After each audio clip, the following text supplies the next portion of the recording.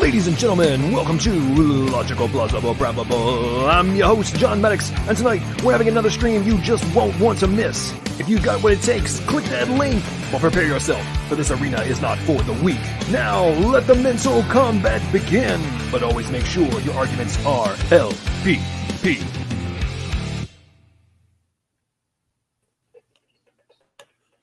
What's going on, everybody? Welcome to yet another stream here on Logical, Plausible, Probable.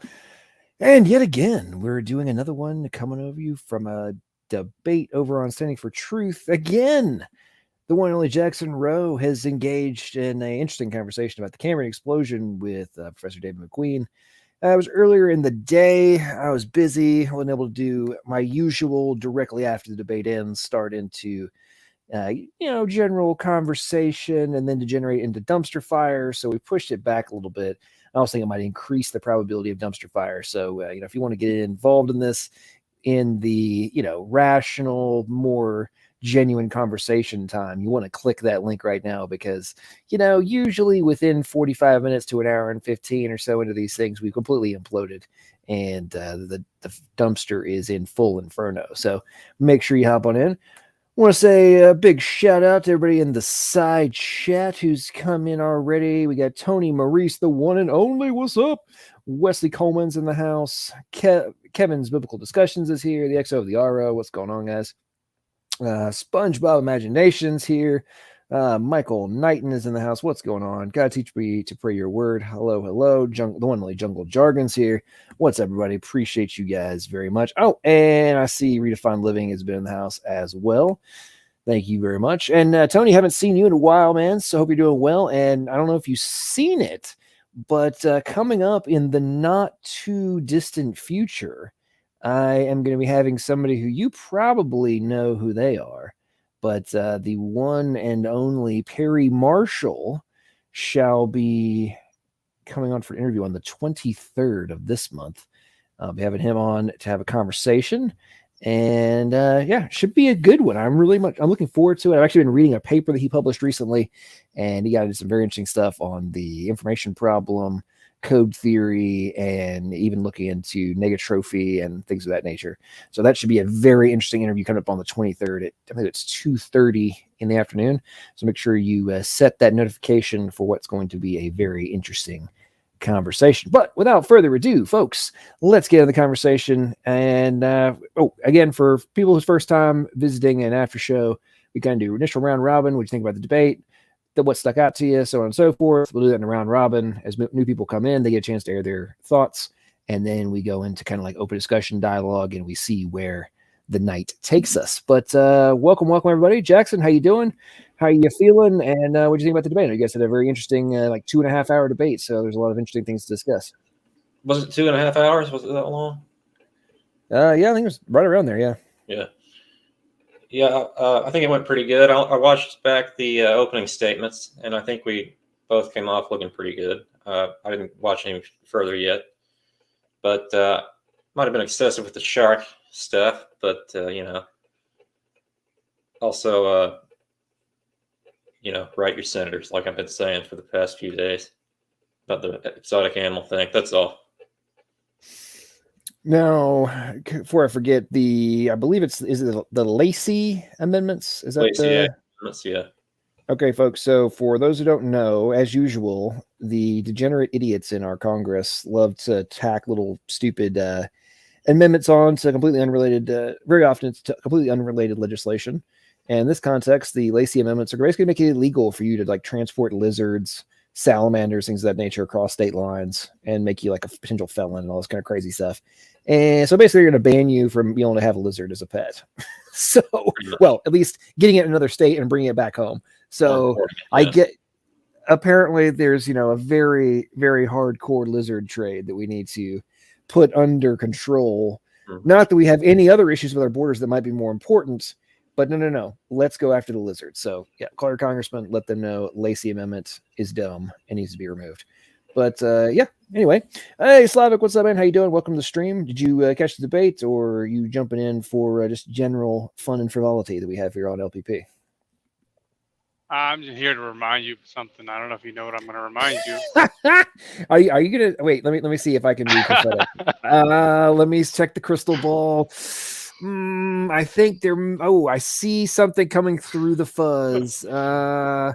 Do clips. Oh, yeah, exactly. Aftershows. Is that? I thought, yeah. Oh wait, something else. And publish on a regular. Wait, one more schedule. Is that right? Yeah. Oh my goodness, I think you got the skill. I don't know why you're doing. No, actually, well. I said I did see a little bit of it, and I wanted to ask Jackson about specifically. But yeah, I was going to remind you that anyway. But anyway, I was going to ask Jackson about. He said, I don't know if it was an open statement because I just saw just portions of it and watched the whole debate.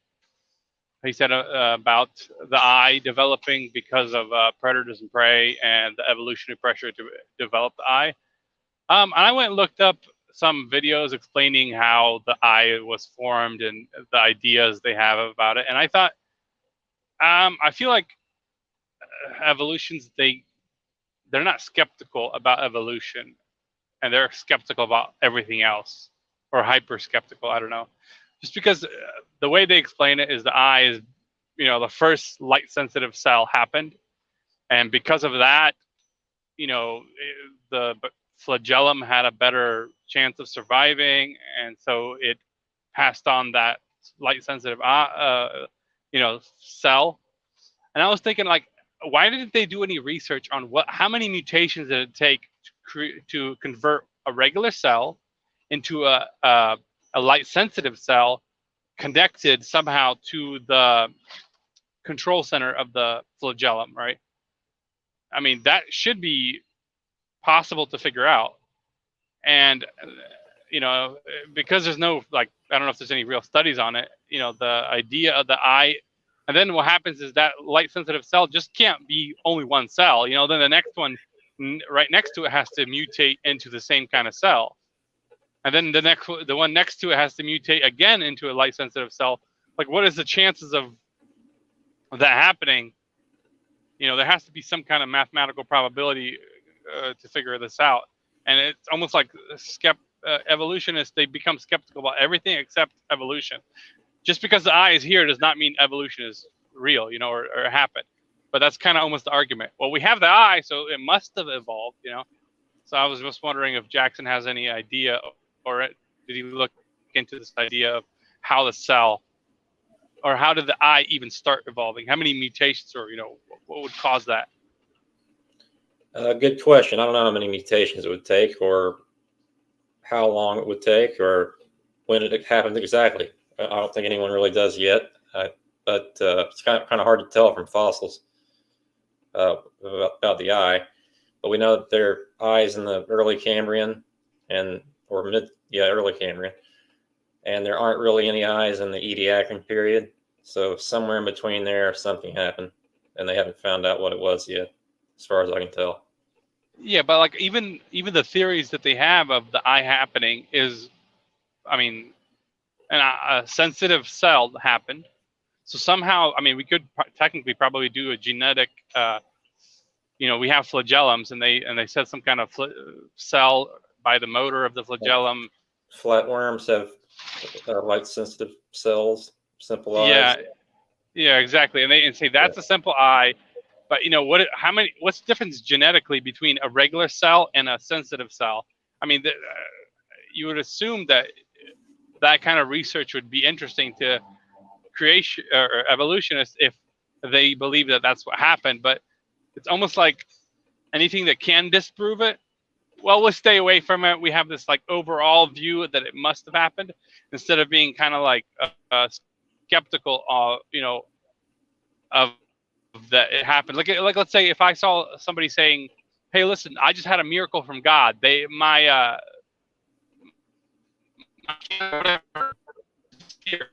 You're breaking up a little bit. I can't hear what you're saying. You're breaking up. Oh yeah. Hey, Slavic, you've roboted, buddy. You're roboting. But I get what you're saying. Yeah. I got bad internet here right now. So I'm Okay, saying, you're back. Well, never mind. Robot again. I'm saying it's like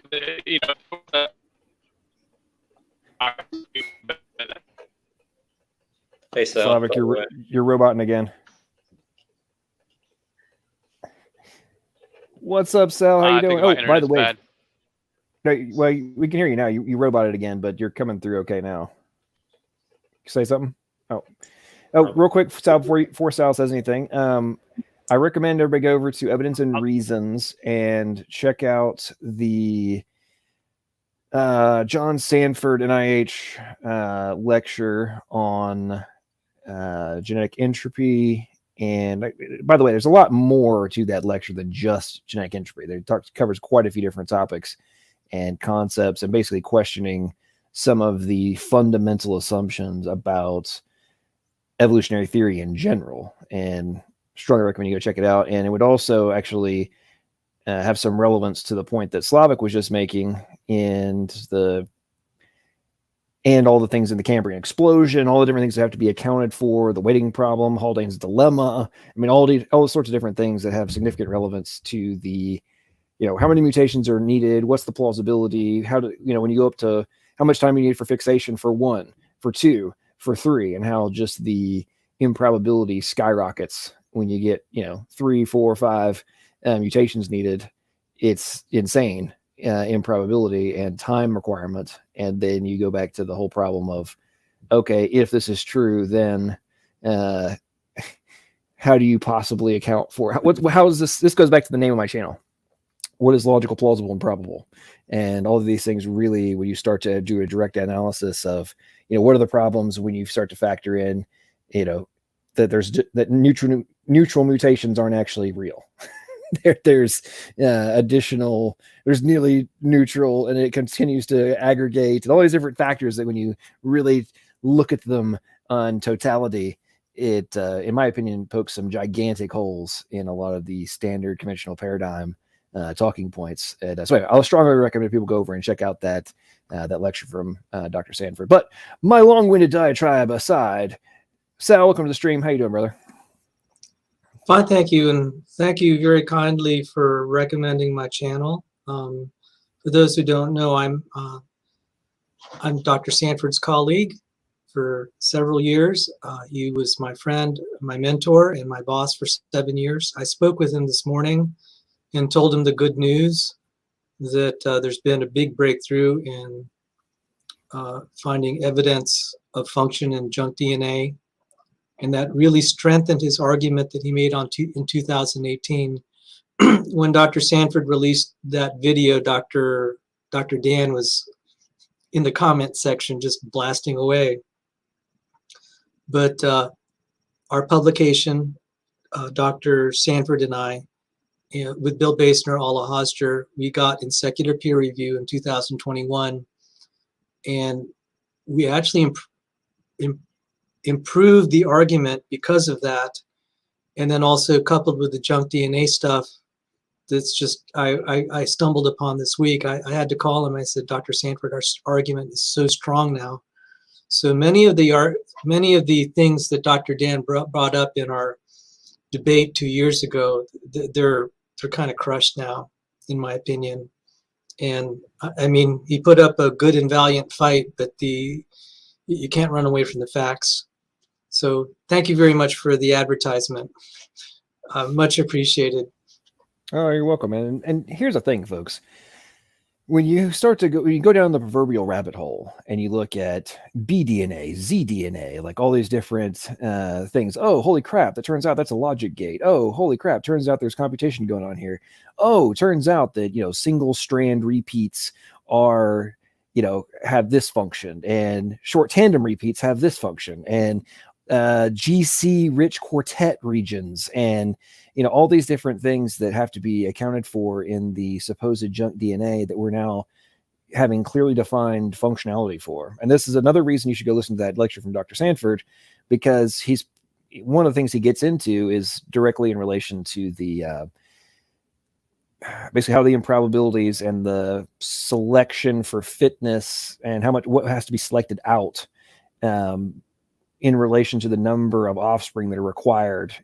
The more the functionality, the greater percentage of functionality of the genome, in order to account for all these selections that are supposedly so reasonable in evolutionary theory, you get into oh, well, the woman just needs to have 40,000 children and we'll be fine. Oh, but only 2 of them can survive. All these the math becomes completely ridiculous when you actually start to actually look at this from a real perspective. Okay, according to your own models, according to your own theory, what would have to be in play? And it's oh, well, you need 40,000 offspring, or you need, ridiculous. I know it gets up to that high. I'm just saying, let's get real. Most people, we can't comprehend 10 to the 35th. I mean, that number's so gigantic, right? But it's in order for your theory to be plausible, every woman needs to have 40,000 children. Yeah, so that's not even remotely realistic. I mean, a woman having 50 kids is not rational, right? And if that's what's needed, even if it's that low, that's all you need. Oh, every woman, 50 kids, no big deal. Oh, wait, and we got to get rid of most of them, and we have to exclude the ones that die from accidental causes. no, this has to be all about related to fitness. And in order for selection, actual purification, selection, all that kind of stuff to actually be like account for all this. It's hilarious to be honest. I mean, this, Jackson, not to bash on you, brother, but this is why I have such a hard time taking a lot of the talking points from evolutionary theorists seriously.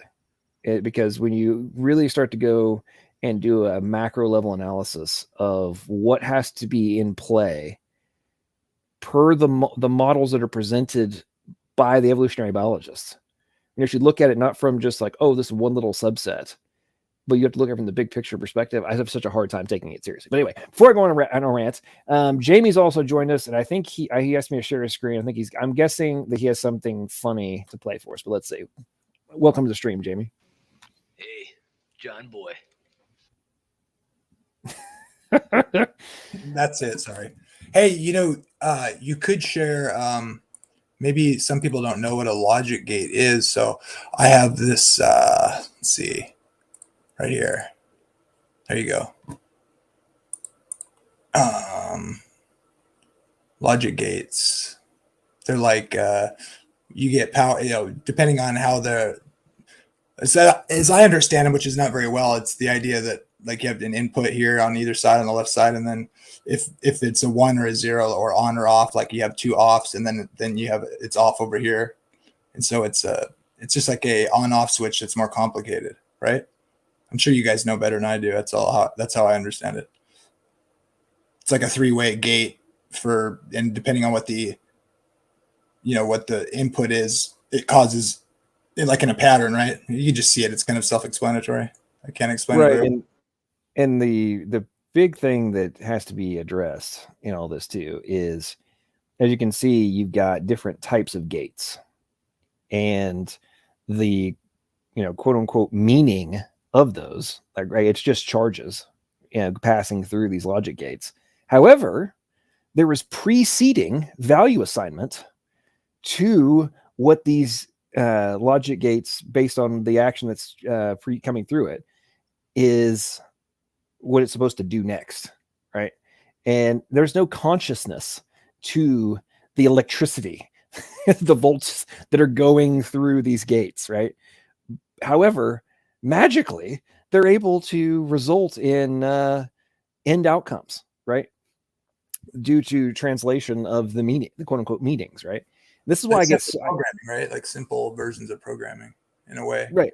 And this is why I crack up so much at the Evo atheists on YouTube who like still run around being like, it's just chemical reactions, therefore it has no meaning. It's like, dude, the electricity passing through a logic gate in a computer is just that.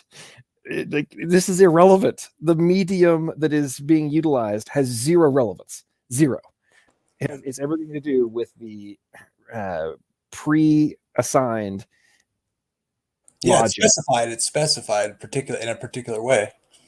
So like, and Sal had a very interesting video as well with Emery the other day on some of the zDNA being able to switch left to right and being off and on, basically operating as logic gate switches, and basically resulting in the same thing that we're talking about here. Like, you just showed a diagram what we're doing. This, you can do the exact same concept with zDNA, right? And this is why for the last 2 years, people heard me go on diatribes about how we are currently building DNA-based computers. Like, this has been going on for years now.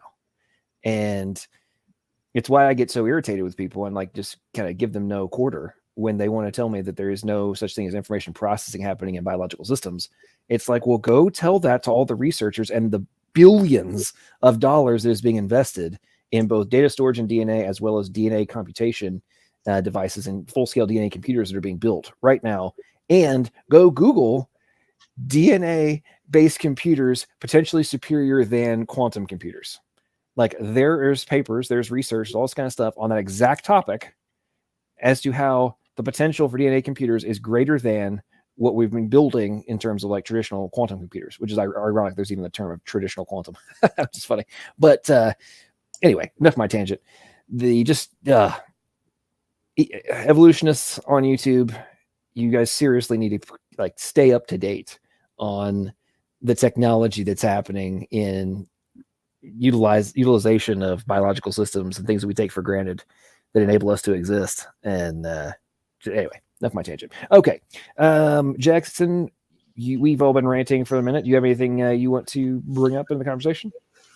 Yeah, I don't know a ton about genetics. So I'm not going to argue it's not a code or anything. And I know even less about computer coding. So I don't have much to say about that conversation. But I do have a question kind of for Sal or you.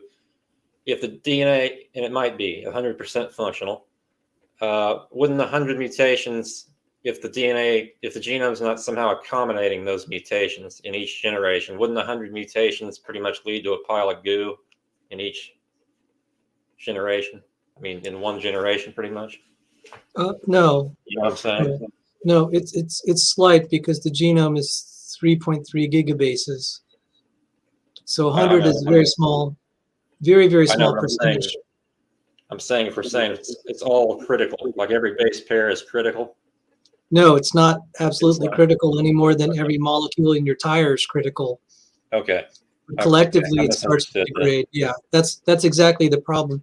The thing is there's another thing about this. You don't even have to argue how quick. The thing is if you're degrading over time, on average, you're not gaining in complexity. And this is a very devastating argument that complexity could emerge from simpler forms, like say like an amoeba-like eukaryote. I think the term that they like is chanoflagellate or something. I don't know, but it just doesn't accumulate complexity if it's losing. And so, especially as you get up to these organisms that are more complex, just the pressure. It's for a very actually simple reason. If you have more parts that can break, the higher probability it's going to break when there are mutations. So it's really that simple. So did I answer your question? Did that? Yeah. Okay. Yeah. He says it's like rust. I remember Sanford saying it's like rust building up. So like, and then you get selected for a certain trait, let's say, but that rust is like accumulating and getting passed on in the phenotype or whatever. And so pretty soon, like the little rust spots don't really matter and they don't affect like a function or whatever, but they get passed along anyways. And then that builds up in the next generation, right? And then all of a sudden those buildups that you didn't really notice can just suddenly cause a problem, right? If it keeps deteriorating in that way. That's how I remember him saying it too. You can't select away that stuff because it's selecting for something on a higher level, right? Isn't that kind of how it is? No, fundamentally is if a set of parents have 3 kids or even 100 kids and the best of them has only 80 defects versus the worst of them that has 120, even if you eliminate the worst, you're still ending up with a child that's more defective than his parents. Yeah. And there's it's a little bit more subtle than that. That's why we had to throw in the math where you saw in Dr. Sanford's lecture where he uses the word bonkers and you see the equations with the e raised to the minus u or something. That's the nuance. You don't have to get that complicated to get the basic intuition. If on average the children are more defective than their parents, there's no way you're going to accumulate complexity and improvement. What you're going to accumulate is damage, just like a tire losing kind of its tread. So does he show Kimura's thing too on there in the NIH thing too? Does he show the like a graph? Yeah. See, this is the thing that's changed since 2018, especially in light of Dr. Sanford and I's 2021 paper with Ola Hosner and Bill Basner. Which is the first one listed on his list. He gives it in the lecture. He gives his the site you can go to, the .org website, and then the first paper. He gives a list of his publications and Sal's on the first one with him and others. I have to check that. I don't know if he has the 2021 publication. So you asked about Kimura, etc. we can actually argue the case much more efficiently now. And in some of the questions that were posed to him after his lecture by kind of somewhat hostile crowd, Yeah. we're able to refute it now because we don't define fitness. We don't define like a damaging mutation anymore in terms of reproductive success. That's nuts. Because like in Lenski's experiment, when he has a paper that says the genome is decaying in the bacteria despite gains in fitness. How ridiculous is that? It's just Fitness is improving, which is really reproductive success, but the genome is decaying. That means they're losing genes. So maybe something that needed to be improved on, and I'd advocated it, is as we dump the evolutionary definition of fitness, we can say that even a neutral mutation can be damaging, or a nearly neutral mutation. And we don't even need to use that language anymore. The important thing is it's loss of functionality. We can now characterize it now for the non-coding DNA with the development of flip-ons that I stumbled upon last week. And I was so excited, I called Dr. Sanford today. I said, you're going to love this. So in his book, Contested Bones in 2016, I contributed to the ALU element discussion, page 300. But since that time, in the 6 years, things have exploded. And now we're able to characterize the ALU elements, the junk DNA, in terms of loss of computation. We can actually say the logic circuits are being blown out when you have mutations in these areas, even down to single nucleotides compromising the ability to compute. And that's the big development. And this is not going to stop. We're just going to keep finding more convincing evidence of function here. It will mean that whenever there's mutation, even in the non-coding regions, there's a high probability of you're slowly compromising function. We don't have to frame it anymore in terms of reproductive success. We never should have, but that was kind of the smoke screen and the smoke and mirrors that evolutionary biologists and population geneticists were using, was reproductive success. And they tried to say, okay, if we solve this, we solve the problem of complexity, and they never did.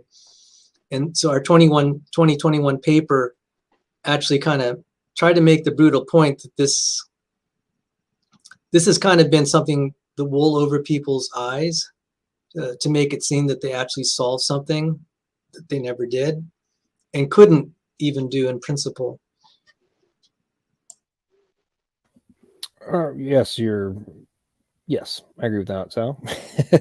Real quick before I forget, hang on, Jamie. Real quick before I forget, and give George Bond the floor. Everybody needs to remember to toss up a few prayers for Dan, also known as Bible Research Tools. He is in the ICU and been there for, I think, over a week with COVID complications. So everybody needs to pray for him. I know he told me the other day his wife was able to smuggle his computer in, so he's still doing his thing even for literally being in ICU. So let's all, and I know he's not a young man anymore, so he's obviously more in the at-risk demographic. So let's make sure to pray for Dan and that he will recover quickly and be able to get out of ICU and get home and get back on to life with a natural immunity building up in his system. So let's all pray for Dan. And okay, so we also need to pray for George Bond, who's now joined us, because George had to go and calm himself, go into a Zen moment, and help convince a few individuals, shall we say, that they needed to actually follow the plans that he had given, or they had been given, and not mess up a major construction project. But how are you doing, George? Welcome to the stream. How are you, sir? And what are your thoughts? I'm good, thanks, John, and hello, Jackson, and Sal, long time no see, or hear. Yeah, well, John, if you ever wanted to see evidence of a decreasing IQ, it was this morning.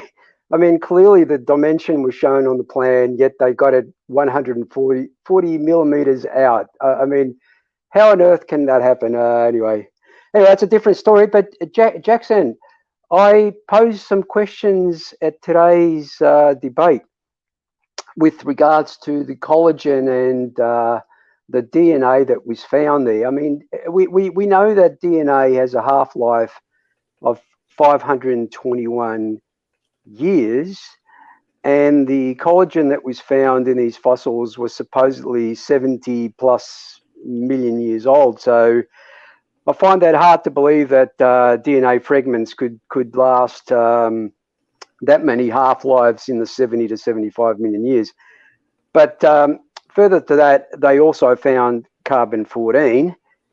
But before you answer that question, I've also got another whopper of a problem for you as well, because I sent something to you, John. Would you be able to share that picture of the frog? Are you there? Yeah. Now, Okay. before he shares it, Jackson, I'd like to give you a bit of a rundown on that particular discovery. They actually found a frog encased, completely encased in limestone, that was supposedly dated at 400 million years. Now, here's the interesting part. Frogs hibernate. On exposing that frog and warming to the ambient temperature, it came alive. I'd like to pose, how does a frog hibernating for 400 million years all of a sudden turn back into being a living frog? That's just impossible. 400 million years. That's just some problems there that evolution can never explain, and they'll call it, I don't know, they'll invent some kind of a story as to what they think might have happened. Well, I don't have an explanation for that one. Obviously, it couldn't have been 400 million years old if it came alive. Well, what does that say about your dating methods? They're sometimes wrong. Obviously, Okay. All right. Sometimes, not always, but sometimes. Or many times wrong. Yeah.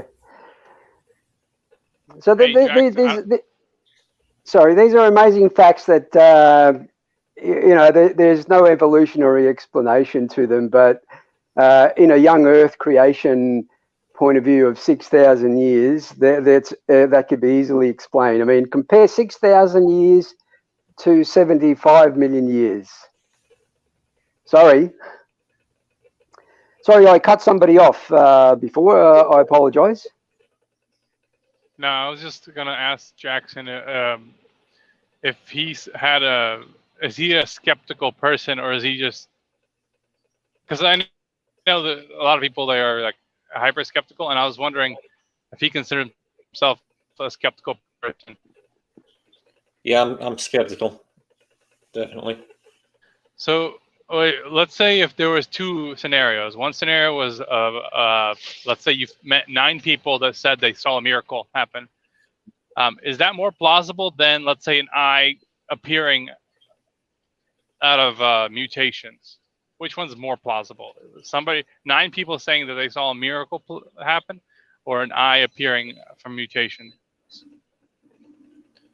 Well, a full-blown eye appearing from mutations wouldn't be very likely. It would have to be some kind of sort of proto-eye, I don't know, like light-sensitive skin or something. So, but miracles aren't very likely either, in my opinion. How about design? So which one would you say is more? I don't discount the plausibility that things can be designed, but I think the designer would use natural processes to get to the end result.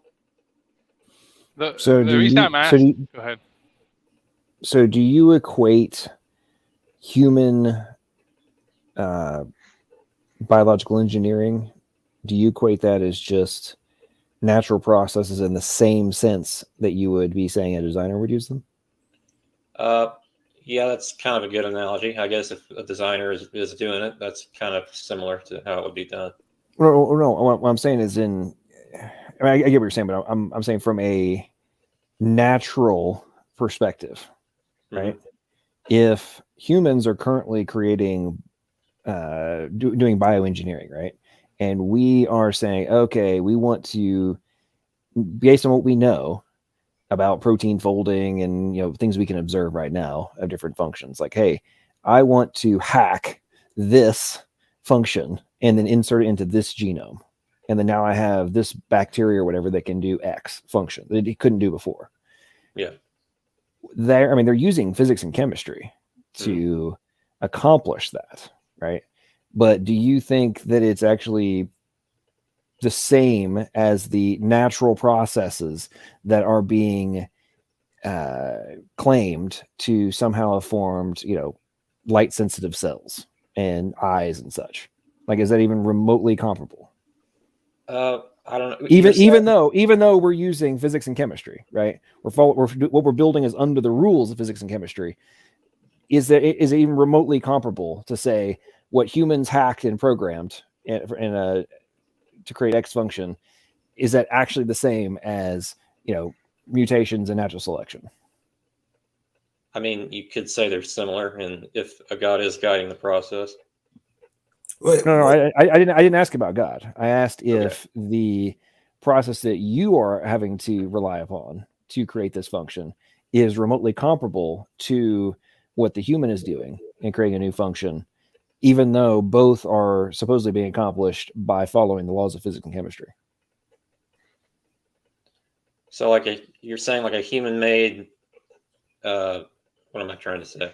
A human-made genome of some. Oh, okay. So we have part of the reason I'm bringing this up is people love to go to like protocells or like, well, there's these different types, but they're just supposed to have evolved one from the other, all that kind of stuff, right? Okay. So let's think about this from the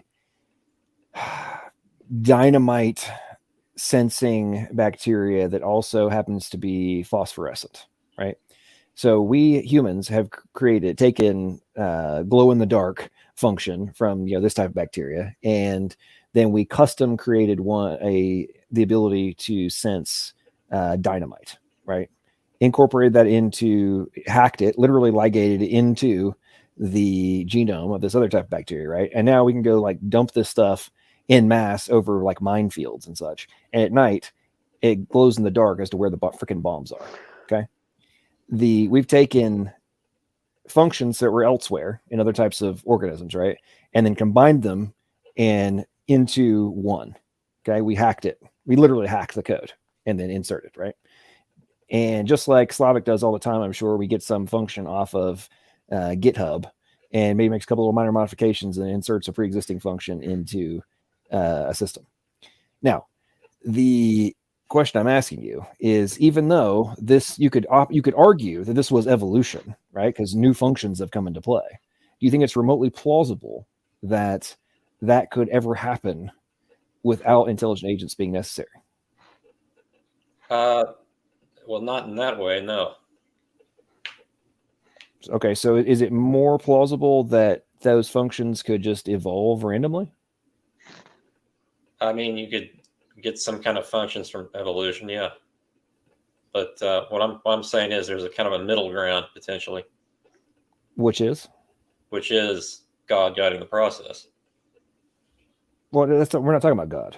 We're talking about your evolutionary model, right?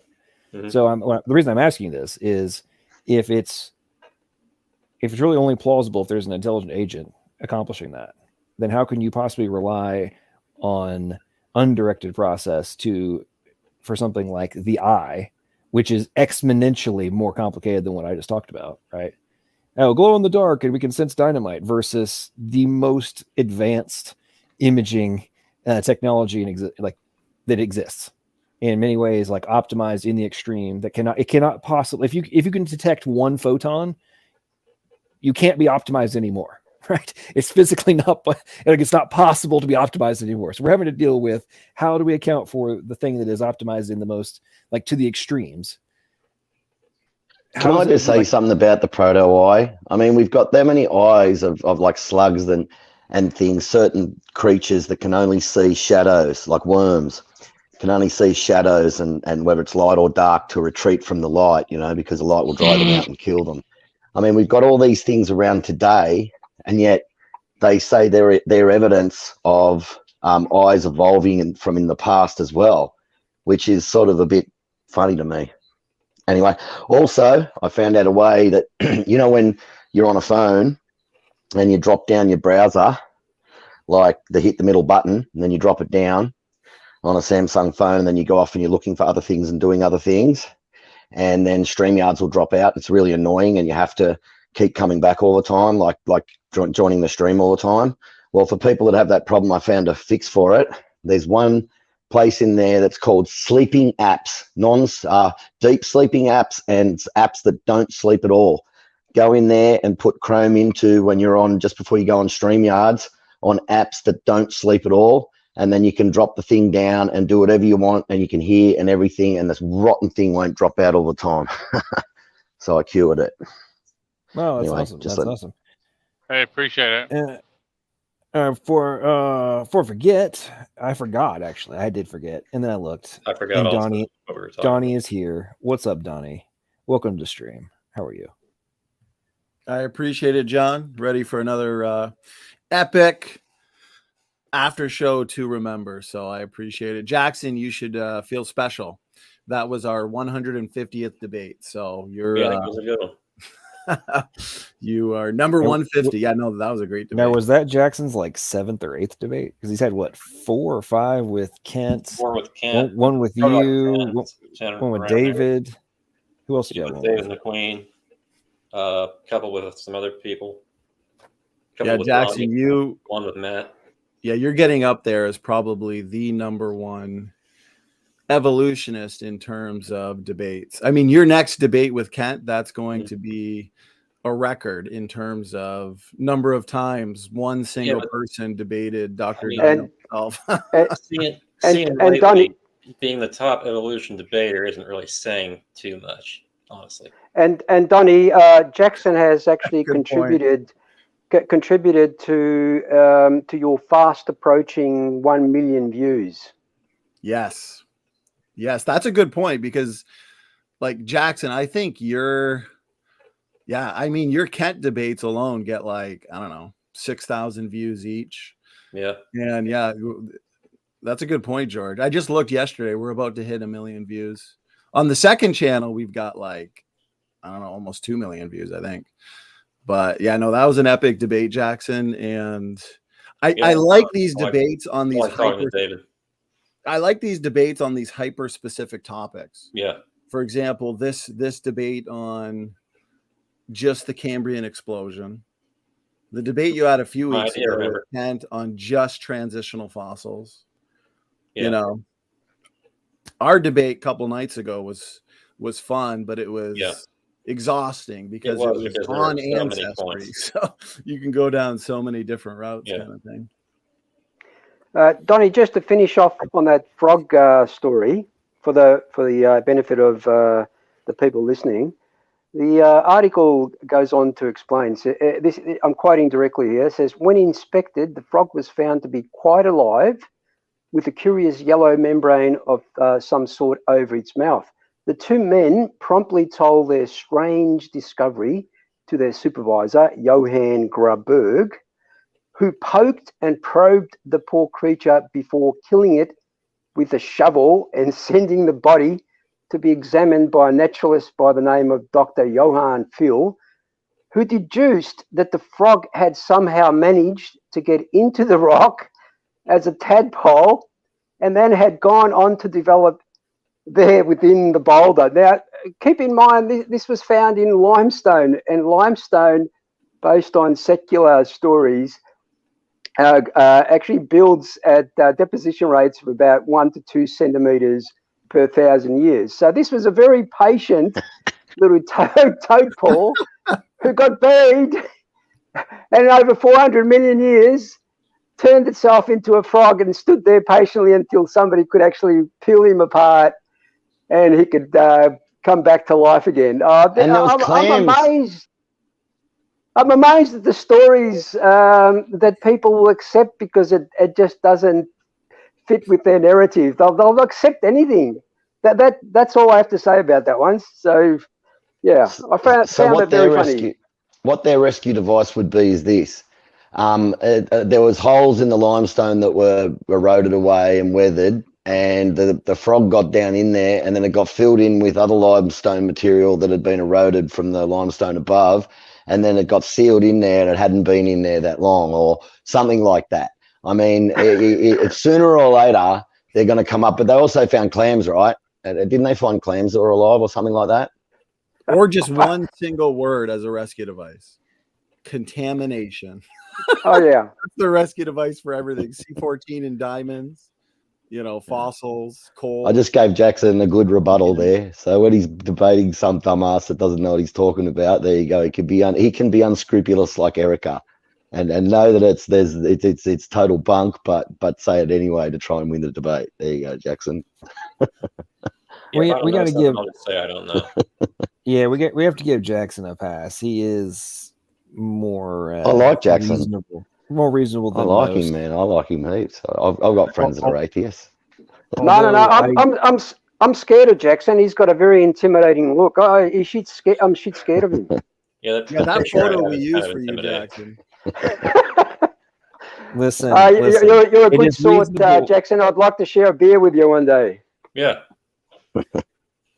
Well, I'm sharing a beer with you right everybody now. Everybody needs to be very, very. What's the right word? Circumspect, because you don't know if you want to be, marked down. There doesn't necessarily need to be proof of your association with the salamander smuggler. So, everybody needs to make sure that he is a very hardened criminal. You need to make sure about this. Yeah. Okay. All right, we're gonna try and give. All right, real quick, we're gonna try and give TJ Mack a chance to. He's been having some issues. What's up, TJ? How you doing?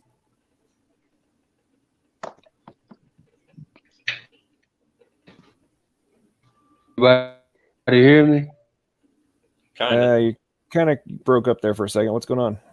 Welcome to the stream.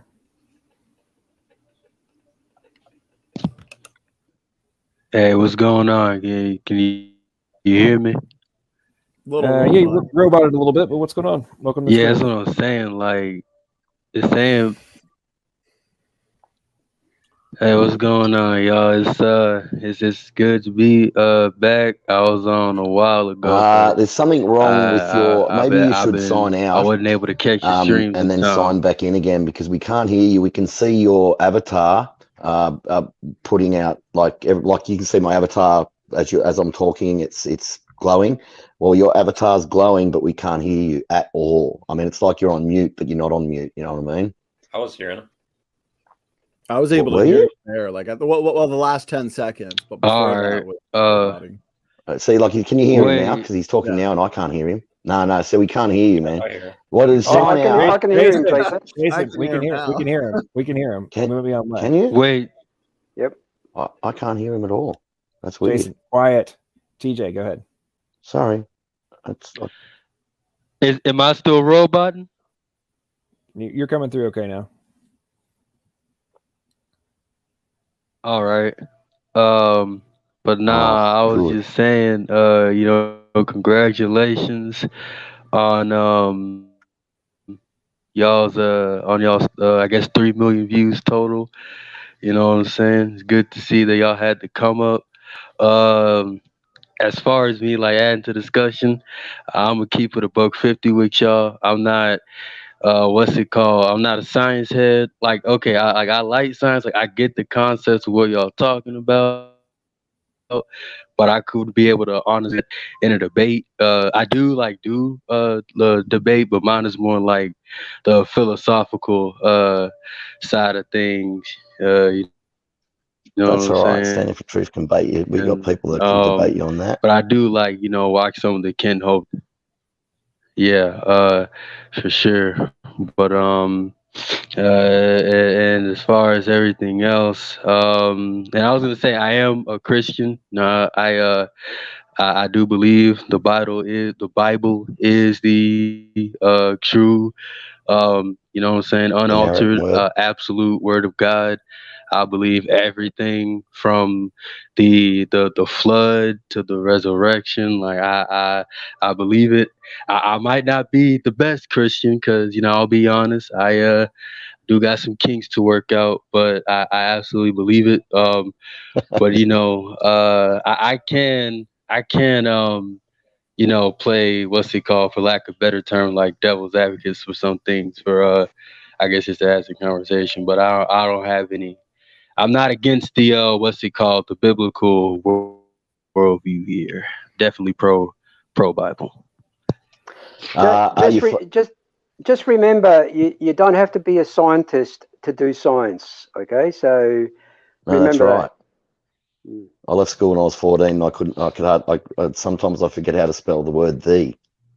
So, Well, you know what one of the things I find very interesting about the modern perspectives, I guess, I hear from people talking, they basically personify science. Like, we need to listen to the science, all that kind of stuff. It's like, we're listening to people who are airing an opinion or talking about the evidence from a scientific concept that is being investigated. The science, quote unquote, does not actually have consciousness. Like, this has to be, you have to remember, we're talking to humans, and their interpretation of the evidence is what is being presented. And that changes quite a bit, to be honest, of what the interpretations are. It happens on a regular basis. And in the modern era in which we live, whatever the current, and this is what cracks me up so much about here on YouTube, like all the, like the standard defense mechanism, fallback position is the consensus view is X. I just rely upon consensus. And it's like, is your knowledge of history? Yeah, like the so they just believe what everybody else says, huh? Are you thinking Exactly. about Like, Word of don't the Wild think there, John? Sorry, what? Remember Jonathan from last week? Oh, yeah. But his main argument: consensus, trust the experts. that wasn't his main argument. That was his argument. Yeah, that was his only okay. argument. Listen, I know he was on your channel and he was your guest. So you won't have to say anything about this. And he came on my show. He was a very nice guy, but I'm just like, bro, in what universe did you think accepting this debate was a good idea? If your entire position is, I don't know what the hell I'm talking about, I have no knowledge, I admit I have no knowledge, and I just trust whatever I'm told, and everybody else needs to do the same. Like, that's your position? Why did you accept the debate? Like, yeah, that's what I whether or not you think that's you're correct. Like, I still wouldn't go out publicly and be like, hey guys, hey world, I'm a dumbass, I don't know what the hell I'm talking about. However, that guy's wrong. I can't tell you why he's wrong. All I know is some other guys told me that he's wrong, and therefore he's wrong, but I can't back up my BS. I mean, like, I don't know what to tell you folks. I guess I'm gonna have to go to my usual arrogance for real quick, because I want to get accused of being arrogant. But this is my feeling on that. Hey, who needs free will when you can just let Big Brother tell you everything you want to know, huh? I mean, why think for yourself when you can just be told, everything you want to hear? Not everything you need to hear, everything you want to hear. See, because one thing I learned, even though I'm a baby level Christian, one thing I learned about it is, the devil want to tell you everything that you want to hear. He want to tell you what sounds sweet. You know what I'm saying? But God tell you everything that you need to hear, regardless of how you feel about it. It's like what we see nowadays, facts versus feelings. These days they're like, I'm a woman, really? And then they tell you, all the, logical reasons why they're not, and they're like, bro, you just hurt my feelings. Nah, you got to get knocked off. It's like, I don't know. It's just kind of weird how the world operates. Listen, I'm going to need you to stop questioning what I identify as. Okay, bro? That's just... You're right, man. You're right. Today I'm feeling a little bit more sensitive. Okay, so I may have to channel my... So as Sal is... So Sal's kind of making a reference to one of my crazier debates. And so for those who've missed this, I debated this guy who on multiple levels was wow. So not only was his screen name Actual Socialist Trash, That was actually his screen name on YouTube. Actual socialist trash. Okay, so just starting off, that guy obviously had some self-esteem issues. Like, there's no doubt about it. When you go around publicly calling yourself trash, that's a problem. However, I'd say anger issues more likely. He then proceeded to show up to the debate. Sounds to me. And ladies and gentlemen, this is a grown ass man. At least I think he is. Is Maybe it the not guy in mentally, but pajamas? physically. I saw that. Yes. Oh yeah. So then he is wearing a onesie that literally had the freaking ears. onesie guy. He had ears in his hood that was pulled up over his head. I'm like, bro, you are a grown man wearing a onesie with ears, okay, to a debate in front of like 500 people, and I'm supposed to take you seriously. Wow, this is just beyond the pale, man. Like, I don't even know what to tell you. And then I posted it. Share the screen. You'll see it. I saw the debate. I saw that debate. Yeah. Okay, there we go. It's funny because the comments section were saying that like LPP got negged, but if you watch the debate, he very obviously didn't get like negged. Like, I don't understand. It's like when these atheist kids get a spanking in these debates, they got to get all their homeboys and they just got to like bombard, that YouTuber, that like community's comment section, be like, ha. It's like, what was it called? Inspiring philosophy versus On Ra. You cannot tell me On Ra won that debate. You can't. On Ra had, you're talking about consensus, like he was, going off of all that, except even worse somehow, like, and all these salty atheist kids pulled up in the boy IP's what's it called? They pulled up to his DMs, tried to get in the trenches with him. But all you have to do is just go back and watch the debate and you can see who won. Like, you don't even have to have like crazy edgy debater man skills or anything to just use basic logic and see, dang, that guy was, spitting, a lot of points. Dang, other dude over here didn't really have an answer for it. Like, That's honestly, like you could not. You know what I've noticed? That each side thinks their side wins. Well, that's why these atheists love getting these debates on an atheist-dominated channel. So the live chat in the comment section can claim victory, even though it was clearly not a victory. I mean, LPP, remember the epic debate, Kevin Anderson and Jackson Wheat? I mean, that was so obviously just an absolute slaughter. I mean, even Jackson Wheat had to admit that he lost that debate. Well, he had to admit it because in the middle of the debate, he questioned whether or not Dr. Kevin actually had understood the paper that was being referenced. So let's think about this. Hey, I'm a graduate student, but I'm going to call out the PhD with 40 years of experience and be like, I don't think you understood the paper correctly.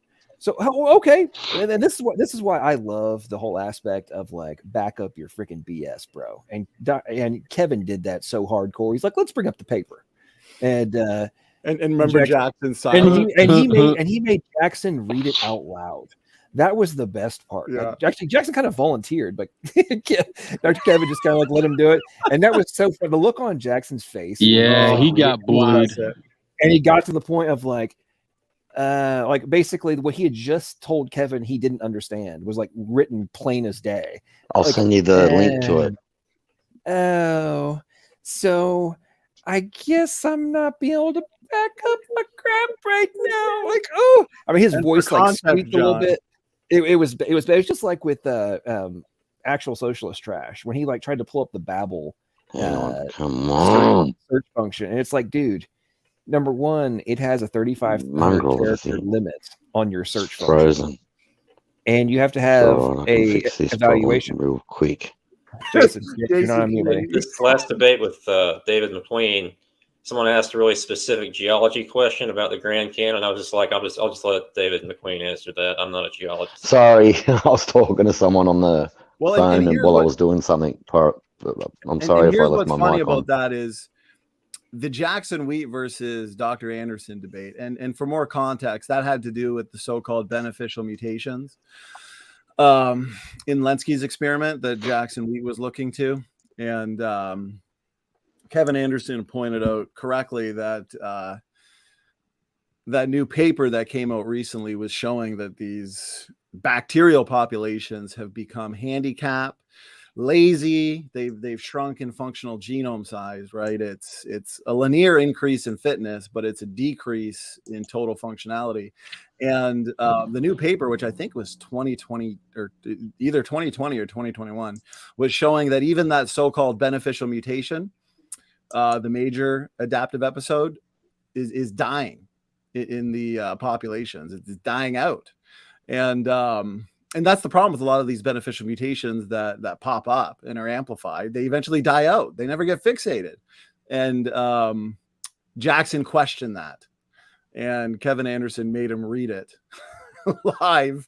And it was probably like, it was at least 10 to 15 seconds worth of silence. And I think that was the moment that Jackson knew. Oops. And here's the thing. This is what happens when you get these more militant atheists like Jackson Weed in there debating one of the, professional YCs, I guess you could call it. They get exposed like that. I'm not talking about you, Jackson. I'm talking about people like, Jackson Wheat. Or like, for example, right now we're doing a back and forth with Erica on the fossil fuel industry with Professor McQueen, who's a retired geology professor. And Erica is getting Mr. Wilford to do the comment rebuttals. And we've already challenged them all. Let's have you debate Professor David McQueen on it specifically, but they won't, right? They're dodging, ducking, dipping, diving, dodging all over the place. 5D is a dodgeball, what they're good at. But we did get Jason Thorne or Thorne, one of them. That scientist that's usually on Speed of Pudding's channel to debate Professor McQueen. But the point is, LPP, that was just a prime example of what happens to somebody like Wheat, who scoffs with RJ Downard on his channel over and over again. Then he goes up against Kevin Anderson and gets embarrassed. So. All right, real quick, Wesley is joining us. What's up, Wesley? Welcome to the stream. How you doing, man? Hey, I'm doing good. Good to be here. Nice to see everyone here. Any did you see the debate earlier or anything you wanted to bring up this conversation? I did see a little bit of the debate. I was kind of interested in, what was it called? The shark tooth in the Cambrian argument that Jackson Rowe brought up. Yeah, that came up a lot. Yeah. We should talk about that at some point. So listen, folks, the actual. Can I just ask what shark tooth? Was it a megalodon? No. It's not what shark tooth. He's saying since there isn't any shark tooth, and you could probably explain it. Just the fact there aren't shark teeth, and in the Cambrian, it's a marine environment. Sharks live in all marine environments. They're constantly shedding teeth. I mean, there's 6 rows of teeth in this one right here. Okay. That was basically my argument. But coelacanth disappeared from the fossil record 70 million years ago, and they've been living in the ocean the whole time. And they're alive today. Exactly the same fish as they find in the fossil record 70 million years ago, and it completely disappeared out of the fossil record for 70 million years, and it's been alive that entire time. So can you explain that? Well, there is a fossil history from like Devonian Cretaceous to now. But it has changed slightly over time. But I don't have a great answer for it. But the coelacanth doesn't show up in the fossil record for millions of years, though. It's always going this way. It's never going back. You'll never find. I mean, you don't really find like there was a long time where they thought it had been extinct for millions of years. Yeah, I know. Yeah. So it didn't show up in the fossil record for millions of years, Jackson, and then we discovered it swimming in the oceans today. So where's the record of their bones and their existence for millions of years? Yes, there isn't one. Exactly. So, but it existed because it's alive today. Hey, Jackson, I got. Yeah, go ahead, TJ. Yeah, good point, man. He's glitching out. Hey, Jackson, my bad. I had a question for you. Hey, so check this out. This is more of a simple one. I just want to know your thoughts. Have you actually found like any solid proof of like irrefutable evidence of vestigial organs and transitional fossils? like the fossils that are going from like a fossil of a fish that's like on its way to becoming like something else. A I can't fossil wait to hear of this. Like something Stegocephalian fish. turning into something else. You said what? Stegocephalian fish. There are probably a couple dozen of them, I want to say. Species. Well, why don't we stick on this shark? So what are those fish? Hey, They're can I ask a quick question? Oh, my bad. I can't. I think we're just I going got on a a quick- rabbit trail here because. Yeah, I got a okay, quick go ahead, question go for ahead. Jackson. Would you agree that you take evolution with a leap of faith because there's so much holes in the narrative? I'd say there are some holes here and there, but Holes like SpongeBob. I don't think it's a leap of faith. So you would say that there's enough evidence for you to say that it's not by a leap of faith? I would say so. I mean, I know you guys would disagree.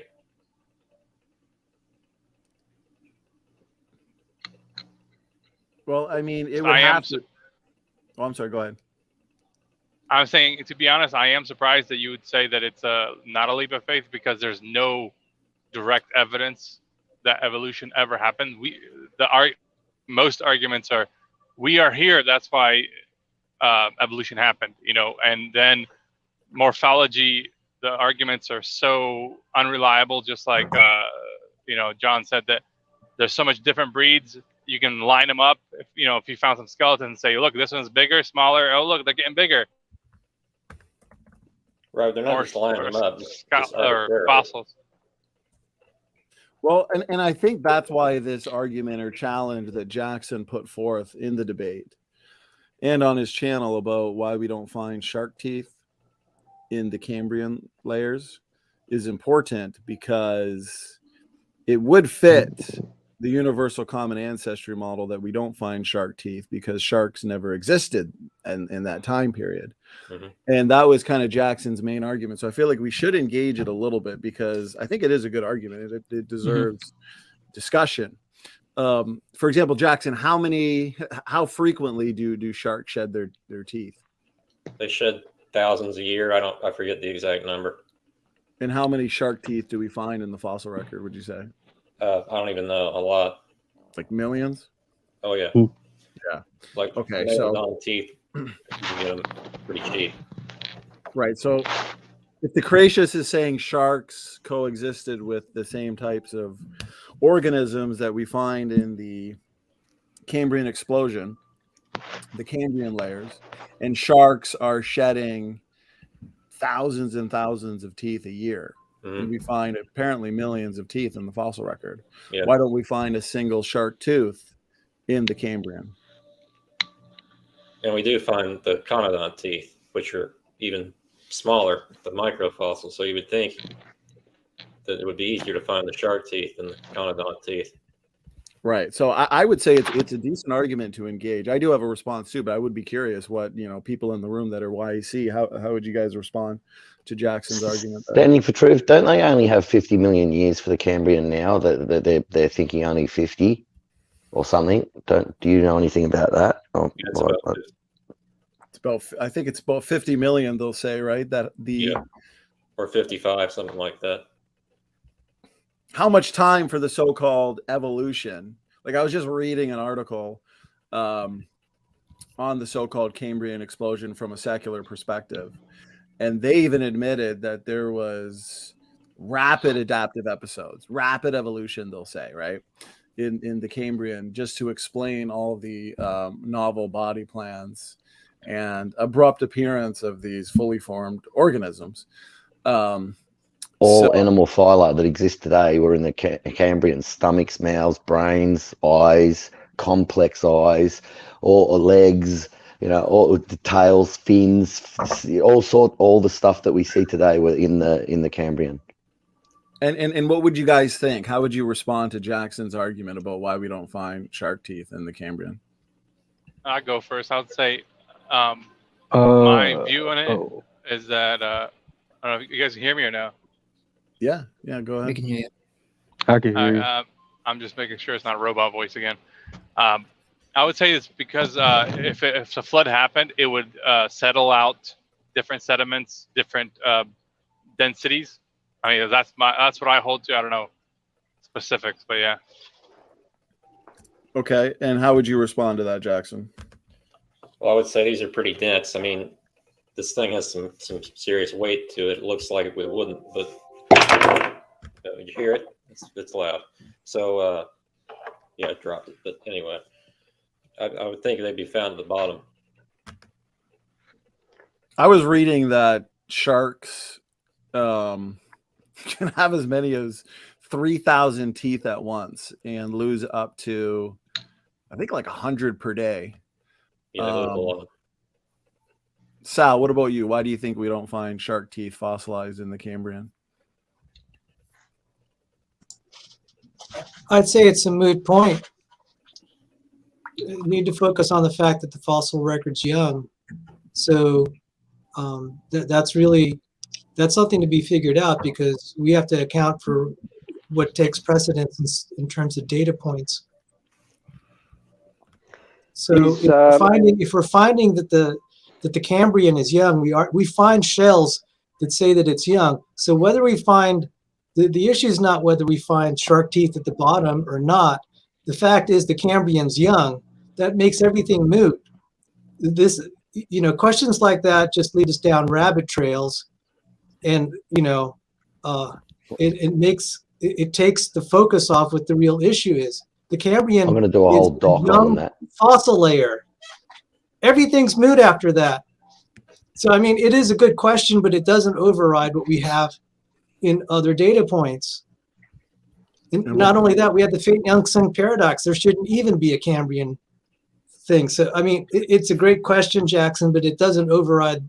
We have to say what data point is going to take priority over another consideration, and the indications of youth in the fossil record take priority over everything else. So it's a good question. It can't possibly overturn the other data points that have been put forward. That's my answer. I think those are some really good points. Jackson, what do you think? I just want to see, because we only got one evolutionist in the room. Let's not get like 4 creationists to answer and then bombard Jackson. Jackson, go ahead. What are your thoughts on those points? I don't know. How are we determining the fossil record's young?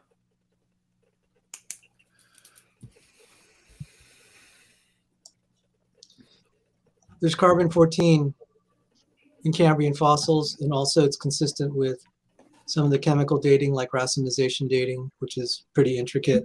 All the other forms of dating. There's also the Fate-Youngson paradox. That's rarely put on the table. That's a big. I'm sorry. I'm not familiar with that paradox. What is that? Oh, okay. You can actually look it up on Wikipedia, and if we take the reasonable assumption that the sun is powered by fusion, it would have meant that around the time of the formation of the Earth, the sun was a lot cooler. That would have meant the Earth was an ice ball at some point, and it would reflect light back out. It would never get out of the frozen state. And the secular world was the one that put this on the table, not creationists. And they said, this is an unsolved problem. Then someone will come up one year and say, we solved it. The next year they say, no, that didn't solve it. And it keeps going back and forth. And whatever the solution is, it has to be a miracle, because they're trying to invoke global warming to solve the problem. And the global warming would have to be extremely fine-tuned so that it would decrease as the sun got brighter. It'd have to be lockstep. So you can look this up on Wikipedia yourself. So this isn't on creationist websites. And that's an argument creationists don't put forward. I've heard that, actually. I've talked to Miller. I'm sorry? I have heard of that. I just didn't know what it was called. Yeah. And I talked to a gentleman named Miller. He was a radiochemist. And he'd been dating fossils in the Cambrian. I said, how do you do it? He said, well, we collect some money, and when we have enough, we send it off to accelerator mass spectrometry. And I haven't gotten around to it, but there are a lot of problems when people start claiming that it's contamination. So one of the contaminations, they'll say, oh, it's bacteria. And I'm like, okay, bacteria have a C14 date too. They'll decay. So did the bacteria invade, like, say, 1 million years ago? If it did, all the C14 in that bacteria invasion is gone now. And no one bothers to follow through the arguments. So, I mean, your point is really good about shark teeth. I'm really not so much criticizing you. I'm criticizing creationists who start to take on the argument. I'm just like, you're going for a decoy without realizing it. I'm not saying you're dishonest, but, you know, it ends up being a distraction from the real issue, because the issue is, do we find indications of youth? Then we can figure, then the question of mechanism, we can investigate it. But just because we don't know the mechanism doesn't mean that it's old. Well, I sort of have an answer to it. That it's young. I disagree. Wouldn't it be a logical fallacy to state the absence of evidence is evidence? I'm not an expert at logical fallacies, but there's got to be something wrong with that statement.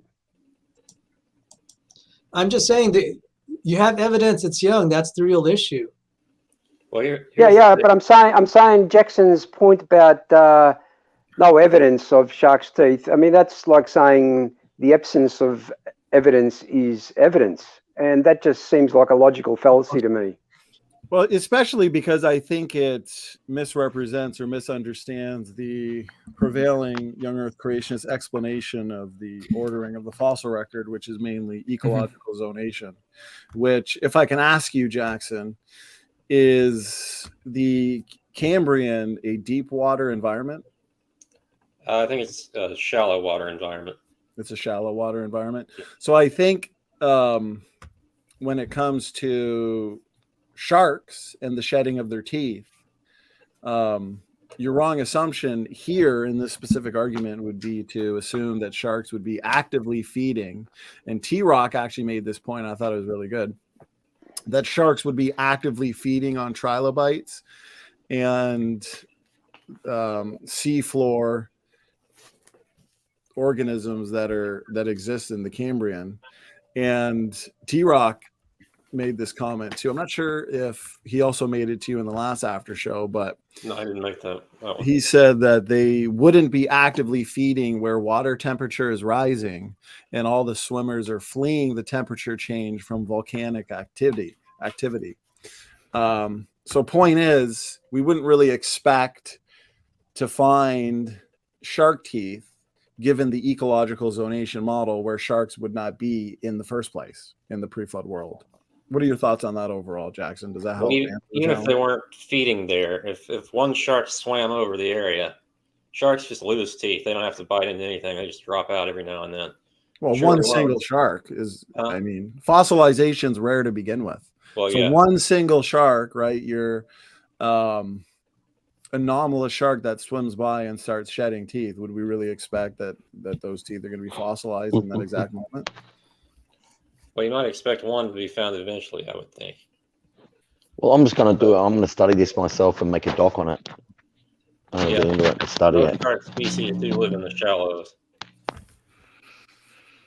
But at the same time, with what Sal was saying, if we have, which we do, evidence that the Earth itself is young, using variety of lines of evidence, I guess, and approaches, C14 being found in samples that are supposedly millions to billions of years old, to me, that really is an undeniable line of evidence, because the rescue devices that they've looked to have all been analyzed and refuted, especially this argument from contamination. I mean, they take these samples and the laboratory, and George understands this. We did a whole show on it with Dr. Jackson.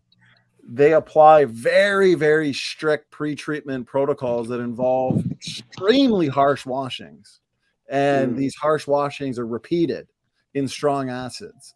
Okay, the types of acids that would dissolve anything, which means these samples are hit with this many harsh treatments in order to make sure that only carbon intrinsic to whatever the sample is, Jackson, let's say a diamond, ends up in the instrument to be measured.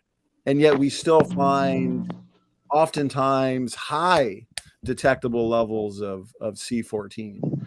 So if contamination is still being used as a rescue device, but it's already been addressed and analyzed and it doesn't work, I mean, where do we go from there, Jackson? Go ahead. I don't know. It's been a long time since I've read up on the subject, carbon contamination. So it's been the Nephilim-free debate that I was reading about that. And that was going on a year ago, maybe. So I don't know how to argue against it. Jackson, does that actually move your needle toward being skeptical toward deep time or evolution? Or does that not move it? Do you just kind of like dismiss it? I'm just curious on that. Well, sure, if it turns out the carbon-14 is intrinsic to the sample, that would mean something, but I forget the arguments against that. So the other recent study, I know Dr. Brian Thomas, and I apologize, I forget the other scientist's name. What they actually did to address this contamination issue, they looked at fossil bones and they actually did measurements of the carbon-14 inside the bone and compared it to the carbon-14 on the outside of the bone. And what they found was more C14 on the inside of the bone than the outside. If it was contamination, it would be the other way around, wouldn't it? But the other interesting fact that they found was the ratio between the two was almost the same in every sample that they tested. They even went as far as to say that if you were to take a specimen from your own body, a bone specimen from your own body, and you did that particular test, you would find exactly the same ratio. So that sort of destroys that contamination, that they keep bringing up, because of the fact that we do find more C14 inside the bone than we find on the outside of the bone. So I don't know how the evolutionists can explain that. By the way, George, I finally figured out what you were saying about the shark teeth. Sorry, I apologize. It's basically the black swan fallacy. Oh, thank you. Yeah. Sorry about that. Hey, Sal, it's been a while since I shared a joke with you, so I've got a little short one, okay? Listen, if you ever get a message from anyone, even including me, about canned meat, don't open it, okay? It's spam. That's it. Come on, I thought that was a good one. That's it. I gotta write it's so bad. It's funny. It's like it's like it's one of those ones that's who remembers spam? Yeah, I remember that joke. Just like man, I've eaten that much. Like what kind of clothes the kangaroos Remember, wear. I still eat it. Okay, so so like let's say you have a fossil that you're dating at around 23,000 years. That's 4 half-life cycles. It would have about 5%. So you take a gallon and you try to insert 5% contamination to something that's that big. I mean, you just can't force it in there. Even if you take like, I estimated the amount of carbon-14 you would need to insert into a carbon dead fossil, blank fossil. Let's say it's about 2 liters big. You'd have to insert a teaspoon of this stuff in. That's not easy to force in, especially if it's like made of marble. If it's a marble fossil, it's just, I mean, if you actually examine how much quantity you have to force in just to even get a little bit, I mean, just try taking a brick and a big cinder block and forcing in a teaspoon of contamination. It's going to be really hard. If it doesn't have any cracks in it, like say marble. So, listen, Sal. Yeah. I know it might be hard, but transcription factors evolved with no intelligent agent being necessary, and the improbability is 1 in 10 to the 1018th power. So, given the fact that we exist, and therefore the probability is 1 that happened through evolution, I don't think that this, forcing of a teaspoon of contamination into the concrete is that complicated. So, we just don't know how it was done yet, but that we will figure it out at some point. I don't know. I don't know if you've missed the memo, Sal. I know you're normally like, have your head up some paper somewhere, but you just need to get with the program, buddy. Okay. The probability is 1. This is what happened. Okay. So just get with the show, Sal. I'm tired of you being all reasonable. yeah. Okay. This reasonable, It's just fact. analysis of the scenario is no longer acceptable in the modern era. Okay. All right. I'm done. Don't take that, Sal. And that contamination had to be as they were digging it, because if the contamination came in like a few million years earlier, it's already carbon decayed. So they have to explain why all these, when we dig up all these fossils, they still have carbon-14 in them. If you're going to invoke contamination, the contamination just worldwide suddenly just started to insert itself like a few thousand years ago. That just doesn't make sense either. There's only 1 kilogram of carbon-14 on the whole and in the atmosphere and everywhere on the planet at any one time, and that's spread out over the entire planet. So it takes a long time for it to build up. Like, it's not just something that can contaminate easily because there's such small amounts of it everywhere. A living creature has to eat it and eat it and eat it and constantly consume it and concentrate it, you know what I mean, over long periods of time. And so it's not just a matter of, anyway, there you go. Hey, listen, it got squeezed into a diamond. Okay. That's totally normal. That it's. Wait, my mic still on?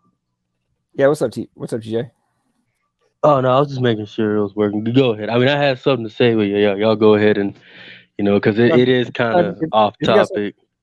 If you got something to say, go ahead. It's all good. Oh, all right. Well, it was mainly just a thing for Jackson, and I was just kind of something I thought of as I was listening to y'all talk, and I noticed how they mentioned that you've actually debated quite a few like people taking the creationists, especially those with some names on them. So I was just thinking, like, has your like what are your thoughts on, like, I guess the biblical worldview now? Like, has your mind sort of like do you think you might be leaning to, or at least not necessarily like converting or anything, but at least like considering, or kind of maybe drawn to it more in a sense? I'm just trying to get a feel for something here. That's a good question. Well, in a way, yeah. I mean, I've always been open to the concept of a God and even Jesus potentially. But, okay. I don't know if I'll ever get to the Earth is 6,000 years old part. Okay. I mean, I got you. Okay, so you're open to it, right? So Yeah. my thing is, what do you actually believe? Like, what, like I know you're an evolutionist, but like, how do you think we really got here? Like, what's your worldview on that? I think there's a naturalistic explanation, as unlikely as John likes to make it sound. A naturalistic explanation. Okay, like how? What's your naturalistic explanation for our existence? Like, for the origin of life, I have no idea.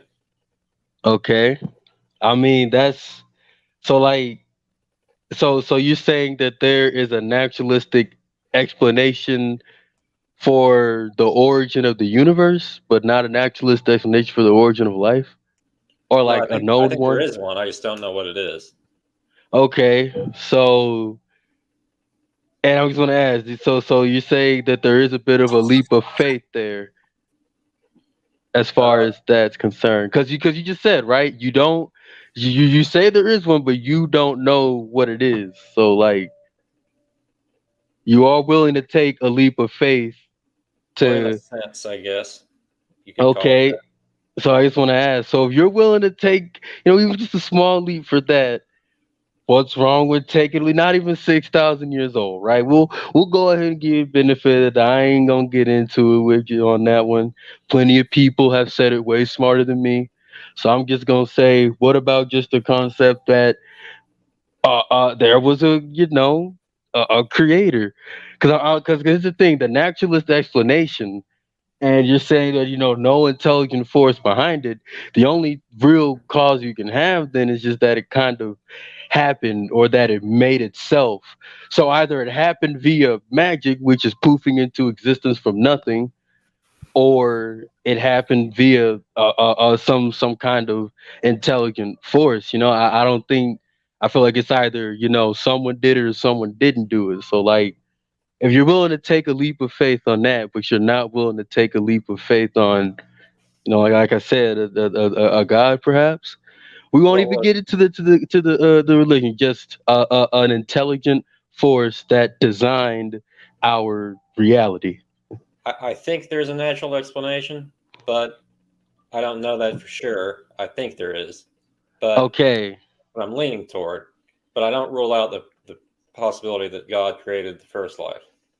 All right. And through your various debates with with the creationists and whatnot, and I ain't gonna get into like the nitty gritty of it, but given the results of some of them, still like, because I noticed you keep or not keep, but like you come with the like different, I guess, stronger arguments, because it's like what was it, standing for truth.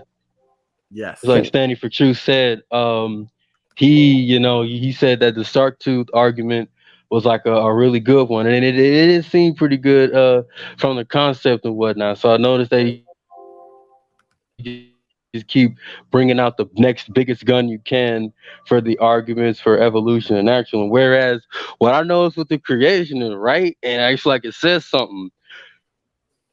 They always have like the same fundamental layout. We cite the same sources.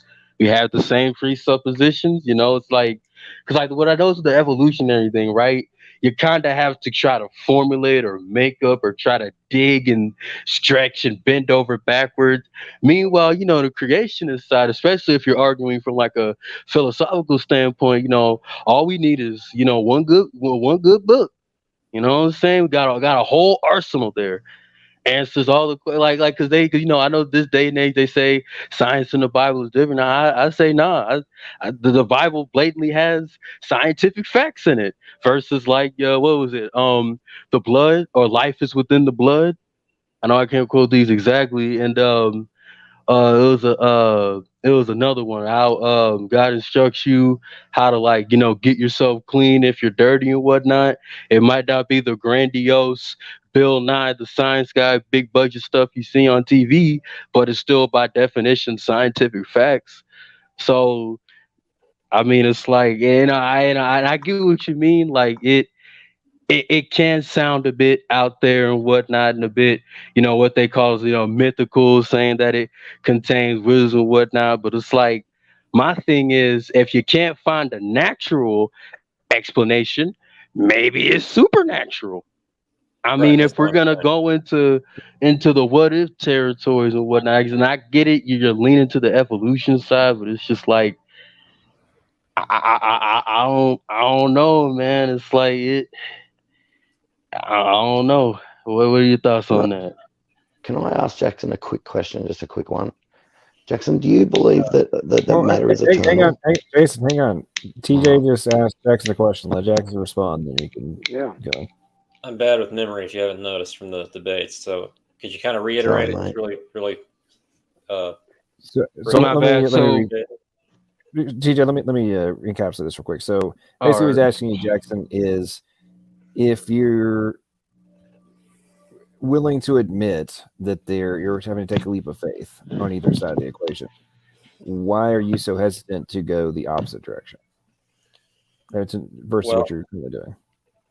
Basically, if you take a leap of faith and say there's probably a naturalistic explanation, you're skipping a step. I mean, because you need an explanation for how God got there to make the natural explanation work. In my opinion, I'm not great with theology, and that might be your thing, but Well, here's the yeah, thing. that's not a good argument, but I yeah, that got might you. not be. I don't know. Okay, so Jackson, did you say that in order for you to believe in God, there has to be an explanation for how God It's not a good came to argument, though. be? I'm just being honest. What that did what you you say, were saying? John? Yeah, but Jack, look, Are you saying that in order for you to accept God, then there needs to be an explanation of how God came to be? Not necessarily, no. But it You want does. to explain how God did it? that comes How into the and question: where. does he believe in Holy eternal crap, matter? everybody! Let Jackson respond directly to questions for interruptions. Jackson, I just want to ask you what that was one your question. what was the point you were making? I've missed your whatever, however you were responding to that. So were you saying that you need an explanation of how God did it? I don't necessarily need to know how God came about to believe there is one, but I think it's confusing to say he's just been there forever. Eternal matter. Do you believe in eternal matter, Jackson? I don't know. Do you believe that matter or Is energy? it? Do you believe there was any energy for eternity? Like there's any energy at all in your model of the beginning of the universe that's eternal? Anything? Or was everything just created out of absolutely nothing? Or do you believe there was anything that was eternal, like there might have been some energy, or that matter's always been from everlasting to everlasting? Which is it for you? That's one question I've been dying to ask you. Well, obviously the universe came from something. It would have had to, but then I think the same for God. Well, either the universe is eternal, which we know is impossible, or that which brought forth the universe is eternal. Which could be a God, or it could be some unknown force. We don't know But it yet. has to live outside time and space to bring time and space into existence. Hey Jackson, do you know what the Pascal's wager is? Yeah, I do. Yeah. In Do you eternity. think? Ooh. Does that help you? Does that wager or that idea does that help push toward, or it does not apply? Well, my idea of what God would be like, he wouldn't send me to hell because I genuinely had some doubts about his existence for all eternity, you know? Yeah, but the Bible doesn't say that he sends people to hell for doubting. It says people go to hell because they're immoral. You're kind of jumbling up there pretty bad. Ooh. Yeah, you robo. Wait, is this working? Okay, no, there we go. There we go. Well, Jackson, what if, because it sounds like you have a lot of faith that one day, abiogenesis will be solved, or they'll have some kind of satisfying. Well, they may never solve it. I don't know about that. Well, what if, based on the data we have now, the number of chicken and egg problems that exist in origin of life research? There are a lot of them, yeah. Right. So if these chicken and egg problems were unsolvable, there's just it's just impossible.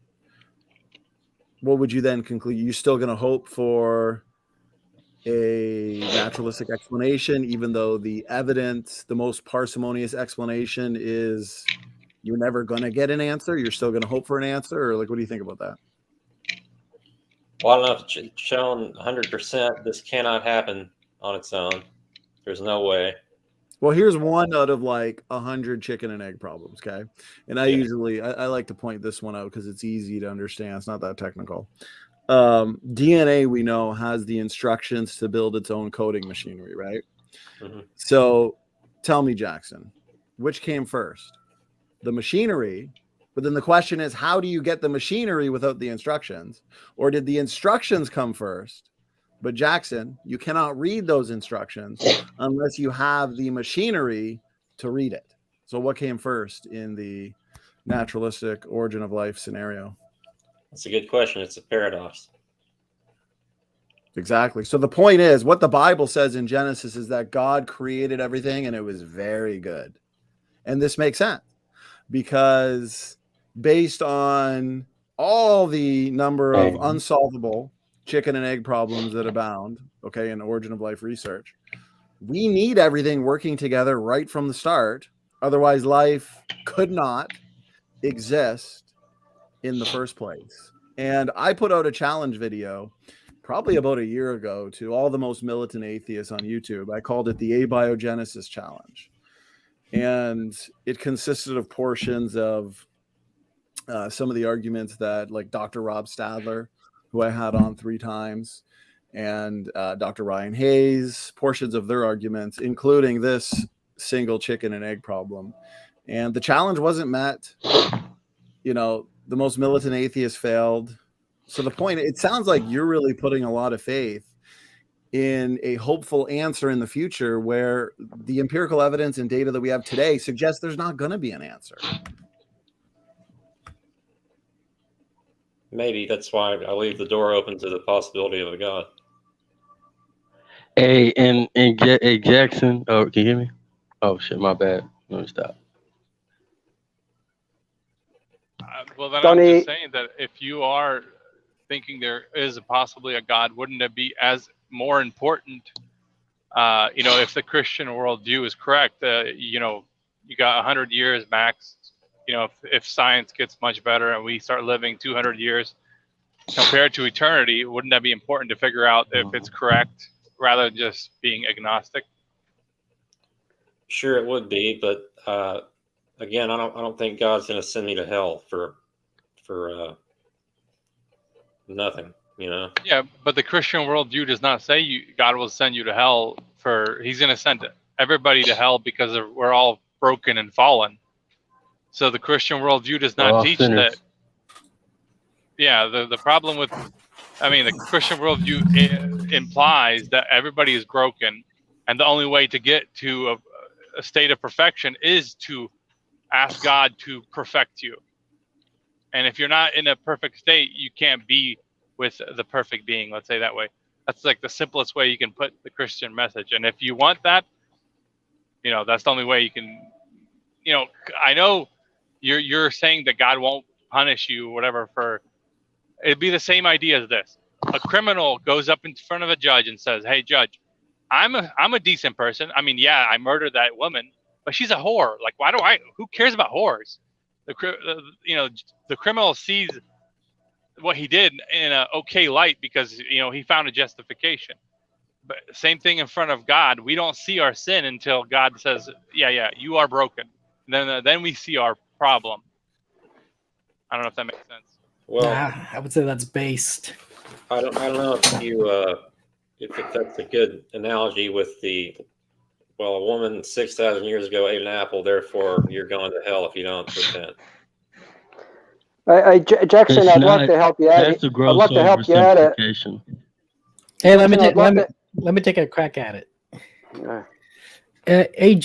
Jackson. Hang on. George has tried to jump in the conversation like 3 times. It's gotten tucked over. So George first, and then I was just gonna help Jackson out, and I'd just like to offer some advice for Donnie, aka Standing for Truth.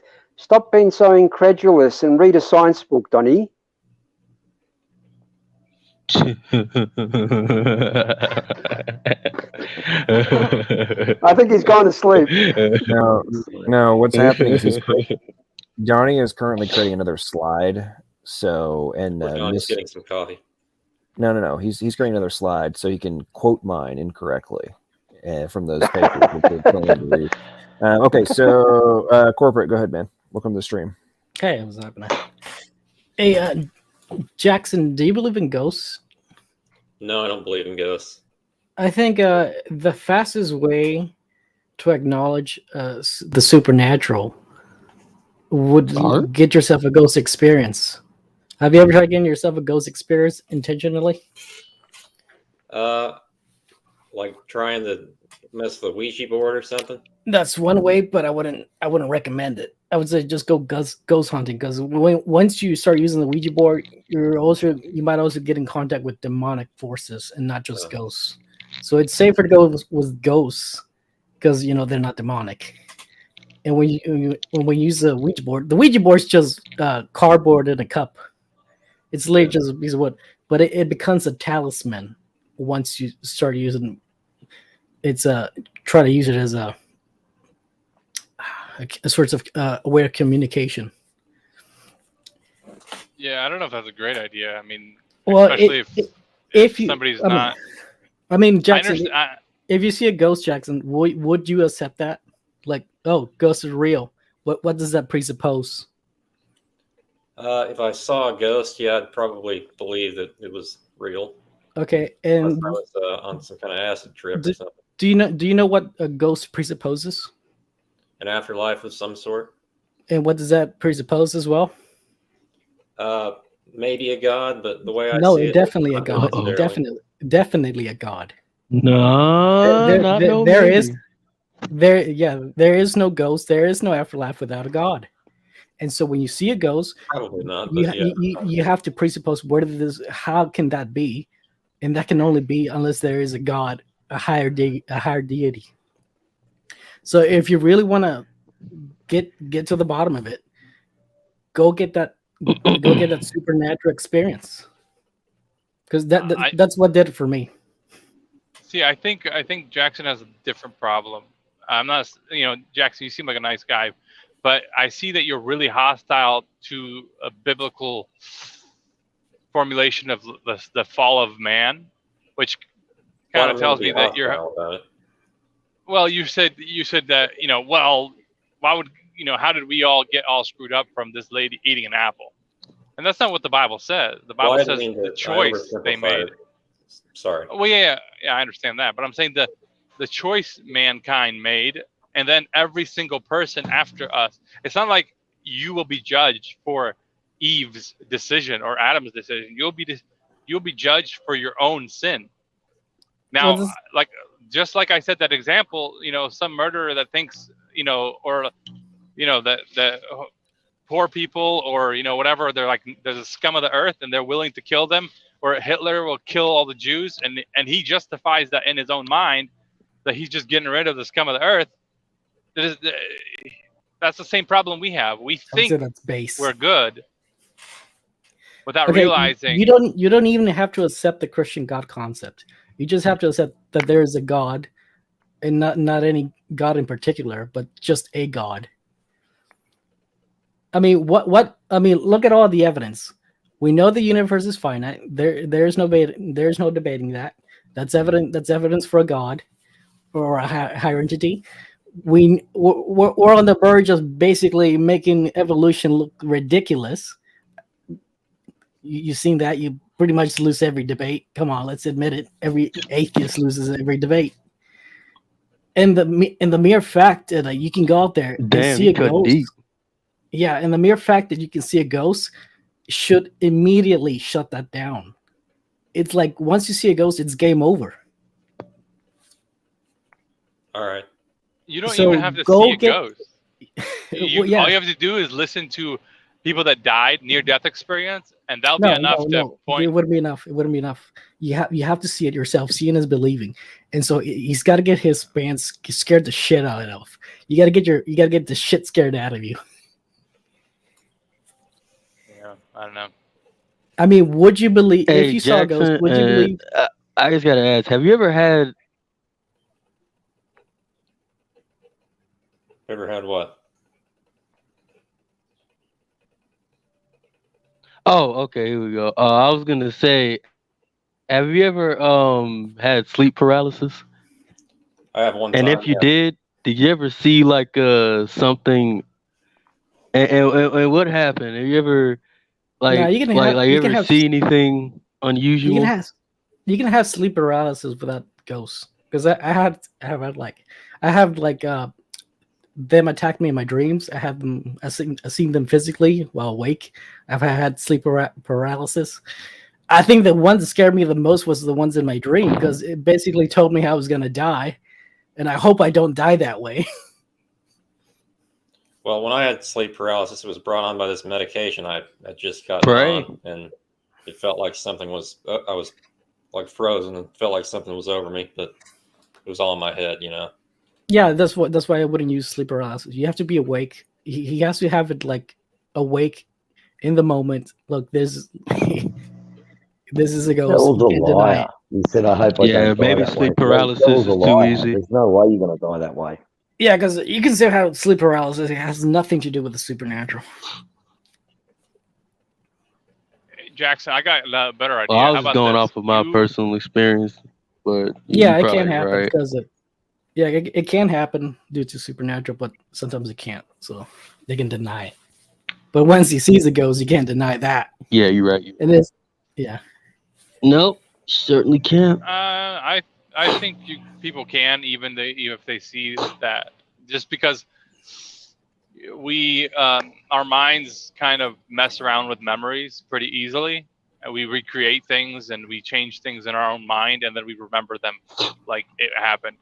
So I think even that won't eventually. Let's say it's possible to be like, I don't know if that happened, but I think one thing that could change somebody's mind is if just because the gospel it has a proof. There's two ways. There's the proof of the gospel is that God gives everybody a miracle, which means that He changes your heart, your desires, I don't know how do the words you can use for it, but you from the inside to prove to you that God is real. Like the Holy Spirit changes it. So I would say the easiest way is to ask God to prove it to you, right? And if you actually want it, instead of like fighting it, but you actually want to know if it's true, then I'm 100% sure, even because of the Bible God promising that He will not kick anybody away that seeks after Him, that He will, in a way that you will understand, find you. I mean, I'll keep an open mind about it. I mean, do you want proof? I mean, Yeah. if you want proof, just go see a ghost. Well, if there is a ghost, I don't think I can just say a ghost. Well, you got to go actively ghost hunting. Okay. I mean, if you do see a ghost, what are you gonna say? Was it just your imagination, or is this like, oh yeah, this is real? I don't know if it's a shadow at the corner of my eye. I could dismiss that, but if it was something pretty crazy, I don't know how I would respond. Okay. Okay. What if you saw say, a like, ghost literally walk up to you and like go through you? That go would through be a pretty wall. convincing. Okay, so I Go got a do different that? question. I got a different question for Jackson. So, Jackson, do you dismiss the evidence against evolution because you don't agree with, oh, the Christian God says I'm going to go to hell if I don't do X, Y, and Z? Like, are you actually dismissing the rational reasons for why a God would exist because of that? Because that seems kind of like what you said earlier. Because I'm afraid of hell. Or you don't like the idea. You don't like the idea of hell, and because people say there's a hell, therefore there is no God. Because that's kind of what I took from you earlier. No, I just think hell is a dumb concept. Okay, so let's remove hell from the equation. Let's say that. Do you think jail is a bad corporate? Hang on. So let's just remove. Jail would be a bad concept. Let's just remove all that from the equation, right? Let's just not even talk about that. Removing without hell in the conversation. Why are you dismissing God? Because I don't see evidence that there is one. Are you serious? Okay, so you think that it's more rational? What? Nah, you're trolling. Okay, is the universe being finite evidence for or against God? I would not. I don't know. So you're ignorant towards the evidence. He means the stars gonna burn up. You just admitted you are ignorant towards the evidence. That's fine if you think that. Well, that's what you just said. All right. Okay, the mere fact that the universe is finite means it is not the absolute. So there has to be something above it. Right. Okay, Something. that is evidence for a God. It's evidence of something. It's evidence for something higher than the universe. What would be higher than the universe? It would have to be a deity. Cows fighting will save some sons. It has to be. Jackson, we just spent a few minutes, like 15 minutes ago, going over just one of the many unsolvable chicken and egg problems that demonstrate that life had to have been created from the start. It's either created or evolved. Well, I mean, that one chicken and egg problem alone suggests that life had to have been created. But then you go and say there's no evidence for a designer, no evidence for God. That doesn't really make too much sense to me. It sounds like a really strong What is your confirmation criteria? bias. Yeah, what is your criteria for evidence? Let's see. If something really obvious, like I've used this example before, the Book of Mark written in the cosmic background radiation. That's not reasonable. Why not? That's the same Um, thing as me saying, Wait, what? I'll only believe in evolution if I can see it happening in real life. Like, you know, Yeah. I can watch it. I want this Only owl to evolve into a believe in dog in front of my evolution eyes. if I can see it happening in real life. Like, you know, Yeah. I can watch it. I want. Nothing Yeah. Oh, wait, changes Jackson. quickly. It's just small successive changes I over had a it. long period of So time. like you said, okay, so what if Nothing changes quickly. It's just small successive I changes had it. over a long period of time. Somebody's got a bad oh I mic. just lacked out bad. Okay, I had Amy Newman tell me this. Like after I asked Amy Newman, like, what would you take as evidence? And she said, like, the evidence I want for God is Hold God. on, is it me? Can y'all hear me First clearly? of all, okay, I had Amy Newman tell me this. Like You're after getting I asked some Amy feedback. Newman, like, what would you take as evidence? And she, Okay, guys, let's stop talking over each other. oh, somebody's headphones came off. Okay, Hang on, real quick, Jackson. What you just said there is the equivalent of Randolph Richardson in what may be one of the stupidest things I've ever heard an atheist say, from a suspension of rational thought. My opening statement made it very clear that A not believing suspension in of a rational deity thought. would be the rational I had to conclusion try to behind fix my mic. skepticism Did that do that a anything? deity exists. Okay, so clarify. Clarify which part. How do you apply skepticism? I mean, your opening statement was like a paragraph.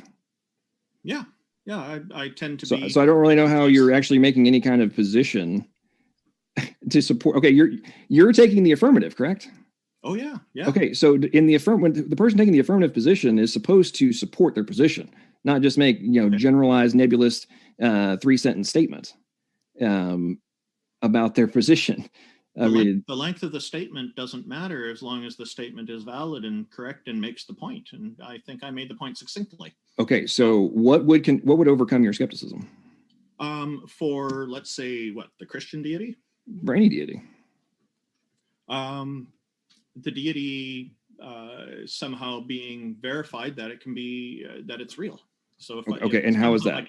If I can, like with the Christian deity, somebody asked me years ago about this, and I suggested, well, since the deity is all powerful and all knowing, they could provide me with omniscience and omnipotence for a short period of time, so that I could experiment with these and determine for myself that this deity is real. That would be one example. So if God made that's so you fucking God, retarded. then you would believe that God exists. Oh, I didn't ask to be made a god. I've been asked to have Yes, you omniscience did. and omnipotence. I'm not asking for other characteristics that God holds. Those would be sufficient for me. Okay, so you're saying that omniscience or omnipotence would not fulfill the most normal definitions of what a godlike being is? I just mentioned the Christian God for an example. The Christian God does have those characteristics among many others, omnipresence and omnichronological and whatnot. I understand that. But so if per your own admission, that would be a characteristic of a Christian God, right? And that's my understanding. And you want, it would require you becoming the equal of God in terms of those abilities. Well, I mean, if God is omnipotent and you're going to be omnipotent, that means in omnipotence, you're equal to God. On that particular characteristic, sure. And then somebody... Okay, so my question has been answered now. Okay, so the only thing that would convince you to overcome your skepticism would be God giving you the power of God. Granting me omniscience and omnipotence. I'm not asking for the other powers. I don't care. You want the power of a God in order to believe that a God exists. So are we playing a semantic game now? That is not my only, and that is not my only that is not my only possible solution. That's the one that I can think of right now. Somebody else can present something to me that is reasonable and logical. I may consider it. I'm not closed to other possibilities. So you're saying that it's rational as a skeptic, that the only thing that would convince you I didn't say only. Or one of something that would have to be on the level of literally gaining the power of God is what would be required for you to overcome your skepticism. Now, I'm going to lay this out. There are a number of different characteristics that the Christian God has. Omniscience and omnipotence are only two of them. All I'm asking for is provide me with those two for a short period of time. And I don't even care if some of those, if there is a limitation on those that I can't interfere with anything that God's doing. I want to just be able to experiment with this and verify for myself that this stuff really is real. And I'm citing that, providing that as an example of one thing that would be qualify as valid proof for me. Okay. I understand. I understand what you're saying. I mean, I get the point of what you're saying. What I'm questioning is, do you not realize that being a necessity from your perspective to actually overcome your skepticism means that you're fulfilling one of the recognized issues with skepticism, is that it results in such extreme skepticism and are we making fun of me with someone else? To be convinced of anything. Well, that you acquire things that are not actually rational, which is the entire point being made in this debate, is whether or not that's rational. And the point I'm making is, if you're claiming that skepticism or atheism is a rational outcome of skepticism, but I would say that kind of point you're making shows that that's like what's required for you to be convinced is irrational. Okay, well, that's my own personal standard. That's crazy. Hey, Jackson, what if I told you the only evidence of evolution I will take is I've evolved into like some superior being, like some super alien with human powers, Superman powers. That's the only evidence I would take of evolution. I don't care if you believe in it or not. Would you say that's a good faith argument or a bad faith argument? I don't care. No, I'm asking you, would that be a good faith argument or a bad faith argument? I don't care. So you don't care about the evidence. You don't care about good and bad faith arguments. I don't particularly care to talk to you at the moment. Fine. That's right. And Jackson, no, I wasn't making fun of you. It's more just, well, okay. A little. Dude, silence. It just boils Jackson, that's all. If we're ever playing a video clip like that, nobody's allowed to talk. That means shut up. The system puts you on mute on purpose. You have to unmute yourself. Don't ever do that again. Anyway, Jackson, I wasn't doing it to make fun of you. It was more just kind of like proving a point of, holy crap, people, stay on mute. This is ridiculous. Oh my Lord. Can we not have crazy background? What is going on? Okay. Fix your mic, TJ. With Randolph, it's I need to be God in order to believe there is a God. I need God to write a book of the Bible that's already been written in book format for me to read. It has to be written into the fabric of the universe in order for me to believe that what I'm reading is true. Like it's the equivalent. And it's like in the context of chicken and egg problem that Donnie was bringing up earlier, right? There's a plethora of chicken and egg problems that we know the easy answer to the question is, a preceding intelligent agent solves this problem. Like no ifs, ands, or buts about it. But it's like, no. I'm going to hold out for a completely improbable answer to a question that has a direct answer that is completely rational and a very quantifiable type of solution of, code mapping, or how does this machine do X when it needs Y in order for X to occur?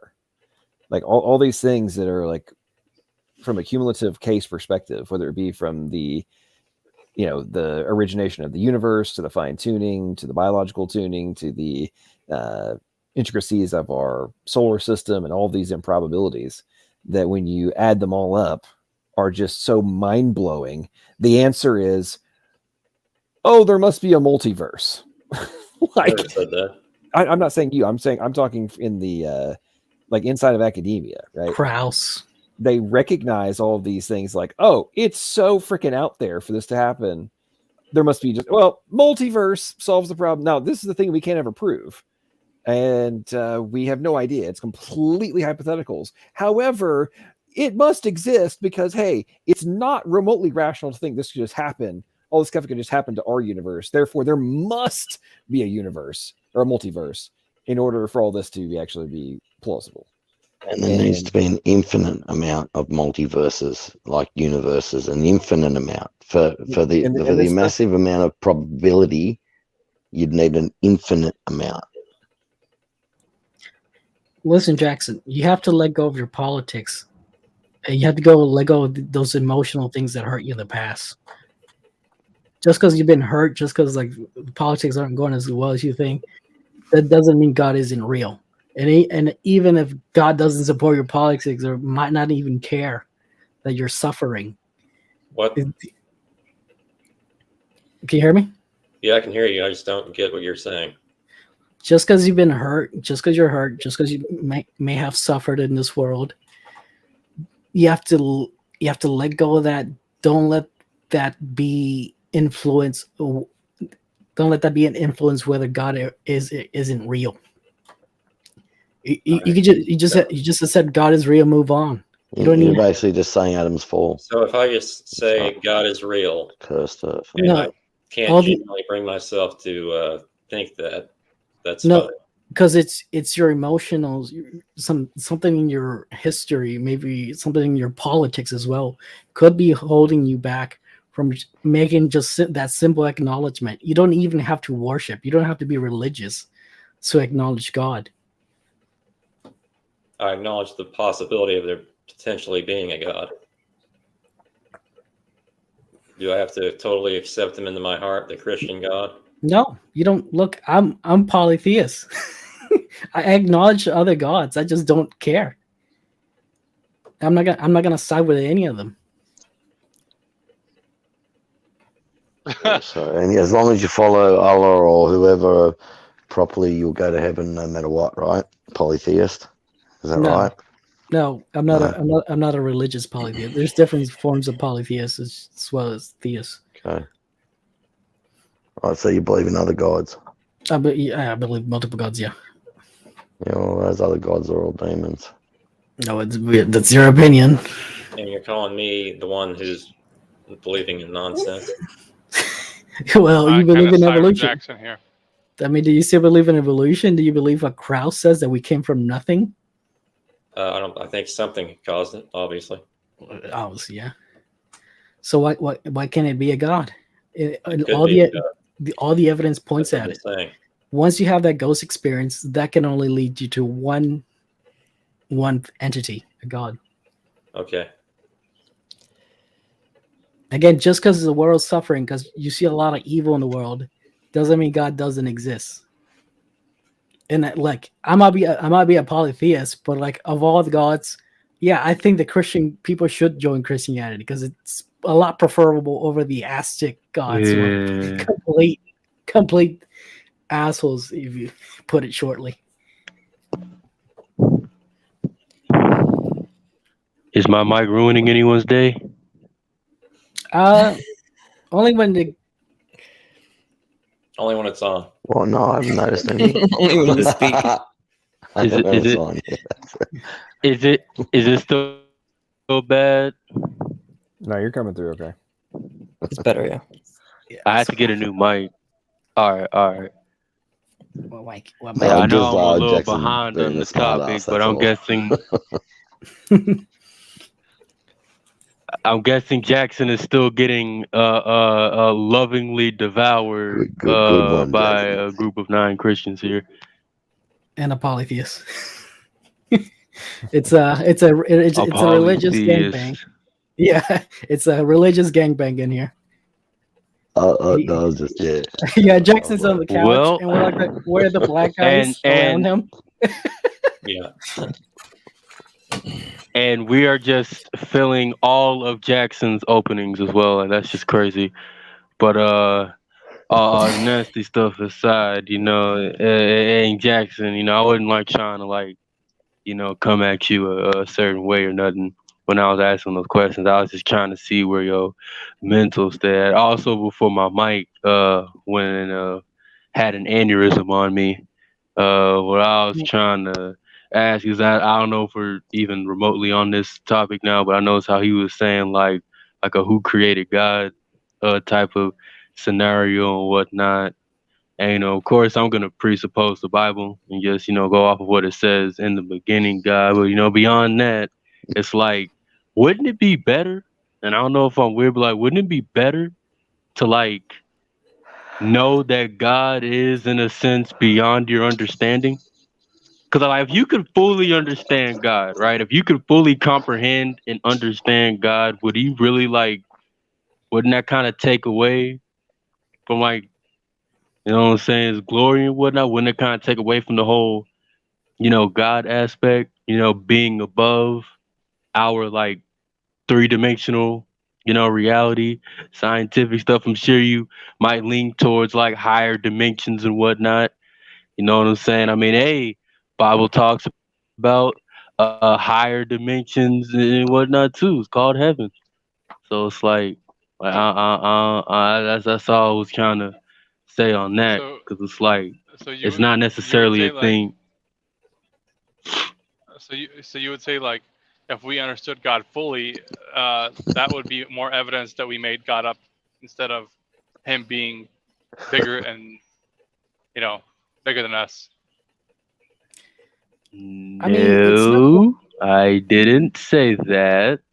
I just said that the fact that He is beyond our comprehension, I'm just saying it just makes it, I just think it gives it more ground to for us to, turn to Him, because He would logically, someone who created, our reality would know what He's doing with it, rather than us Jackson, finite.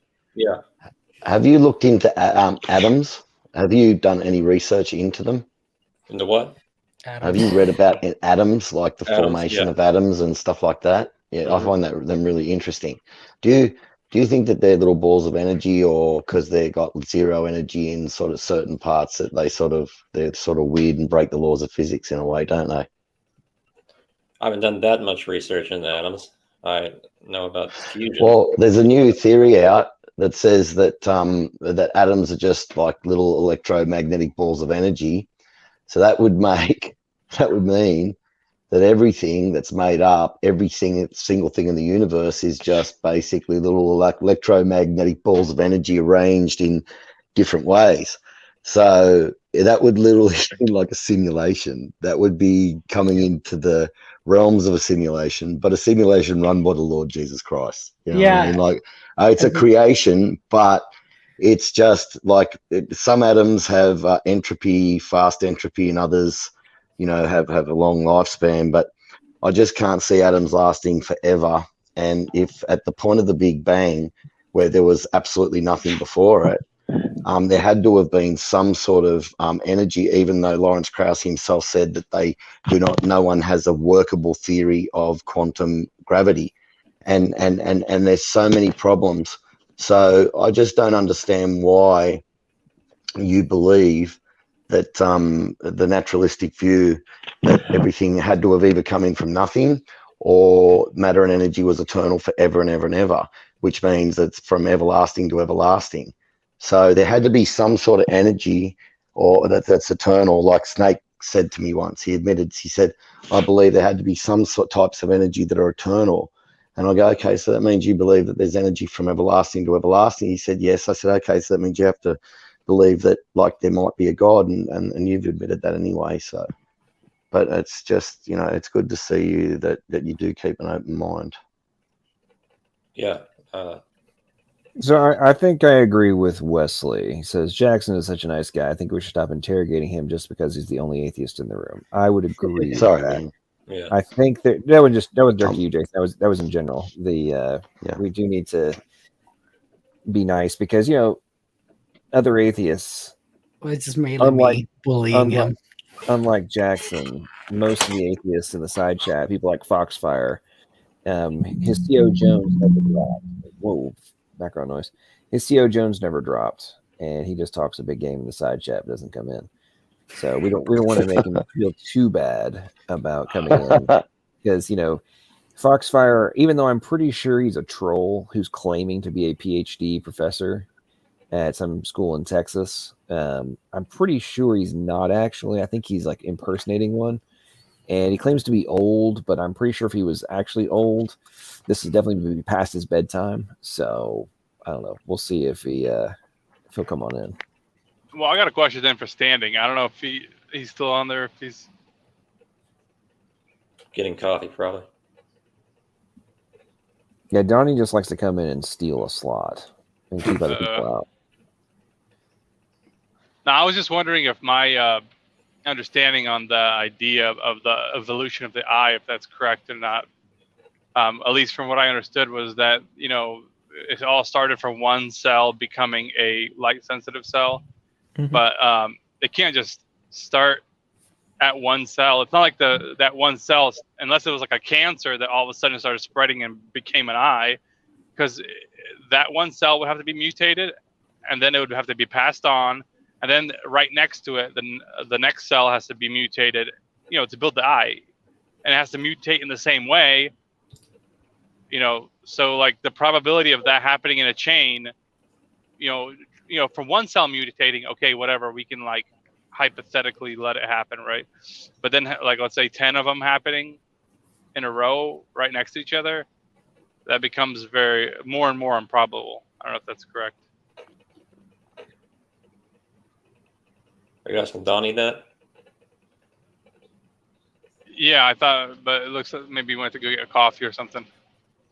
Or maybe he was like me. One time I was on one of these talks and I was listening and I fell asleep, and then I woke up 4 hours later. Oh shoot, I'm still on here. I jumped off quickly. Donnie's in the side chat, but for some reason he's not talking. Well, at least you didn't do. Who was it that fell asleep and was snoring on one of their streams? That was pretty funny. That wasn't me, because I keep my mic off. So I don't know who it was. I'm trying to remember who that was. No, it was like the host of a stream. Who could have been Neff? I think that's something Neff would do. Well, Neff has. It could have been. It was somebody else. Praise. No, he's done that before. Yeah, Praise has done that before, but no, it was somebody else. I'm trying to remember. This is pretty recently too. Probably me. I don't know. Do I get? No, it was on somebody's channel. Like they fell asleep on their own channel. It's like I have passed out before, but I always make sure to like leave when I know I'm getting. Oh yeah, that might have been Neff. Fell asleep on the channel, was snoring. I think I vaguely remember, or maybe it's a false memory. That's why. Yeah, I think I saw that. Yeah. All right, Exo, I'm letting you in, but you have to be nice to Jackson this time. I can be mean. I like this. No, Exo agrees with me. He just doesn't know it yet. What's up, Exo? Hey, what's going on, players? What happened to TJ or AJ? What was his name? Huh? The other guy, TJ. Who's TJ? Dropped it. What are we talking about? Okay, TJ, yeah. Yeah, TJ was saying some good things. I was impressed with him also. Who do we got here? He had a little bit of a changing of the guard, I guess. Hey, Maddox, I'm going to head out, and I just want to remind you one more thing. Short clips and post more often. I know. All right, you guys have a great night then. Appreciate you, man. Night. You have a good night. Yep. Night. Okay, so God bless. Foxfire, we have a slot open for you if you want to come on in. Link is pinned at the top. No excuses. All you have to have is a phone to click the link and to come on in. You don't even have to be on camera, but why don't you come in and back up all your big talking. Hey, so you were talking some mad shit. Well, I thought you guys were actually doing a good job. Some people in the audience were saying that you shouldn't pick on certain people, but XO, I'm literally talking saying timeout, bro. Ladies and gentlemen, we have I think a first.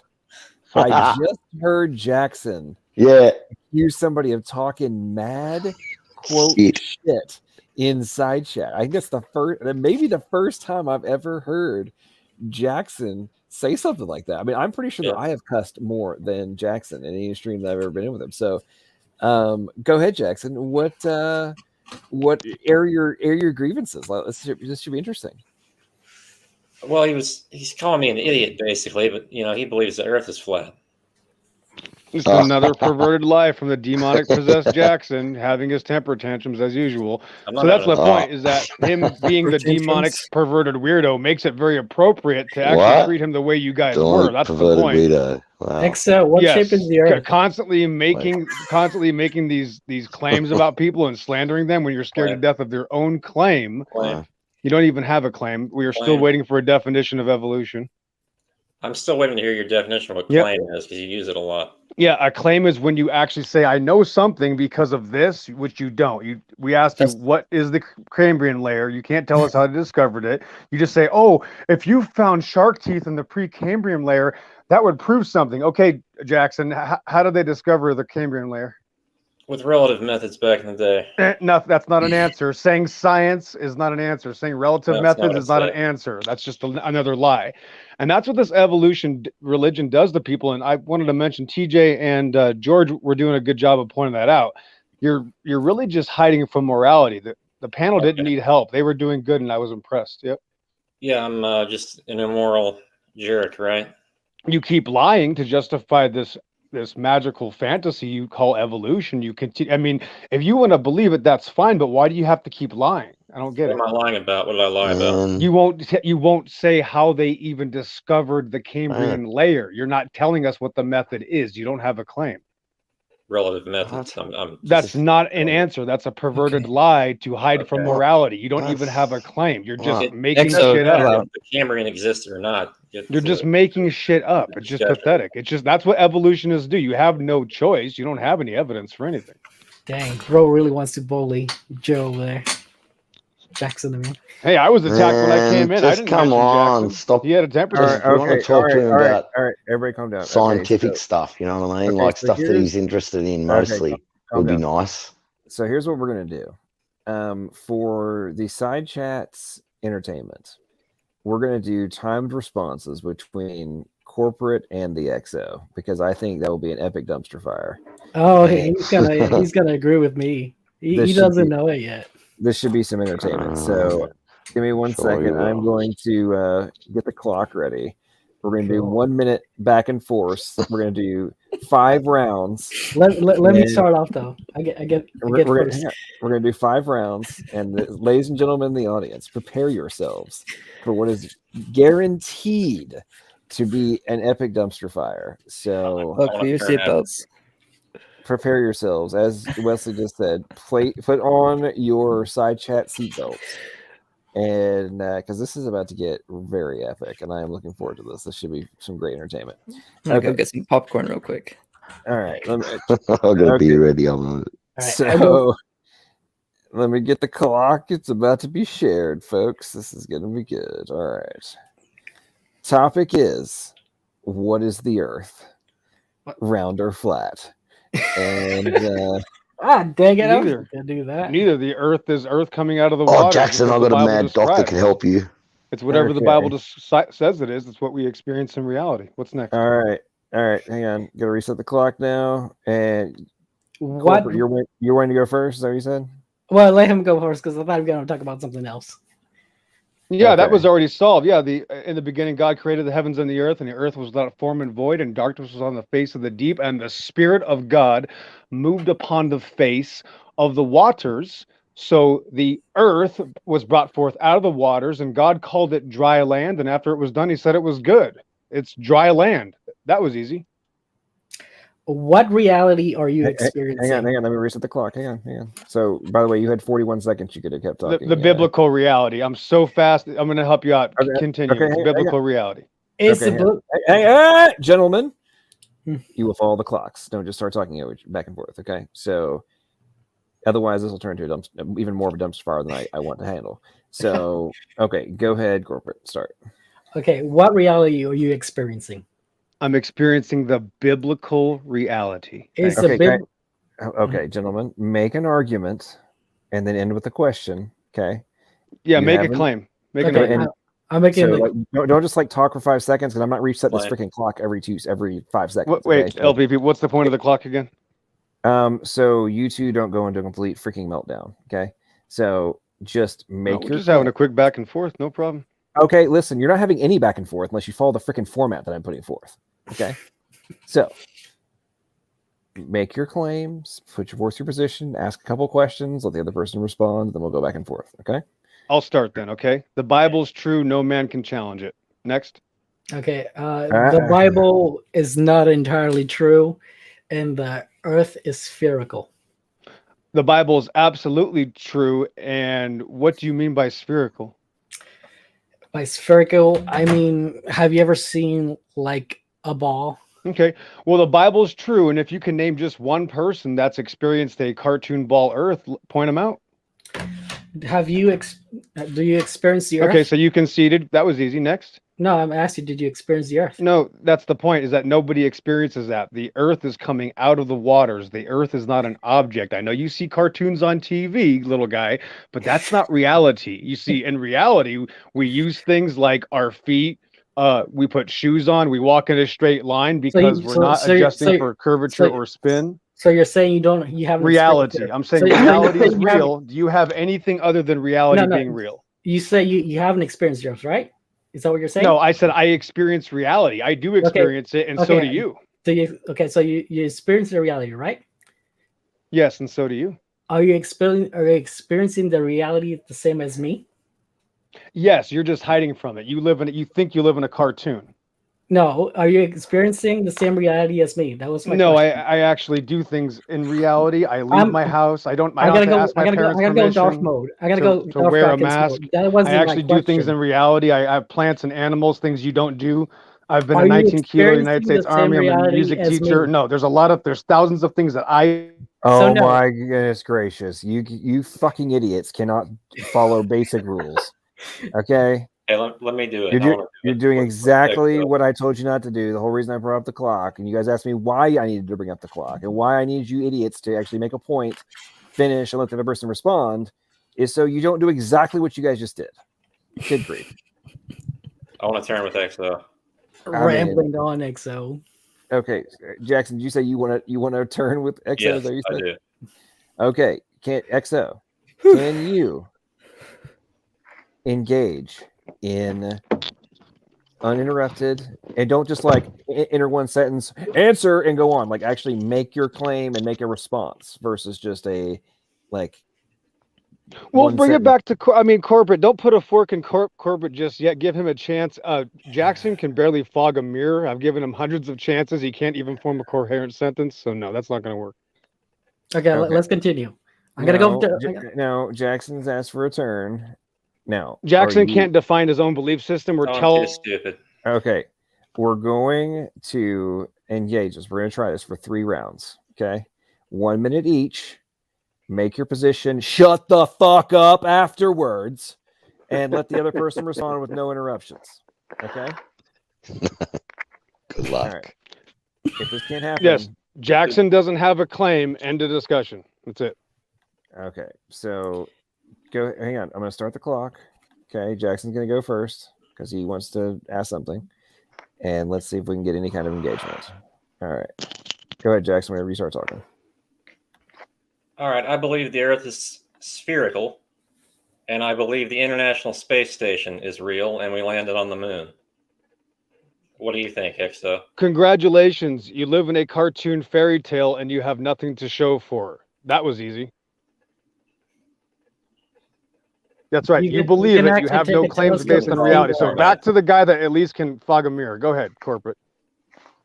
Yeah, you can actually take a telescope and actually see the landing craft.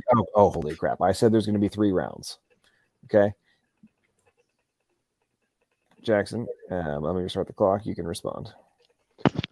Yeah, listen, guys, this is a little bit below my pay grade. If we have some people that actually have a mirror that they can fog or a claim or something, this is just gay at this point. Jackson, do you have a response? Yeah, the Earth is not a flat disc. All right, that's fine. How long? Have you told your parents you're gay yet, Jackson? I have not, because I'm not. I mean, you act like it. You act like you have this morality issue. You're hiding. Okay, dude. Dumpster fire. XO, Oh, man. you're going too far, bro. I thought it was What funny. did you even say that for? Like, It's not a what's true that got gamer to do with moment what when you're somebody go talking another one about? gay. It's just being a gamer. That guy's blood pressure must be through the roof. I mean, yeah. I mean, if he's gonna claim that like none of us experienced like What? the round Earth, well, he hasn't experienced the What flat desperate Earth people neither. do. It's like Did you put your shoes on? this works What are you both ways, talking buddy. Okay, let's stop attacking XO. I kicked him out. Bring him back So, in. That's funny. We're not going down. We're not going to turn this into a dumpster inferno. Come on, put him back in. I draw the line at dumpster fire. Drama. Dumpster inferno. I can't. Continue. Yeah, no, that's it. Dumpster nuclear warhead. Dumpster. Okay, XO, Check him in. dude, I'm trying to. I was getting harassed for an hour, and I was fine with it.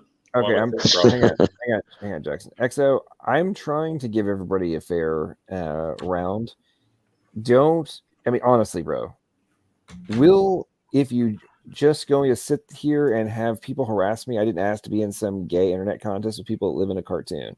What kind of trash is this? I'm here for a Bible. Okay, XO, you literally just started accusing somebody of being gay for disagreeing with you on whether or not the earth is flat or round. Like, base. Like, seriously, dude. I'm not trying to be a dick, but I don't think Jackson likes it. I don't think he likes dick. I thought it was pretty funny, actually. I mean, it's like, this is It's not nice to be. We're not going to come in here and have somebody like be attacking somebody because he disagrees with you on, flat or round, and then have it transition to his sexuality. Like, that doesn't make any sense. I don't think that flat Earth versus round is a known gay tendency. I don't think that's ever been documented. Do you get a peer review paper for that, LPP? Listen, if there's not one, I'm going to go do the research myself. Okay. No, it's like, this is just ridiculous. I mean, dude, citation needed. Yeah. To quote James Downer, show me the literature. But anyway, okay, let's continue on. So, where were we? Bullying Jackson. Yeah, we're going waiting back to that, I for guess. XO to get a dictionary. Sunflowers and pain. I'm laughing so hard. Yeah, it's yeah. Anyway, so we're not going to attack XO, and we're not going to attack Jackson any more than's needed. Corporate, on the other hand, he completely deserves it. So we can all gang up on him. Yeah, he's a polytheist. Gang up on him. I have the power of God and anime on my side. Just gotta let you guys know that. And Jackson's like, hey, look, polytheist. XO, you're okay. I'm harassing the perp who was slandering me the second I joined before I even used the mic. XO, you slandered him in the previous streams, dude. And on the side chat the whole time. Like, let's go back to reality, man. Like, just because he calls you out when you come in for trash talking him both tonight and previous nights, like, that's gonna happen, dude. I don't understand what you're getting worked up about that one. He's got a truck. What I do. And I was literally trying to give you guys timed responses to go back and forth and air your grievances. And apparently that wasn't working out. So you don't even have a claim. That's my impression of him. Sunflower says gay internet contest is a 10-10 term. Credit where it's due. I'm gonna keep that one in my back pocket.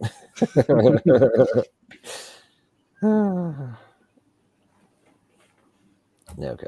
So has Donnie come back from shooting up coffee? He's eating something, I think he said. Injecting pure caffeine straight into his heart.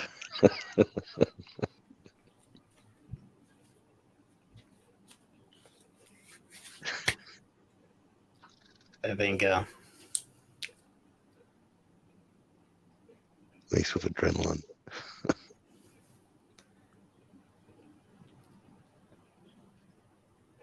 Silence. Surprised by how many flat earthers there are in the world. I'm pretty sure that is like a CIA gay op. That has to be like some sort of like pretty sure like it's just a distraction because like I notice a bunch of them try to associate themselves with creationists.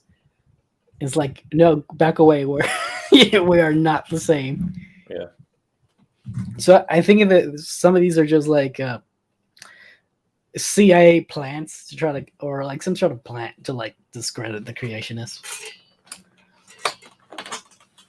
Because, for example, I'm not sure it was that last debater who was pretending to be a Christian. He kept bringing up flat Earth. Like 50 times, yeah. Yeah. Hey Jackson, you get lots of material out of this. You know, like when you have to make shorts and that. What? You know, video shorts on YouTube. Yeah, the last time XO was talking to me, I took like 10 minutes of it and put it on my channel. You can go check it out. Are you a painter, by the way, Jackson? What? Are you a painter? No, I'm not. Why? I thought you were like drawing, because sometimes like what is that in the back sometimes? Oh, no, it's like a canvas of a salamander. Oh, I thought you painted that. No, I didn't paint it. No. Oh. Why is it not on the wall, and why is it like on a table, I think? I was trying to prop it up, and I'm too lazy to put it on the wall. It's been there for days, my dude. Yeah, I know. It's been a lot longer than that. Holy. God dang, you're worse than me. Yeah. At least you got one painting. It's always depressing. There is a painting back here, Yeah. but it's on the floor, not put up. It's always depressing to see like people with like empty like rooms. You have like one thing. Yeah. Have an empty shelf behind you. Yeah, it's got nothing on my. What's that got to do with the price of eggs? As my grandmother would say. The Great Depression.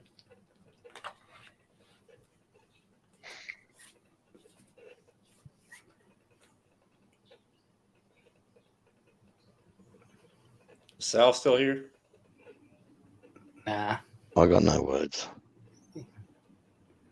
All right. I think I should trigger somebody. I don't know how You to almost trigger. triggered me earlier. Came close. Yeah. Well, how old do you reckon? So you believe the Earth is flat, right? Not EXO allegedly. EXO allegedly. Okay. Yeah. All right. So we're a bubble. Do you believe we're a bubble floating through a sort of like a cosmic ocean? Me? No, the EXO. Oh. So I'm trying to. Sorry, mate. Sorry, Jackson, but I just wanted to establish what he believes exactly. What do you believe? Do you believe we're like a flat Earth floating through a cosmic bubble? Because I think it's more reasonable to assume that we're like this ball shooting along at hundreds of thousands of miles, and like hundreds of thousands of miles.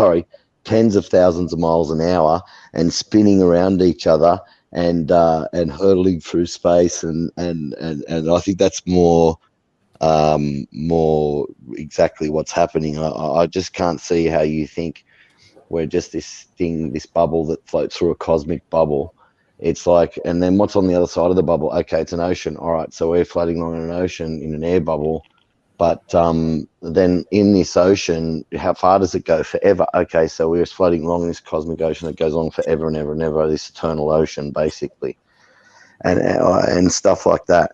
It's like it doesn't make sense. It's like you say this is ridiculous, but that my one's not. It's I don't get it. You know, I don't know which one you believe, but there's some strange ones out there like that.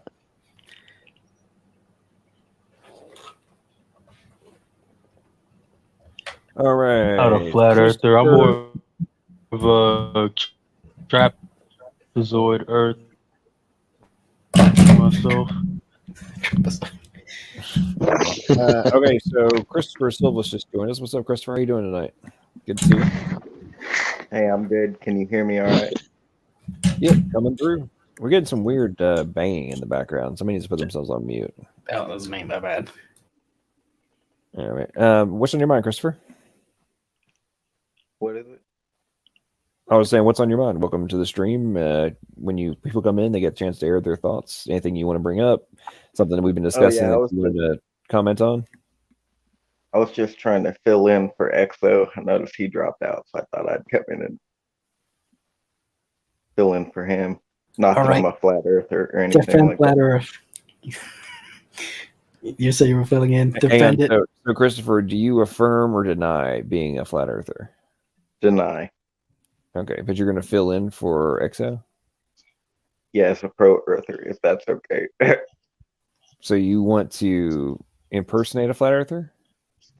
No, I'm just saying that there was an open spot, so I'm here to talk with y'all. Gotcha. Now, I would be, if you want to battle each other, I would accept that. Hang on, is Donnie back?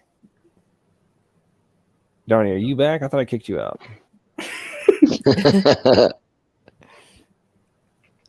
I know I kicked him out of the There he is. Well, no, he told me he told me to balls. No, he told me to take him out of the stream because he was off to work out, which means he was off to try and get laid with his wife. Nah, Yeah, I he's was thinking going out that. to work he's out, trying to get punching- those punching gains. bag and that. Well, no. What he told me was no. I'm going to work out, and it's like, yeah, bro. It's 2:00 in the morning your time. You're going to work out. Yeah, your baby. Hey your man, new sex baby is a workout. Well, I agree with you, but I'm saying my point. I'm calling him out right now because he said he was going to get a workout. But bro, it's 2:00 in the morning your time. You have a relatively new baby. I'm thinking that the baby went to sleep and he's trying to go for that little window of opportunity before the baby wakes back up and be like, "Hey, honey, so it's been a little while since we got down and baby's asleep." We could just And cuddle it's only for a been minute. 5 minutes since it was born, so let's have another one. Yeah. I mean, listen, babe, it might be My grandmother the end, had 6. it might be the end of the world. So if it is, I think I know the way I want it to end, and that's gonna be me with you. I mean, come on now, like you know this was going down right now, Donnie. Just admit it. You're trying to get some More from like your wife. me and you. Okay, so I guess he's not. Donnie, if you're not here, I'm kicking you from the studio again. We're just teasing you. Okay. All right. it. All right, we're kicking him again. I don't know. Sometimes I do work out like at freaking midnight, but like my neighbors hate me, and they're like hit up against like, well, like stop working out. But like I'm in the moment, bro. Okay, Exo, if you want to have a battle with Christopher, I'll let you in for 5 minutes, or as long as you maintain normal sanity. Mute myself. Hey, wait. No. I will not debate flat Earth. It's not happening. Can I do I it can't again? convince I'll play my devil's dad. I'm not advocate. going to be able I'll to convince this guy. Oh, okay, here we go. Iger's coming in. What's up, Iger? Oh, here we go. Hey, what's up, y'all? Here's the proof. Hey. Okay, Here's so the proof of flat Earth. okay, That's the two at the Flat. bottom, the two guys at the bottom. On the left, we have Christopher, who is a avowed globist or globe or whatever it is. On the right, we have Iger Television, an avowed flat earther. What's up, gentlemen? And who wants to go first? I got. I could go first. Huh? I could just pull up like what we get an introduction, 5 minutes or something. Sounds good. Go ahead, make your mute case. myself real quick. Why Can I is play the a Earth? video? Can I play a 5-minute video? There's one. No videos. We got to make the verbal case. All right. Well, can I at least show some images? Just a Google tab, show some pictures or whatever. Sure. Wait, can I debate him first? I'm doing my. Hang on. Before we, hang on. Okay, Sal's going to bed. Good night, Sal. Have a great night, brother. All night, Sal. God bless, man. God bless Sal. God bless Sal. Later.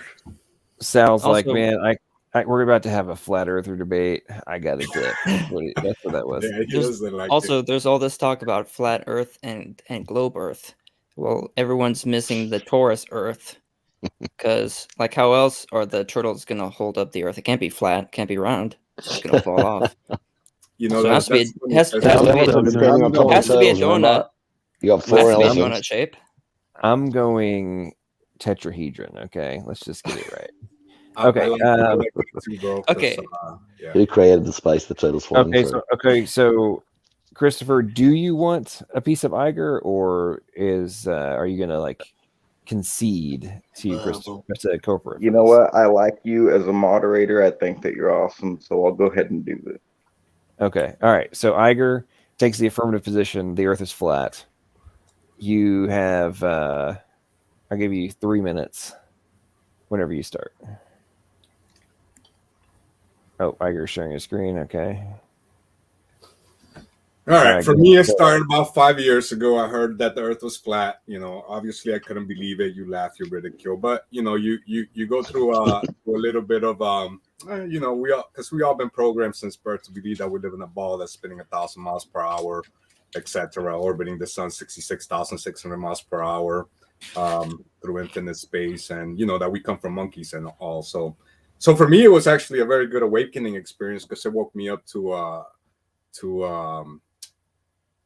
young earth creationism. It woke me up. You know, now I take the Bible literally instead. Before I used to make all types of excuses for it, like, you know, a day to God is 1,000 years, but maybe he meant 1,000,000 or 1,000,000,000. So you know, I'm trying to make the mainstream narrative fit with the biblical narrative. So you know, you don't take the Bible as literally as to when you come to a flat earth conclusion. But yeah, so the moon landings, they got the eagle in the moon.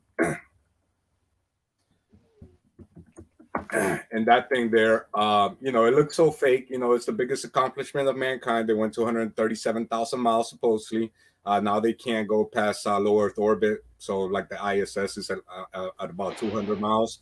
So it's kind of crazy how in the 50s and 60s they could travel 237,000 miles. Now they can go 200 miles. So that's funny. But even if you look at this picture that just pops up, this one of the main ones, you see the shadow reaches the horizon here, and just imagine going to the beach and you see the lifeguard tower reach the horizon. It's just impossible. But anyways, bro, this thing looks like it was made out of cardboard paper, aluminum foil, and some shower curtain rods.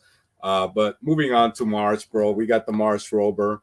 Supposedly they got this remote control car 40,000 miles away.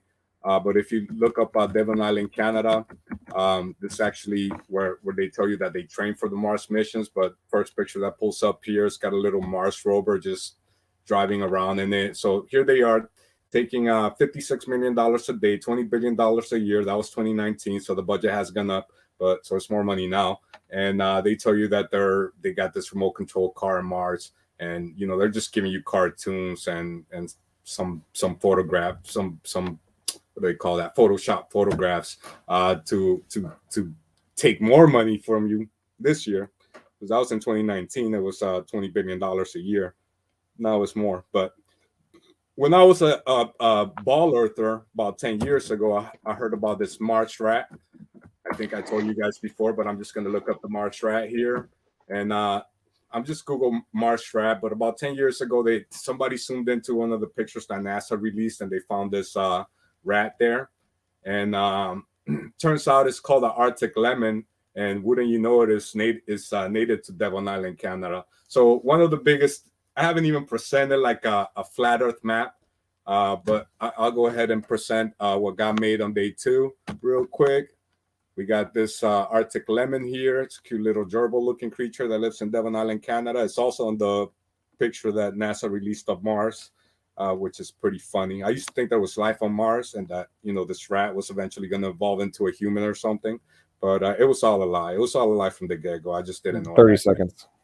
All right. So for my last point, I guess I'll show you guys the firmament. Just Google up firmament, click images, all these pictures show up. So what got made on day 2 is a solid barrier. There's waters above. That's where the stars twinkle. They're all in the firmament. Heaven's right above that.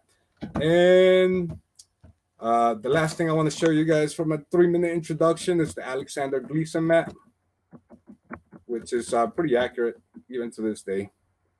I'm not married to it, so I'm not saying it's 100% accurate. We also got the Urbano Monte map from the 1500s, and they've been around forever. So yeah, I think it's flat. You don't feel any motion, you don't feel any movement. The devil wants you to believe whatever they say. They'll tell you you're moving 1,000 miles per hour one way, 66,000 miles per hour the other way. That way they can just tell you what to believe in, and you won't question anything. So they already got you believing things that you're never gonna see or experience, and this is how they got us to give up all our rights away for some invisible enemy that we can't even see or know if it's real or not. But all right, that was my 3-minute presentation. I hope you enjoyed it. Okay, who gets a reply? Do I? All right, appreciate it, Iger. Well, Christopher was wanting to have a shot at this, so Christopher, whenever you're ready.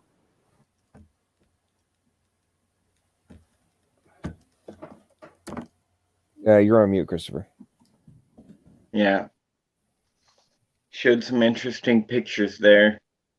I think that each one of those would have to be analyzed and published.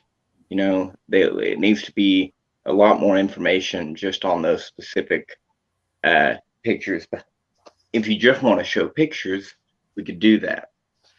I could show you these pictures right here. Okay, this is an image of the Earth. The mid-oceanic ridge runs all around the Earth like the seam of a baseball. Now, this is in fact observable evidence that the Earth is round, just from the ocean floor. They know that tectonic plate movement is about the rate of fingernails growth. So there's that. You have this buckling oceanic crust underneath the continental crust. This goes on. I mean, there is a indention in the Pacific floor, the Pacific Ocean, which you could fit inside of it every single continent. Okay, it's that big, and it has this giant cup-like depression. This cup depression is like when the inner core loses some of its mass. Okay, it creates a deflation, like when you press on a ping pong ball. Again, direct observational evidence that the Earth is round. And even if we didn't land on the moon, you can look at the moon and see that it's round. The Bible says that the Lord sits upon the circle of the earth. Now, is that talking about a flat disk? I don't know. But it also says that he hangs the earth upon nothing. And the only way that we would know that that is true is if we've been to outer space to observe the earth hanging literally on nothing, nothing but gravity, at least. But that's all I got to say on that. What's your definition of gravity? Because you got Einstein's and Newton. So which one's your religious belief in? The Einstein gravity or the Newton's gravity?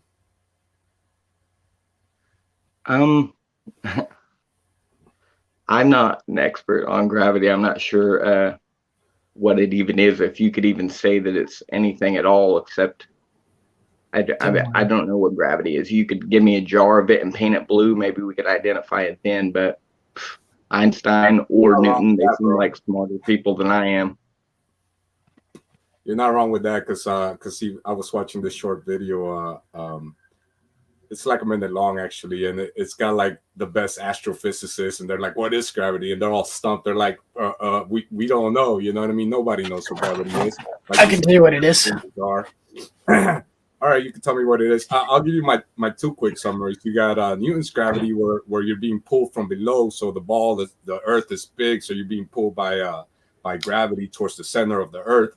That got debunked by Einstein's gravity, which is the fabric of the bending of space and time. So there's the fabric of space time is basically holding you from above. So we went from you're being pulled down from below to now you're being held by the fabric of space and time from above. So that was kind of funny to me when I was looking at the flat Earth stuff. And then you got like the butterflies. Supposedly the gravity holds oceans spinning to this to this ball spinning 1,000 miles per hour. It's holding the oceans in, but then you got little butterflies that are just floating around. They're not affected by it. So I came to the conclusion that there is no such thing as gravity. It's all the density and magnetism is the only forces that we really experience here on Earth. There's no such thing as gravity.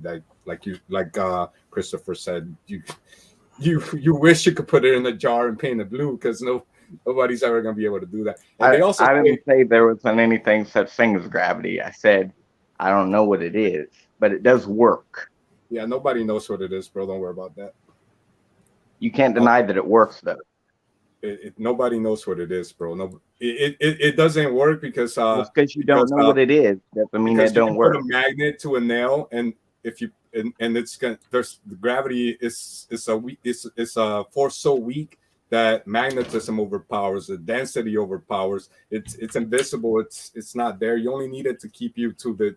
It's just a magic answer whenever people can't explain, like what holds the oceans to the floor. How come the air doesn't escape into the vacuum? It's just the to-go-to answer. How come we get stuck to the ground? Why are we? Gravity's so magical. It keeps us stuck to the ground. It keeps us orbiting the sun. It keeps the moon orbiting around the earth. It just it's so versatile. It does whatever you need it to make the heliocentric model work.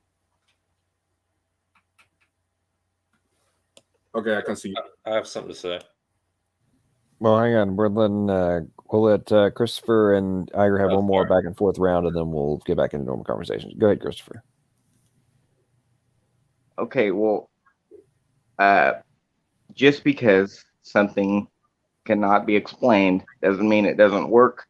I, for instance, cannot whatsoever explain the device that I'm using to communicate this conversation to you. Okay, I don't know how it works. I just use it. Now, that doesn't mean that it doesn't exist. So I think that what you're saying is illogical.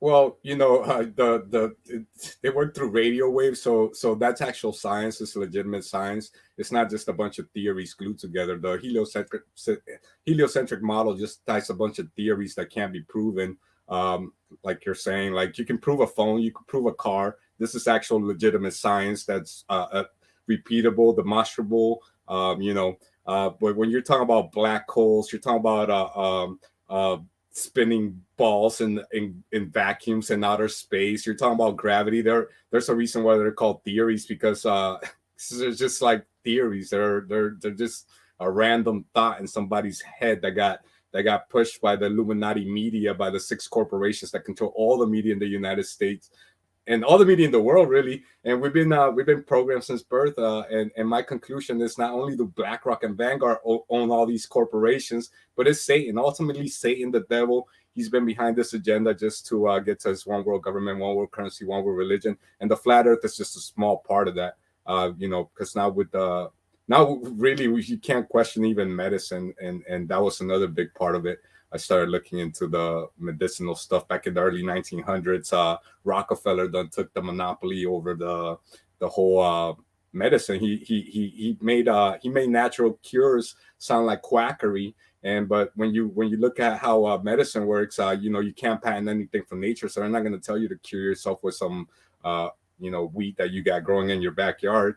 They want you. They figured out a way to reverse engineering things like vitamin C, vitamin A from the oil products. So Rockefeller not only monopolized the oil, the media in the early 1900s, he also monopolized the medicine, and that too, you can't patent anything from nature. So he figured out how to make vitamin A, vitamin C, just about every medicine from the oil byproduct. Yeah, I got you, bro. I think we're gotten pretty far off away from gravity, though. Hey, yeah, you're right. I agree with that. All right, that was it. I forgot what the original question was. I went on a little rant there. All right, so we're gonna wrap this up at that point. I think Jackson had a question. Yeah, I was just going to say about the moon landing. We don't go to the moon today because we don't have a rocket powerful enough to get there. The Saturn V was decommissioned, but they're going to commission the SLS rocket in a couple years, I think, or maybe even this year, that is capable of getting that far. But I don't know when they're planning a moon mission. Yeah. Okay, so I never got my. So I got a question on that, Jackson. So why would we not be able to make it? Like, obviously, we wouldn't be using a rocket equivalent to the one we used back then. Yeah. We could just build a new one. So I don't really know why that would be that big of a deal. I was just saying that we just don't have a rocket powerful enough right now. Yeah, I got this astronaut saying how Don Pettit, he says he's famous for quoting that they destroyed all the technology and it's a painful process to build it back up again. They could go 6 times from 1969 to 1972 with the Apollo missions, which is a pagan deity. So that's how you know these Masons, Jesuits, they be lying to you because they put their paganism right out there on plain sight. Plus, you look at the 666 symbolism everywhere. The Earth goes around the moon 66,600 miles per hour. If you multiply 6 times 60 times 600, you get how far the moon is away from you, supposedly. It's also a very strange coincidence that the sun and the moon look like to be the same size, but then they're supposedly the moon is 400 times smaller and 400 times closer to us than the sun. Just random coincidences that we accept for granted. Back to the rocket thing. We'll see. Hang on. So I wouldn't. NASA doesn't, hang on. don't have any rockets, bro. Tiger, calm down, bro. I would actually argue that the ratio necessity, which actually adds up directly to the distance, actually is much more indicative of the designer than being the same size, because the improbability of the distance and the size required for the ratio to match up to enable the total eclipses is pretty, to me, that's one of those like, okay, there's a nice little creative design factor you have to account for. Would you agree or disagree with that, Jackson? Why are we attacking me again? Why are we attacking me again? I'm just kidding. I'm not attacking you. I'm asking you. I'm asking you a question. Same question. I got a question too. Whenever I can ask it. Yeah, the moon being seemingly the same size as the sun during an eclipse. Well, okay. So I forget the exact math, but the ratio, like the size and the distance and the ratios that are derived from that, are exactly what is required for a total eclipse to be possible. If it was off, both distance or size, then total eclipses would not be possible. So basically, the improbability of it is freaking astronomical. That you would have a moon that is the exact size at the exact distance necessary in order for a total eclipse to be possible. So would you say that is just, oh wow, amazing, or a more likely that potential evidence for a designer? Like I've been saying, it could be evidence of a designer, but I don't know. Well, that's not what I asked you. I asked you, could it be construed as that?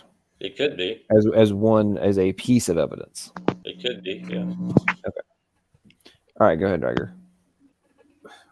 Yeah, back to the moon too. There's also something called the Selene-Lion eclipse.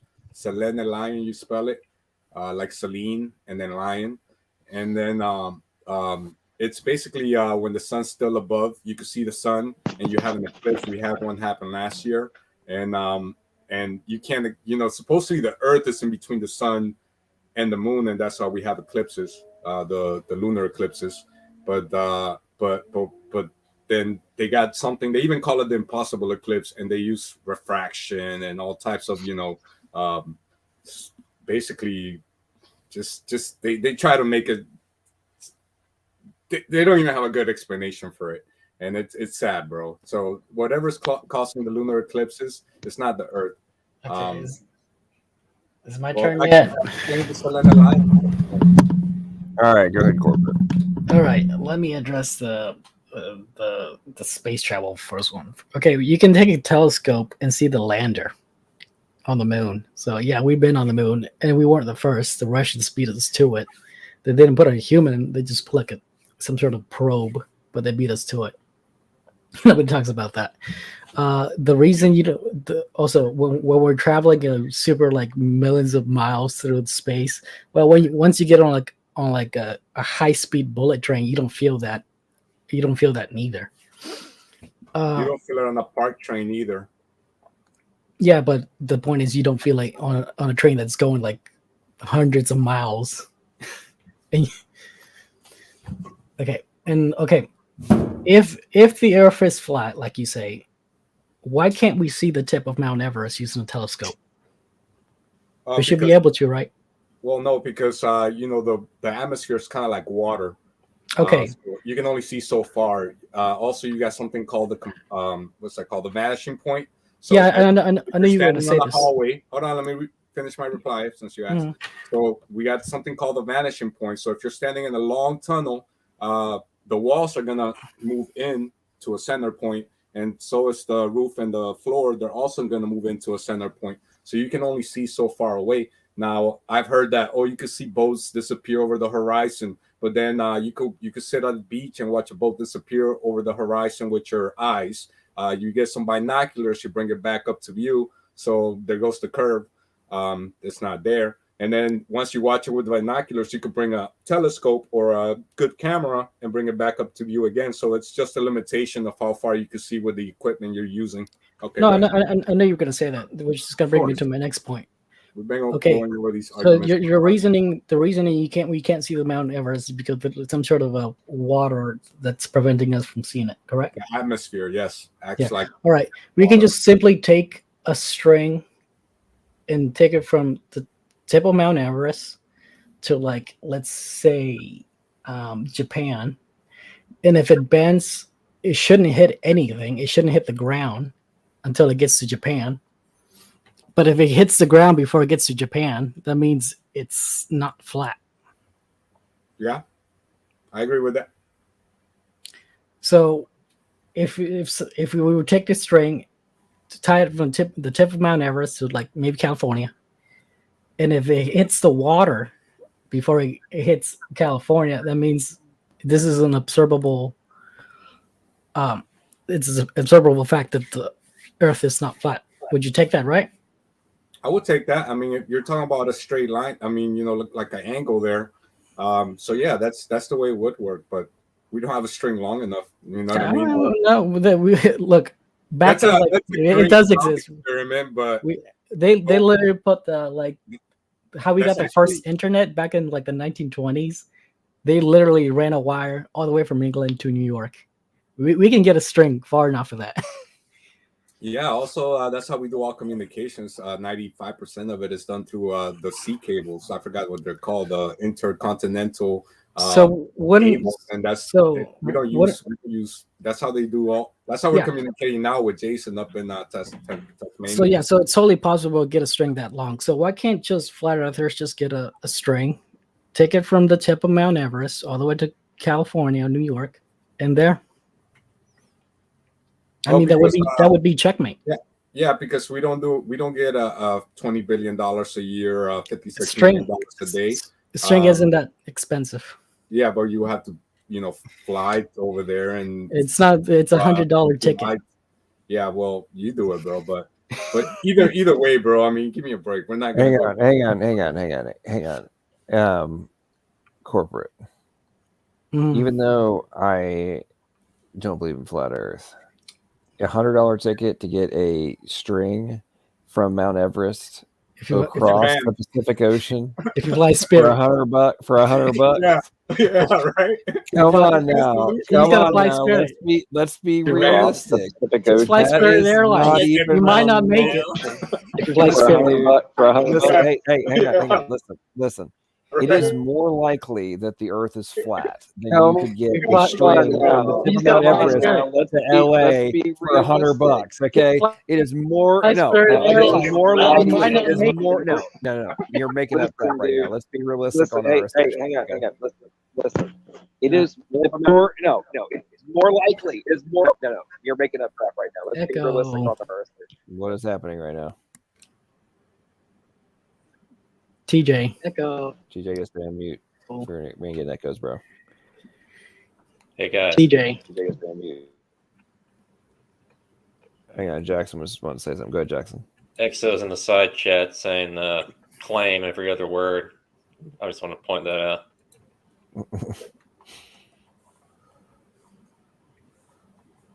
Okay, so who wants to bet that it is not even remotely plausible that for $100 you can get a string from the tip of Mount Everest to Los Angeles? Yeah, that's ridiculous, bro. Anybody want to take that bet?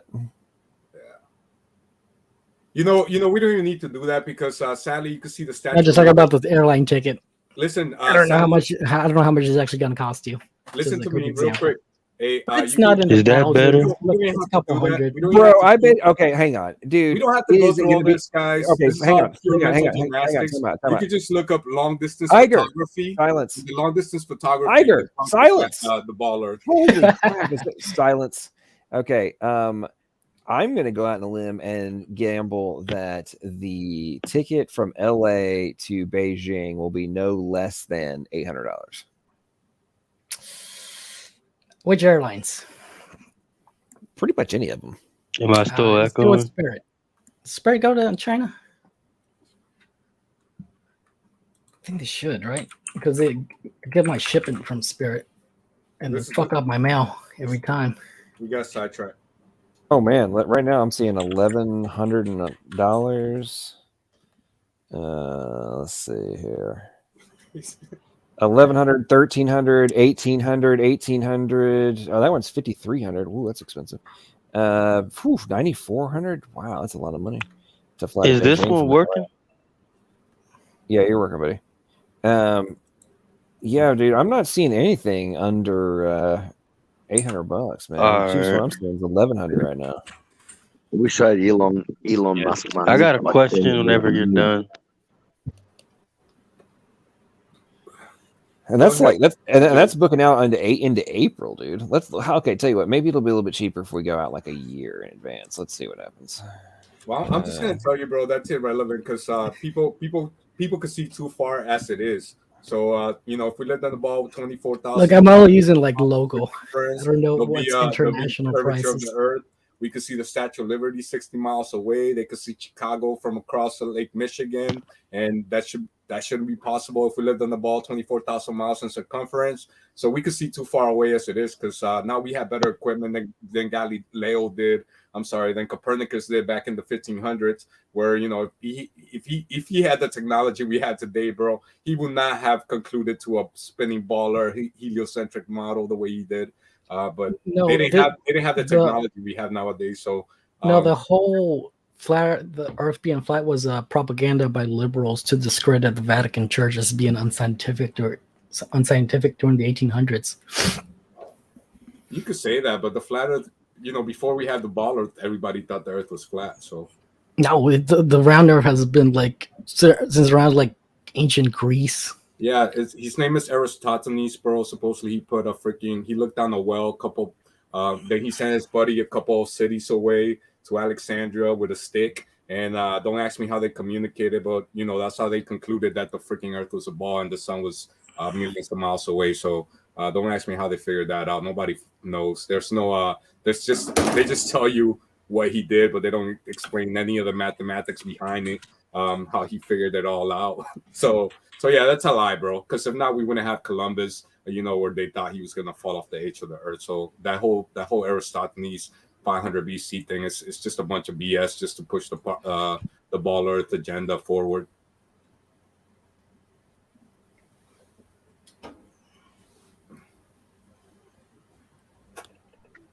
Okay, so at this point, I want corporate bubble to concede that the Earth is flying from LA to Beijing for less than $800 is not remotely a rational position. I'll submit that. Okay, so do you also retract the $100 to get from Everest to LA with a piece of string? Oh yeah. Well, look, I'm only looking at local prices. Guy in the middle I don't fly international. Well, hang on. You're only looking at local prices. Yeah. Okay, bro. So you think that flying inside of the country is remotely comparable to international travel? No, of course not. But not really. I don't really like. Look, $1,000 isn't gonna break the bank for like. Okay, now here's a real question. Now here's the real question. Do you actually think that you could get 4,500 miles of string for less than $100? I'm pretty sure, yeah. You want to bet that? Yo, for $100, for $100, you think you can get bro. You think you can get 4,000 miles of string for less than $100? Yeah, just take $100, get to China, get some cheap Chinese labor, 100,000. So It'll be some thin string, but yeah. So basically, what you're saying is, child labor. If you have slave labor, access, Yeah, China has it. Now, how are you? Okay, the labor cost aside, the raw material. You think you can buy that much cotton for less than $100? I mean, with enough child labor, probably. Well, no, the child labor has nothing to do with the upfront capital requirement to buy the. So we went itself. from flat Earth to string. Yeah, string. Debating the price of string. This is better. Well, I just want corporate to actually rationally think through his position, because we've already gotten him on. Well, it's not. It's the price of the flight. And then now we're because I'm thinking you could just now he's dismissing the capital. Hey, this is a more intelligent argument than fucking flat Earth. Because you can just get like the capital, make the string yourself. Like just invest those $100 into the production of the string, and then make the string. Slave made North Korean string. Listen, dude, the physical manufacturing of the string is only possible after you have acquired the physical material that's going to be used to make the string. So are you suggesting that you can actually acquire enough raw material to make 4,000 plus miles of string for less than $100? With a couple of slave labor, yes. I mean, you'll be the slave. Bro, the slave labor has zero relevance. That's after the acquisition, dude. You have to have the capital to acquire the raw material before the slave labor can be implemented. Well, you can acquire the material by digging it up yourself. It's gonna be 130 string, bro. Okay, so hang on. What material are you digging up to make string, bro? Oil. You're making string out of oil? Well, that's how you make plastics. That's not string, dude. That's not gonna hold for half a mile, let alone. What if you just like got a bunch of like hairs and just tied them together? Nah, that's even worse than like, because I'm thinking like you can probably use like fishing string. Here's the way corporate's going to come up with that the answer to that option. So he's going to have a bunch of child slave labor, and half of them are going to pluck hairs from the other half, and then the other half is going to tie together the hair that's been plucked from the others. That's what's going to happen. Wait, but the capital requirement of how do you feed the slave labor that you're now taking advantage of in that context? Yeah, where do you get the capital to be able to feed them long enough for the hair to keep regrowing so that they can tie enough together to go 4,000 freaking miles? Because I'm guessing that's a lot of children and a lot of time to have enough hair grown to do that. So how do you afford the food costs? I think down of America. How do you keep the food cost? How do you keep the food cost below $100? Yeah, you let them starve. But if they starve, the hair's not growing. Who was it that say when everything the American so corporate? Do you want to just retract the entire position you got? Program is complete. You can get a lot of string for $100. It's not going to. We're on $100 budget. Listen, bro, just retract this position because it's real bad. Just retract it. I don't know, bro. $100 You just is kind of you just steep. want me to like raise it to like 250? Like man, I was off by $100. No. I first want you to retract your position and admit that it's completely irrational. Well, yeah, because it's just hypothetical. I'm not like it's not like I've done the actual math on this. Well, that's obvious. I mean, that's obvious. Yeah, at this but point. the whole point is it's not gonna break the bank. You don't need billions like these giant corporations do. That was the main point, because like Jason said, like, oh, we don't have billions of dollars to like fund our experiments. This experiment isn't going to break your bank. Here's a variable that you've obviously not considered. I don't think I would just be willing to gamble whatever's in my bank account that there is not a currently existing type of string that is remotely plausible to not snap if you try and take it 4,000 miles. So carbon nanotubes. Some experiments with wire. I'm pretty sure. I'm trying to think. What if you use metal? There's no way. Like there's a type no way. of metal. Because fishing. Look, less than $100 is fishing going to be able to not break. You think fishing line's going to make it 4,000 miles? Yeah. Tie 10. Nah, hold up. Tie 10 fishing lines like together in layers, and no, then just like whatever they use to like fish, like freaking. No, you only have $100. Guys, you only have $100 to work with. Oh, that's right. We only have $100. Yeah, no. Damn. No. Yeah, you guys that's talking about max sick. degree, like carbon nanotubes could totally do it. Yeah, not for $100. That might get you a Not for cent. 100. Hey, what if we did some favors for like some of the higher up corporates? You know, what if we made something just- happen? I don't know. What if we just steal their fishing line? Get that NASA fishing Yeah, line. what if we just rob a bunch? What if we just rob every fishing line in the country? Yeah, you just rob things. We just start gooning. You gotta overcome, so adapt. ladies and gentlemen, Wait, at but this dude, point, we would blow off the $100 all on gas money, bro. Oh, buy a gun. Buy a gun for $100. Buy a steal the gun fishing for wire, kidnap a plane. Where we gonna get the Number gas one, money where are from, you- bro? Where are you buying a gun for $100 right now? This guy lives in the 20s. Bro, hold up. number I two, know I'm in an hobo. environment. A crackhead in the hood could get you one for $100. Yeah, I actually seen that. Some hang on, kids let's have gotten rephrase. like Let's- freaking hey, listen, autos. we're going with a legally acquired weapon. Okay. Oh, okay. My Well, bad. We're already gonna commit crime. I don't think getting an illegal gun is the least of our worries here. I mean, true that. Hang on. I agree with you. But hang on. According to all the gun control advocates, I'll be right back. criminals are legally acquiring their weapons. Okay, most of them are not illegally acquiring their weapons, according to the gun control advocates. So, I'm sorry, that's not a plausible scenario for you because Get like a Mexican again. listen, criminals don't actually use stolen weapons. Okay, it's all legally purchased weaponry. That's what. Well, it is. it's weaponry like the government gave them. Well, some of that may be true, but that only accounts for like the Mexican cartels. Yeah. I kid you not. I had a debate, a quasi little like mini debate one time with this dude who kept arguing ad nauseum that most crime is not like most criminals do not use stolen weapons. And it's like, what freaking world do you live in, dude? That is not even close to reality.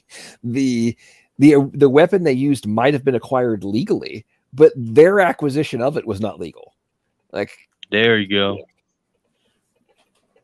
I mean, I've had dudes try to sell me guns on the street before. Man. That's sweet. I don't buy into the left-right paradigm, but if I did, I would be right. Same. Yeah, I had this little kid. Yeah, I swear to God, a 13-year-old, a 13 or 14-year-old kid tried to sell me a freaking Colt on the middle of the street in downtown Nashville. Like literally walked up to me, asked me if I like guns, lifted up his shirt, and he's like, "Hey, I'll sell you this gun." And I'm like, "Okay, no, I'm good." That's the future I want. And I'm like, number one, where did you get the gun? And he said, "Oh, I found it." So let me get this straight, little man. You're 13 or 14 years old, and you just found the gun that's now stuck in your waistband on Broadway in downtown Nashville. And now you're walking around asking me if I want to buy the gun that you just quote unquote found. Should have bought it. Like, hell no, man! I'm gonna buy a freaking free gun. Oh yeah. The kid is Let's think about hungry. this. Let's think about how illogical. You know, corporate. That's almost up there with your whole. You can string. Okay, look, if you don't buy $4,000 a string for less than $100. Look, yeah, if you don't, I'm gonna buy a stolen weapon from a minor. Yes, because like if you don't buy the gun, the kid That's is gonna like do something dumb with it, and it's better to take it away from him.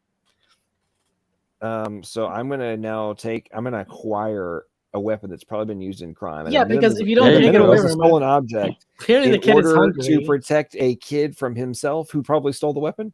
Look, if the reason the kid is trying to sell the gun is because he's trying to get money to get food, and if you don't take away the gun, he's gonna use the gun to like rob a store. He probably doesn't even have bullets.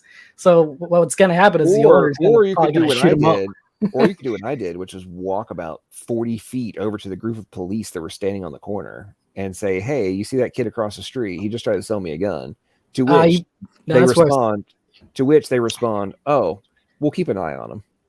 And I say, "Do what? A minor has a weapon who just tried to sell it to me, and you're not going to do anything about it?" No. We'll keep watch.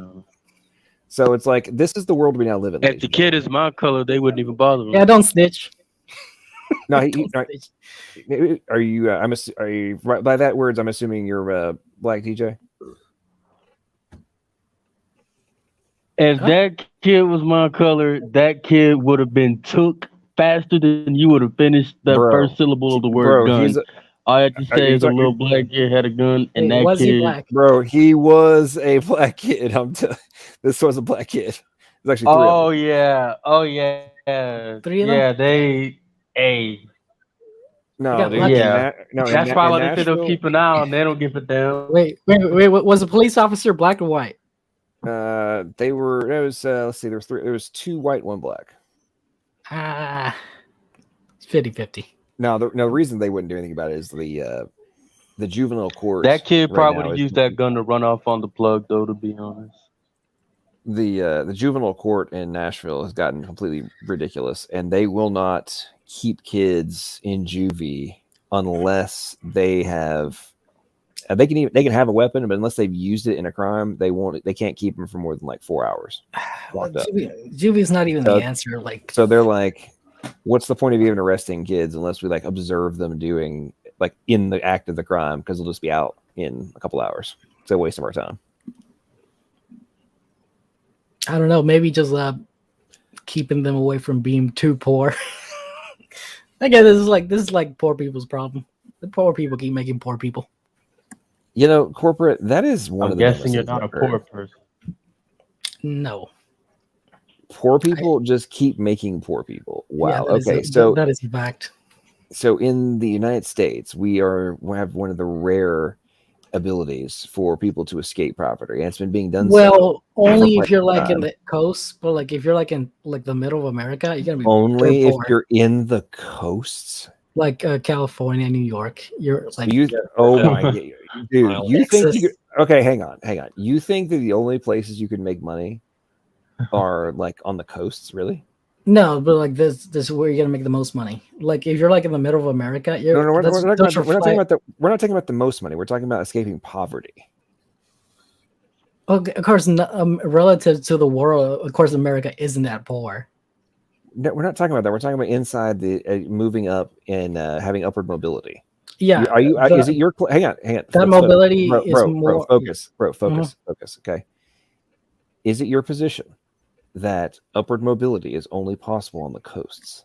No, it is more acquirable in the coast area, like California, Texas, New York. Okay, so is it your position that even though California, for example, has almost 50% of the people on the public dole, you're saying that they're more likely to escape poverty, even though they have Yes. there's almost 50% of the people that are in poverty are in California? Yeah, because compared to the poor people, like let's say like Tennessee or like Detroit, they have lesser chance of escaping poverty. So 50% of the people in poverty in the United States are in California. Yeah, You because realize that? because California has more people. This is not a per No, capita. no. California But has per about capita. You're not using that dumbass, dude. Seriously, think about how stupid your position is. Okay, California has about 39 million people. There's 330 million in the entire United States. It means another 291 million are in states other than California. But California, which has like 8% of the or no 11% of the population, has 50% of the people in poverty. Have you thought about this? Yeah. Okay, But so why are there California- more people in poverty in California if it's easier for you to escape poverty in California versus the rest of the United States? Why do you think people aren't moving to like Detroit from California? They move to Why do you places like Why they do move you to think places that like California Texas. was the number 1 and New York was the number 2 state in exodus of population? They both had net loss of people last year. Yeah, but they're not moving to places like Detroit. Actually, they're moving to Tennessee was one of the hot points. Actually, They're escaping communism. so I live in Taking over Nashville, right? America. And Nashville and Chattanooga have been in the top 20 fastest growing cities for like the last decade. Like, so I moved to Nashville in 2008. The population was 1.1 million, and as of the 2020 census, it's at 2 million people. So I'm not really understanding how. Well, yeah, I mean, even California has like a super growing population. No, I do. Did you listen to a word I just said 45 seconds ago when California was the number 1 state in losing population, not gaining? So I'm in Tennessee, which is gaining, just like Mhm. California, Texas, and such, right? And California and New York were the number 1 and the number 2 states in the loss of population. So the direct antithesis of what you just claimed. Yes, they're losing, but they still have the most. Okay, if California is so good, why I'm would not saying people it's be good. leaving? Why would people be? You said it was the best. That the California and New York No, is the I'm best saying- for gaining for upward mobility. If No, that is the because case, it's- why are people hemorrhaging out of both states? Because the mandates. No, it's because it was part of it. Okay, so let me get this straight. Because So a of good the friend of mine- alphabet so, people. Okay. So let's think about this, the logic of this for a second. Okay, so a good buddy of mine, actually, I hired him out of college. Okay, gave him his first job. He now works for a major unicorn in San Francisco. He's got a new job. Base salary is $225K. And he called me up, asked me to help him do the math for his negotiation to like how much money he's going to take in taxes, what's his net take home going to be, all that kind of stuff, right? And at $225K, when you factor in the California taxes, state income tax, yada yada yada, the freaking San Francisco income tax, he was going to be paying like $94K in taxes. So you're telling me that having to make $225K in order to be taking home 100 and have a net of like 120, whatever it was, you're saying that gives you a greater chance of upward mobility? No, when you have that doesn't make any sense. And that's before cost of living. So he's paying like $30,000 a year for his 1-bedroom apartment. You got gas prices out the wazoo. You know, all this different thing. Everything's just more expensive. And you're telling me that gives you a greater chance of upward mobility? Yes, it's expensive, but what I'm saying is that job is in California. It's not in Detroit. So he can go and do the exact same job remotely, and he's getting ready. He's going to stay on for 3 months, and he's going to leave. He can go to another state, make the exact same amount of money, but have a net, not to pay the income tax level, and have a lower cost of living. So not everyone can work remotely. Okay. Well, no, they can't. But you're saying that you think about this. If he couldn't, if you're somebody who's not making that much money, right? So you are only making $50,000. And even then, that job is still in California. To have a piece of crap apartment is going to cost you between $24,000 and say $35,000 a year of your $50,000 a year salary. Yeah, right? it's crap. It is crap. Okay, cool. So how does that give you greater upward mobility versus living somewhere with lower cost of living and lower taxes? Because it's stuff is also okay. One reason the California is more successful is because it's a coastal city. So like this is why we think we get more. So why is Facebook moving to Texas? It is, but like why Facebook, did Tesla it is, but like okay, here's the thing with Tesla as well. They at first Tesla didn't want to move to Texas because Texas had like a tax that would specifically target against his electric cars, which meant him basically because he's the only electric car company. But initially, but now I guess he's moving there. But he's still gonna have his like company in California. His name's Elon Musk. They're moving to Texas. The headquarters to Texas. It'll be a Texas. Yeah, that's the headquarters, but I don't think they're gonna move the freaking factory over there. Okay, they're building a factory, dude. Okay, now first off, corporate. Where do you live? I live in California. Okay, California. So have you ever lived anywhere else? Yeah. Where? North Carolina. Okay, and were you working then? No, not in North Carolina. Okay, cool. So your only adult experience was in California? Yeah. Okay. So if you could move somewhere else, did you run your own, you have like an import-export business, right? No. I used to work for the airport, but now I just like work like a common factory job. Okay.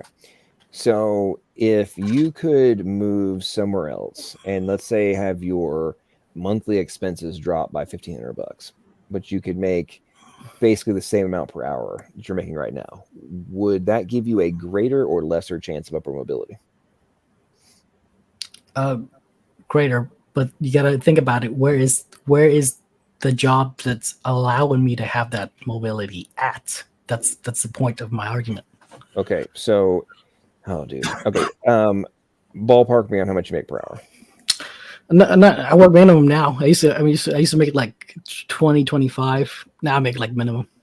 Okay, so for easy math purposes, let's say you were making $20 an hour, right? Yeah.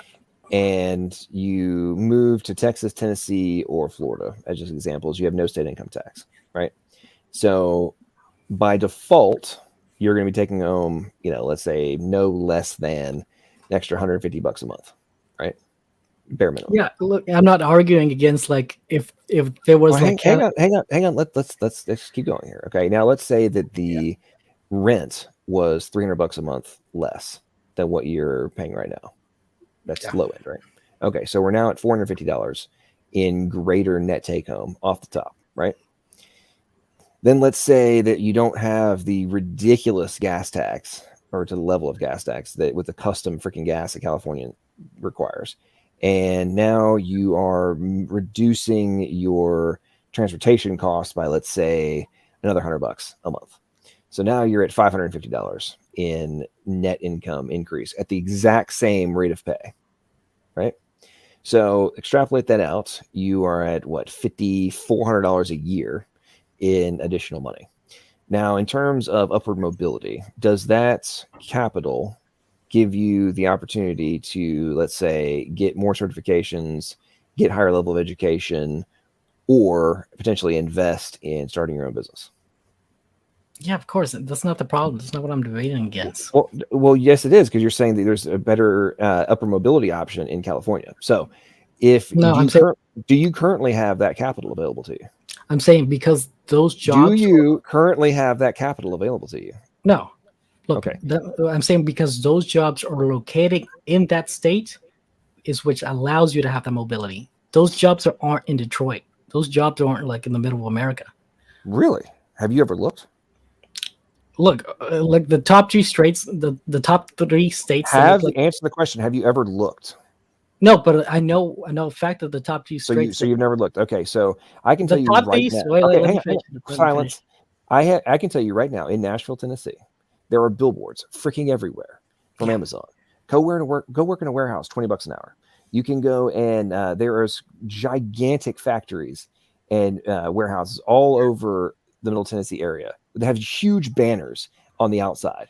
$3,000 signing bonuses, $20 to $25 an hour, full benefits, paid vacation, all this to start. Okay, that's all over the place. They're all over the place in Nashville and the outskirts, right? I'm pretty sure that you just mentioned a while ago, you used Tennessee specifically as an example where those kind of jobs are not available, but they're freaking everywhere. And that's just one of many companies. The companies in Nashville are buying billboards all across, being like, now hiring X amount of rate per hour, all that kind of stuff. It's right there. They'll pay for you to go to college, like all sorts of crap if you'll come and work. So are you still holding the position that with a lower cost of living and a higher rate of pay than you're making right now, that you would not have upward mobility if you moved outside of California? Look, we have those same billboards here in California. Okay, so is the upward mobility you not getting off your ass and going and taking advantage? No, well, it's one thing, yeah, but okay, so let me get this straight. So you're that's irrelevant. That's irrelevant. Who is claiming that you don't have upward mobility, but you're being a lazy bitch? Is that basically what's going on? Well, that would be my choice, but it's irrelevant.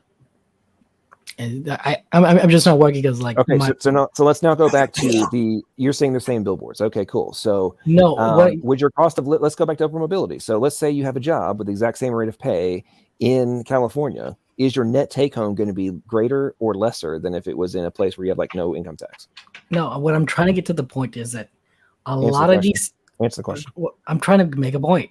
Like you're going dark and it's not letting me answer. Like, a lot of these small companies don't exist without these larger companies.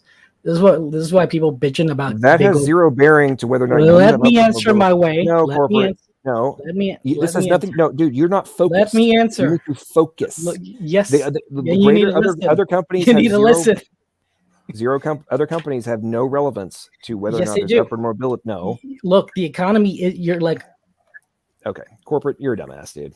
You clearly don't ever pay attention. Your knowledge of basic economics is painful, and you clearly cannot think past the amount of weed that you're smoking in order to justify your minimum wage job when there's a greater opportunity now to go get a decent paying job than there has been, I think, since 1974.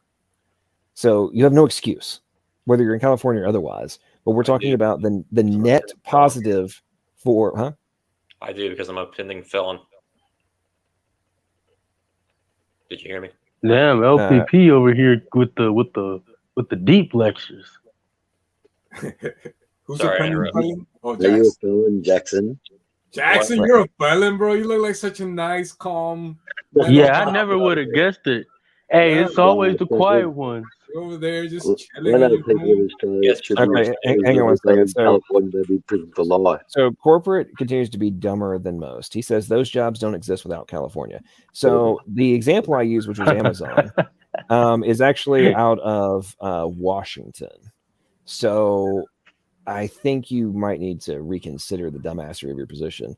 And then there's a plethora of companies that were founded and operate inside of Tennessee and surrounding states. If you think that the only economy that exists in America is in California, you have no understanding of basic economics.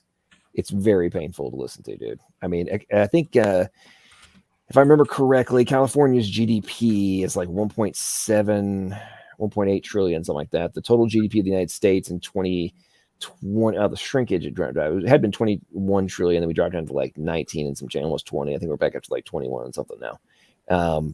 The GDP of California is less than 2. So that has no, if you think that like the rest of the country's GDP is dependent upon California, that's pretty funny. And again, shows that you don't have that much knowledge of like business and economics.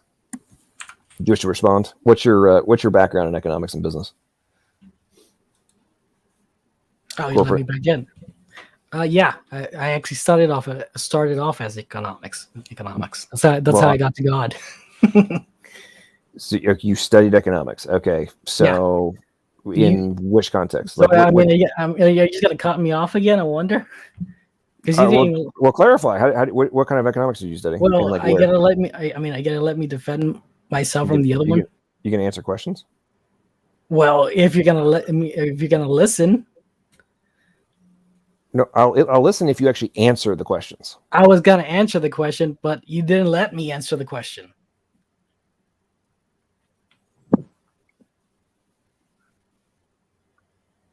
Yeah, Earth is flat. Okay, if I just sit here and be quiet unless you talk and you don't talk, you're wasting my time, dude. That's so random.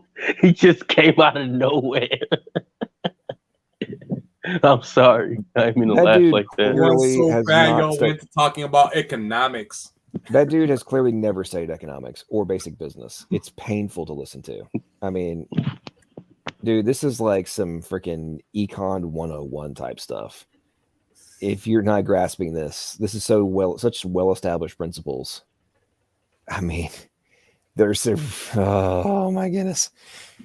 Actually, he said he studied economics. Let's ask him a question. Okay. Well, hold on, LPP. Corporate, what is, hang on. Listen, all right. Corporate, what is the Laffer curve? It's that dumb idea from Reaganomics. Yeah, the Laffer curve is idiotic. There's only one law that really applies. Really? So the Laffer curve is not actually the Laffer curve originated. Yeah, I know. Reagan before time. that, originally. Yeah. Under but which it was administration? Under which administration did the original concept of the Laffer curve, what ended up being called the Laffer curve? Where did it during the Reagan? originate? I would say during Reagan. No. You're gonna say. What became called the Laffer curve originated in a previous. Oh no, I'm thinking of the bell. Or is that the bell curve? No, it was originally started in the JFK administration, but the was further initiated under Reagan as well. But are you suggesting that the Laffer curve or the bullshit? Concept, It's dumb. It's okay. So the tax revenues under Reagan didn't literally double. Okay, look. Did the have you ever looked, dude? Have you ever? You said it's dumb. Have you ever looked at the tax revenues under the 1980s under the Reagan administration? Did they literally double? Yes or no? Yeah, and did you look at the debt during Reagan's era? No, that's not what I asked you. I'm talking about the tax revenues. You can't you can't ignore. Oh my god, dude. Okay, fuck this. Yeah, people got to okay. So, ladies and gentlemen, so what the idiot who has never studied economics obviously did not grasp that just because spending went up, going so hard. Just because spending went up and therefore the debt went up, that has nothing to do with just because government spending went up has nothing to do with the amount of tax revenue that came in. The tax revenue, you lowered the taxes to a specific point. That's over. It took about 2 years for it to initially kick in under the Reagan administration, and then by the end of his terms, the tax revenues had literally doubled. Not figuratively, literally had doubled by lowering taxes and increasing the overall GDP, just because Congress decided to spend more money and increase the national debt. Has minuscule relevance to a doubling of tax revenue. Like, this is hilarious. Yeah. Okay, I'm done with my rant. I can't deal with stupidity tonight. Well, it's a good thing I ain't been trying to debate nobody, because you would have got a headache. At least on the science side.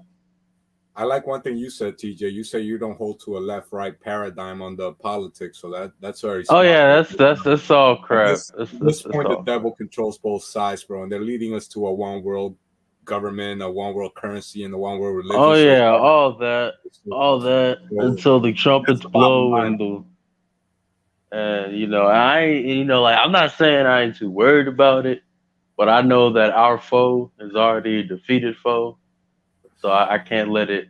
I can't let it prejudice. I still don't believe the Earth is flat now, but I know what you mean about the conspiracy. Nah, it's not even a conspiracy. It's just blatant facts. Like there is a satanic organization that runs. It's in the Bible.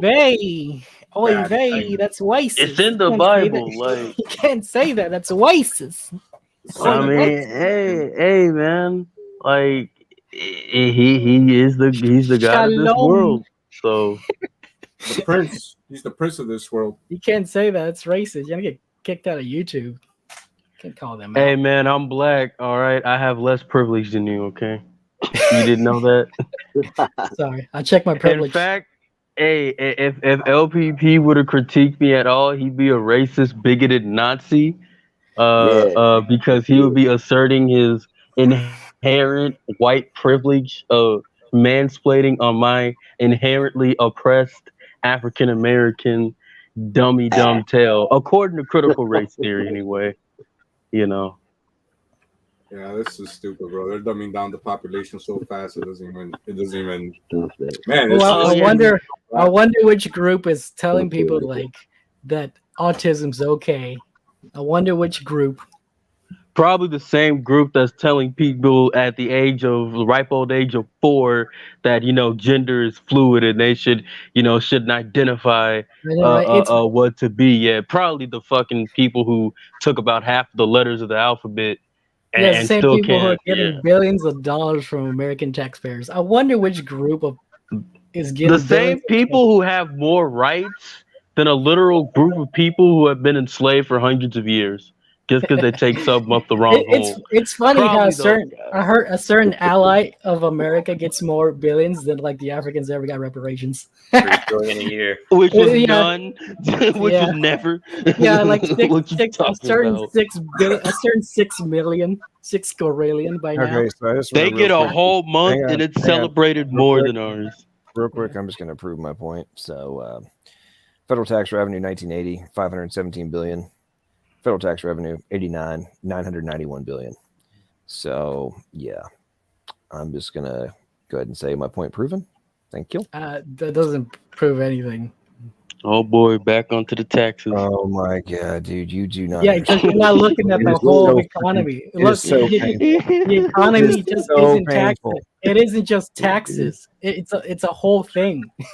Dude, the Laffer curve. Oh my god. Okay. I mean, are you gonna ignore the massive deficit that Reagan left? He said it was his. Okay, Art Laffer actually lives in Nashville. I had the opportunity to meet him and have a conversation with him about this. But this whole thing, dude, is the premise behind the Laffer curve? Is it successful its whole objective is in relation to growing the economy and thereby growing tax revenue, correct? Or do you even know? Yes, taxation bad, but that's not the only thing. Oh my god, that's what you think that's all this. Oh, okay, never mind. I'm done. Well, that's what you're saying. You're only talking about You're only talking about taxes. You don't want to look at the deficit. That's what I'm telling you. You can't just look at the taxes. You also got to look at the deficit. Do you think that the deficit? Okay, dude. Do you think the deficit is what caused? This the is increase in actually tax? hilarious. No, because I'm saying the deficit has do become you a massive problem. You think a slight increase relative to the overall GDP, a slight increase in government spending, is the direct cause of a doubling of the overall tax revenue? Well, at least you're not arguing about string anymore. No, but I'm saying like, no, I'm saying like, Thomas just argument. saying tax is low, therefore the economy good. No, it's not that simple.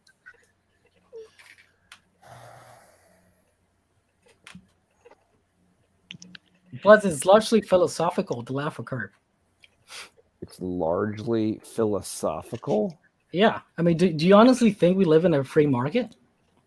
No, it's fucking. Of course not. It's a market economy, but it's not a free market. They're all working together to enslave humanity even more. Yeah. Oh, it's definitely become more definitely. regulated over the years, for sure. There's no doubt about that. It stopped being a free market Arguable that hundreds there's of even years a ago. market. It's all a freaking big lie.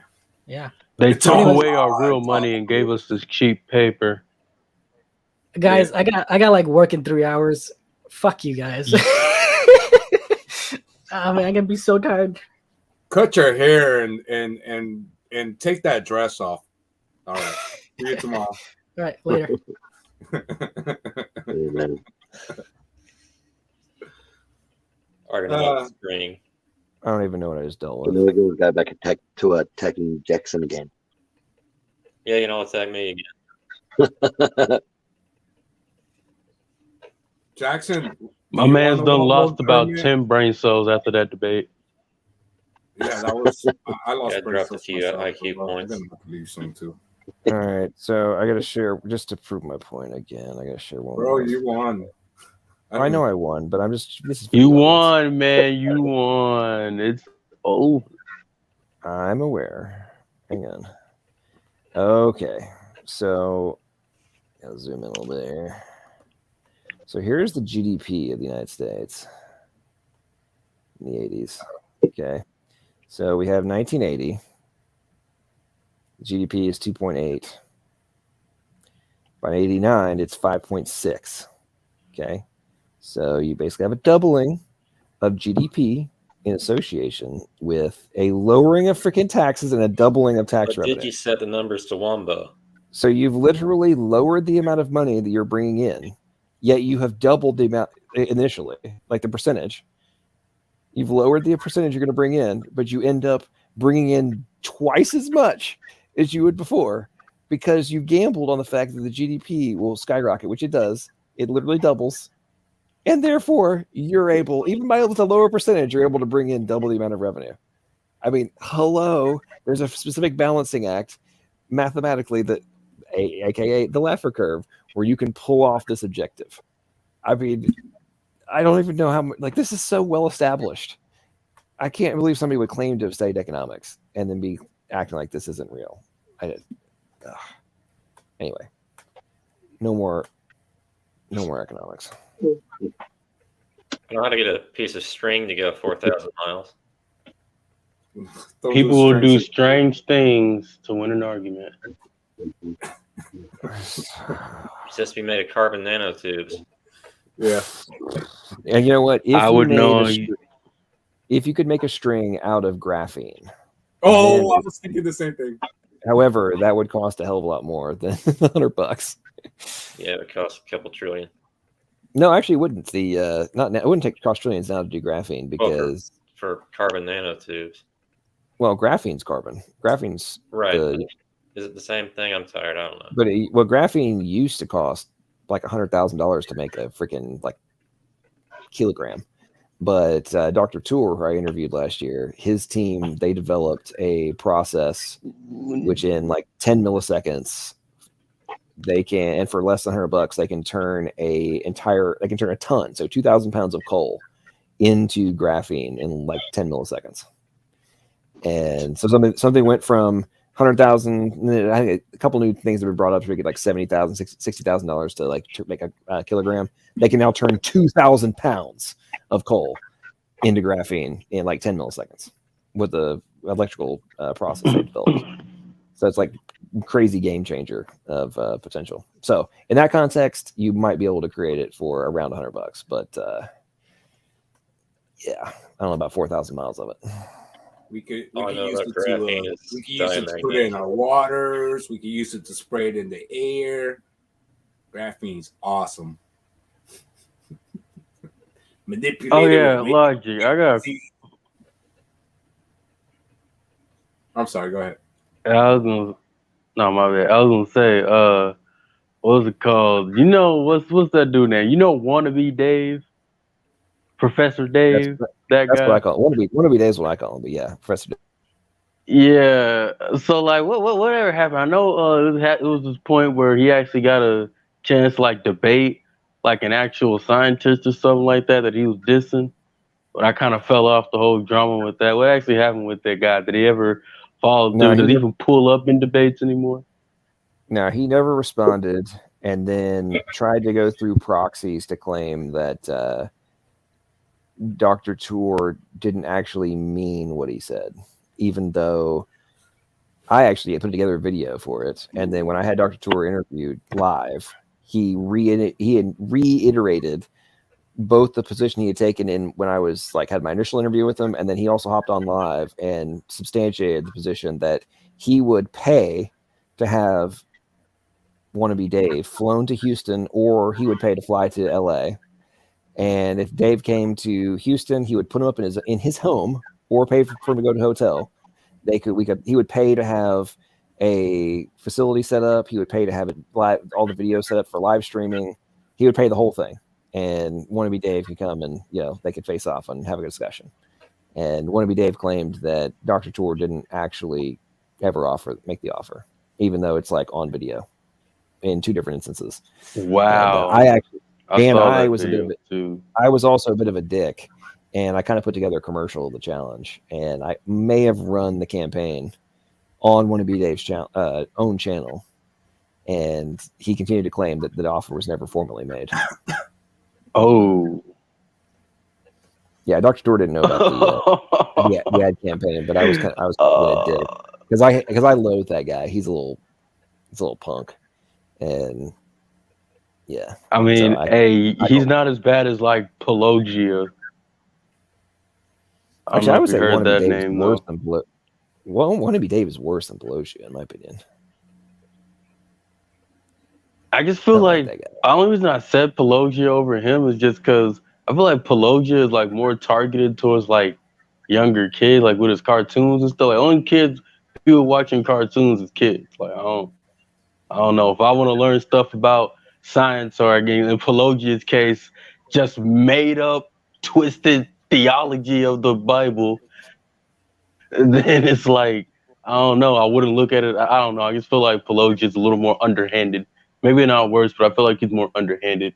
But then again, a lot of these internet atheists are like the only internet atheist I respect is Cosmic Skeptic a little bit because at least he, I don't know. I feel like what about Jackson? You don't respect Jackson? My Jackson, bad. I'm not trying to diss you, claim to be an Jackson. agnostic, so Jackson doesn't get to qualify as a YouTube atheist. Yeah, I ain't trying to diss you. I'm talking about YouTube.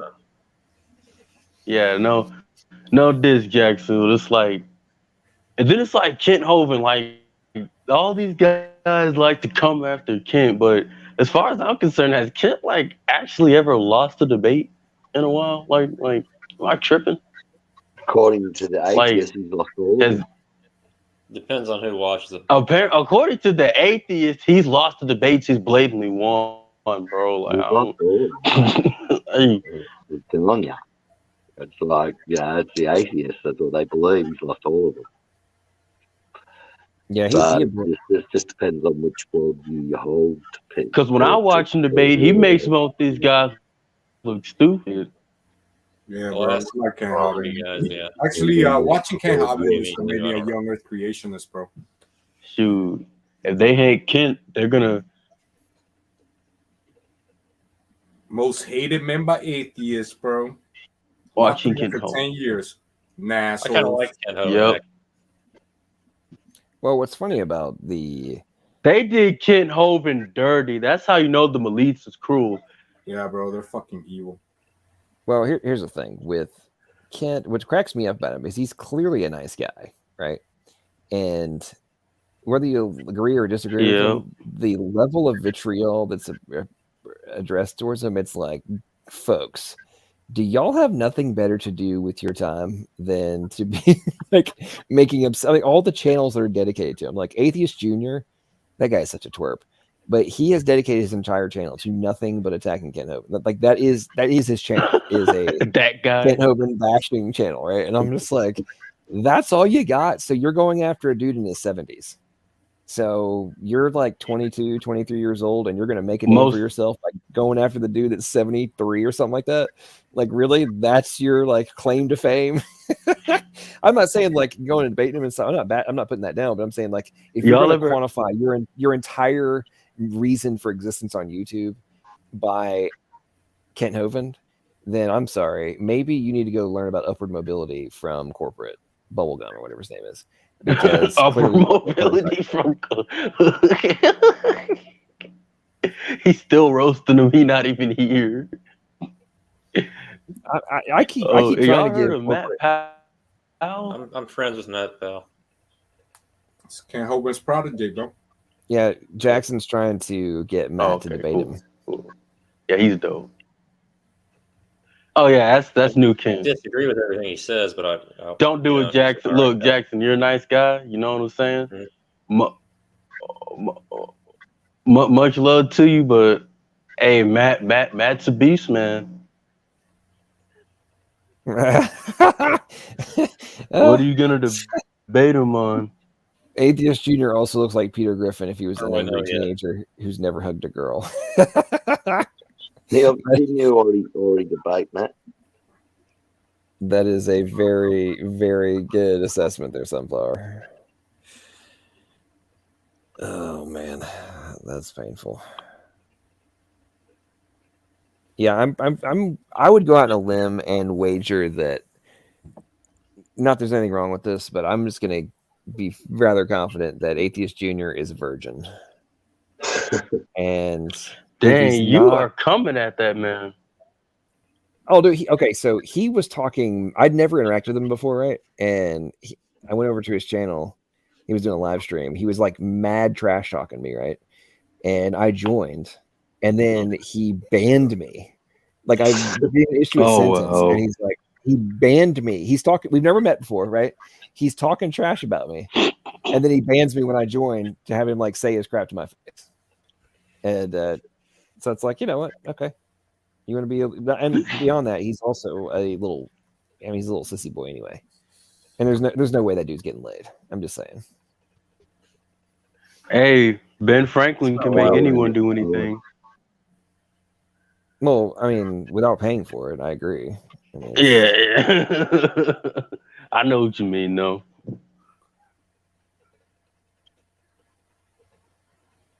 Hey, maybe if he just did some push-ups, sit-ups. Slavic's back and it's 2:22. So I'm thinking he went, had fun with his wife. She's asleep, and now he's back. I'm not gonna say anything. Never wake up. He's like, I plead the fifth. I will issue no incriminating evidence against myself. No, he's banned Sunflower as well. I was gonna come here and remind everybody about this. It's gonna do clips and post more often, so it's pretty cool. Yes, I know. I will.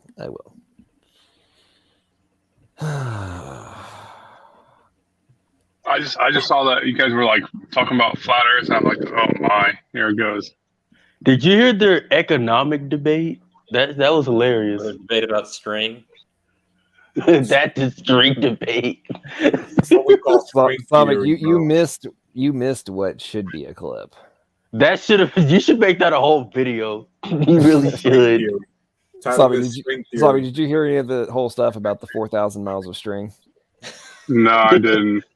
That was hilarious. Okay. Let's just say that this dude made the claim that you could get 4,000, or you could get string from the peak of Mount Everest over to Los Angeles for less than $100. Oh gosh, we're gonna go through this again. That's hilarious. And then he tried to argue that you could fly from LA to Beijing for like $100. Nope. And it's like, bro, and then he claimed to be studied economics, which is even more hilarious. And then he claimed that upward mobility is more available in California and New York than anywhere else in the United States. Then he claimed that if you made the exact same amount of money, but moved from California to another place where the cost of living was lower and taxes were lower, that you wouldn't then have greater opportunity for upward mobility, even if your expenses went down, your net take home pay went up. I mean, it's This guy like, must be what? You know what? Maybe you could make it from China, to China for $100. Maybe in the 40s or in the 60s, maybe. I think he was from like the 1800s, bro. Because no, that would be more expensive because you got to sail the boat. But right when the jet planes for $100, you might still make it. And I forgot about this. In the relation to the acquisition of the string, he thought that slave labor would somehow account for the upfront capital requirement for the raw material you're going to use the slave labor to manufacture the string. And he didn't seem to grasp that you have to have the capital before you can take advantage of the slave labor. It's like, if you don't have the raw material, bro, and the money to buy the raw material, your slave labor is worthless and actually a cost that you have to account for. Because like, how are you going to pay to like have them be alive? I tell you what, a gun cost $100. If that guy actually has studied economics, it just is indicative of how modern civilization is doomed, because people no longer understand basic economics. It's so painful. Hey, LPP, I just got to tell you. So, I got a little sister. I graduated high school a couple years ago. But my little sister, you know how many breaks these kids get? So, they go to school from like what, August up until October. Then they get fall break. That's a week off. Then, from there to November, they get like half the week off of school for Thanksgiving. I think some schools give the full week of Thanksgiving off. Then a month after that, you get half a month off for winter break. And then, they got this new thing called February break that these kids are on right now. So that's another week off. And they just got back in school after getting like a whole week of January off. Then they got spring break in March, which is only a month after they just got a whole week off of school. And then after that, they get summer break, which is only, so really these kids are only in school for like a couple months at a time. If you look at it, they get indoctrination, like their breaks, indoctrination camps while simultaneously making them dumber, because while they're on those summer breaks, what are those kids doing? TikTok, watching cringy internet atheists. You know how many 14-year-old atheist stuff met? It's tragic. And a lot of these kids don't even, they watch Rick and Morty, and they watch a lot of these TV shows, and they think they're just these A1 philosophers. They can tell them everything about the universe. So if their favorite characters and atheists, or the people they like on the internet, is all edgy and atheists, then you got the school brainwashing them. System beating on the students. You're gonna set up some little devils. Like, okay, so Iger, how tall is the ice wall? Here, I'll look at it real quick. Iger, you and I have gone back and forth on this one before. Like, can I fly a plane over the ice wall? Yeah, you can. Okay, if I can fly over the ice wall, what's on the other side? Nobody knows, because they keep running into a dome. I don't know if you remember, but Admiral Byrd took a whole fleet, a platoon, back in the 50s over there, right before NASA was formed. And they kept running into what they thought was a force field by the Nazis back in those days. But turns out it's just the dome, bro. But yeah, anyways, just look up how tall is Antarctica, because that's the ice wall. It's Antarctica. It's 2,500 meters. So That's pretty easy to remember. Yeah, but Hey, where do if a medias come plane can from? fly easily, like a normal corporate jet or like a commercial jet can fly at like 35,000 feet. Yeah, but you're not So- allowed to fly over there, bro. They got something called the Antarctic Treaty. You're not allowed to fly over Antarctica because you're gonna run into the dang dome, bro. Where do medias come from? Huh? Where do medias come from? You ever heard the term "the sky is falling," bro? It's a piece of the dome probably falling off. It's here's another theory. No. There's giant catapults on the other side of the ice wall. No. There you But go. also there's waters above the firmament according to the Bible. So when you're running light like the sun, moon, stars through the waters above, It's experiencing. I'm trying to give you an answer. Entropy. That's the question, and then you don't let me answer. But yeah, anyway, so Sorry. there's minerals in the water. So as you're running light, there's processes like electrodialysis and just heating up different things so are going to create solid matter. So I would imagine that's where some of the meteors come from. It's from the processes that are going up there with the constant flux of electricity and light going around the North Star and the firmament. So it could be a piece of the ice wall. Can I share my screen real quick? Actually, somebody asked me that the other day, and I told them look up sky stone, and it comes up. What you're seeing now is the other guy was talking about how Russia went up there with a probe, and this is it like right here. It's called Luna Hut 1. So they're in it together. The space programs. They steal from everybody, from all the. There's only 6 government space programs. You got JAXA, RAXA, NASA, and like six other things. They're all in cahoots together, bro. They're scamming the people. You got Iran and North Korea. But anyways, back to the sky stone. So I'm just gonna look up sky stone here. I'm gonna show you guys. They actually found some sky stone. So that meteor that lit up the sky like daylight and pitch dark, and like daylight, and then when zooming past and smashed into like miles away, that was like a piece of the dome, right? It could be a piece of the dome. It could be the government just shooting little things in there from some shit. It could. I wasn't there. I don't know which event you're talking about, but it could be a piece of the dome. A lot of times people see things in the sky. A lot of times people see things in the sky. It could just be a planet or a random wandering star or a shooting star, which according to the Bible is everything's being recorded by the angels up above you. For The dome would have to be pretty high. The dome would have to be very high for that thing to be able to fall fast enough to be able to burn up like that and light up the sky. Well, how high do you think the blue sky is? When you look at a picture like the one he's showing now, how high do you think that blue sky is? I don't know. I mean, I don't know. You tell me what you think. I don't know the math on that. It's called the Kármán line, Karman, and it's 100 kilometers up. So my guess would be that's where the dome is at, or where it begins. What's above the dome? How would I know? I don't make $20 billion a year. I don't make $56 million a day.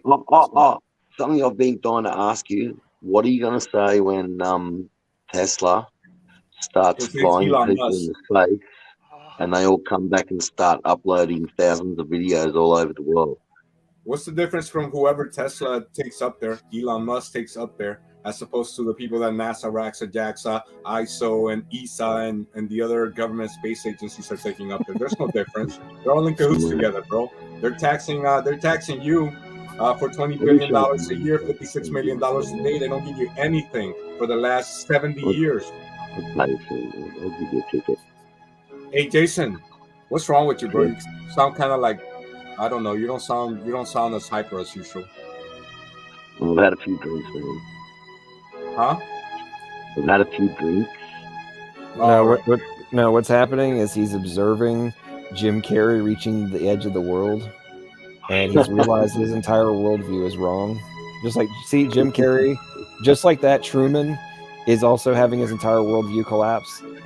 Jason is also having his implode right now as he realizes that there really is an edge to the world.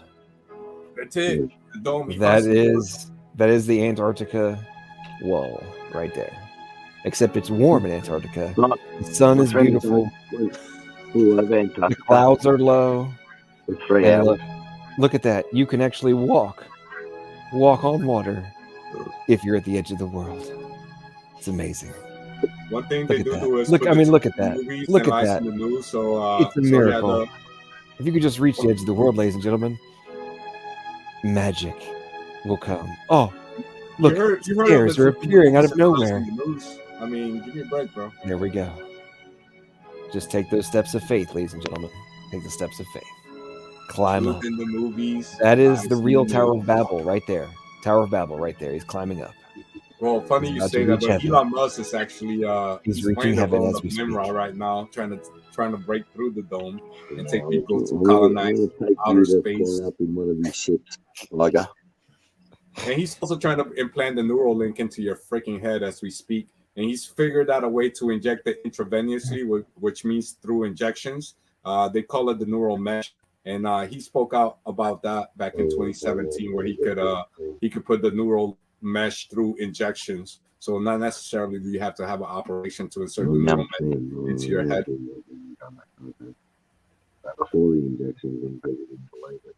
Okay, Jason, I think you've officially reached mumble status. I think it's time for you to take a nap, Jason. And I think on that note, now that Jason has reached mumble status, and it is 2:36 my time, we've been going for 4 hours and 20 minutes. I think it's time for us to call it a night. So let's go round robin last words for anybody before we call it an evening. Who wants to go first? Anyone? I'll go Jackson, first. I'll go ahead, Jackson. What was the original subject of this? It's been how long? 4 hours and 20 minutes. Hey, 4:20. Okay. That's a good place to end it. Yeah, I'm tired. I can't form a coherent sentence like XO says, so I'll just go ahead. All right. Slavic? I would say, hey, Jackson, you're a hero. I mean, a couple, when I was on here earlier, you were getting dogpiled pretty hard. But I just want to say, God bless you so you can find the truth. And then I wanted to remind everybody about a clip channel. That's about it. All right. TJ?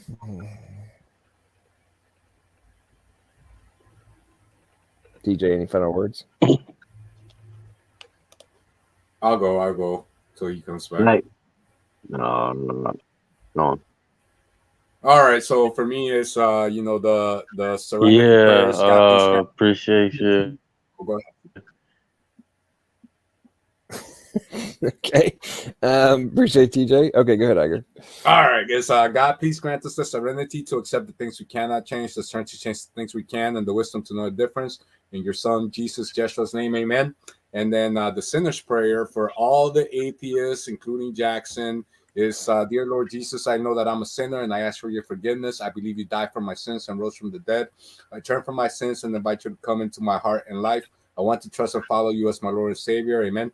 And if you don't see the devil owning the corporations that are currently trying to take over the world, then you're blind. All right. Was that part of the prayer? Yeah, for sure, bro. Make sure you put that in there. Christopher, are you still with us?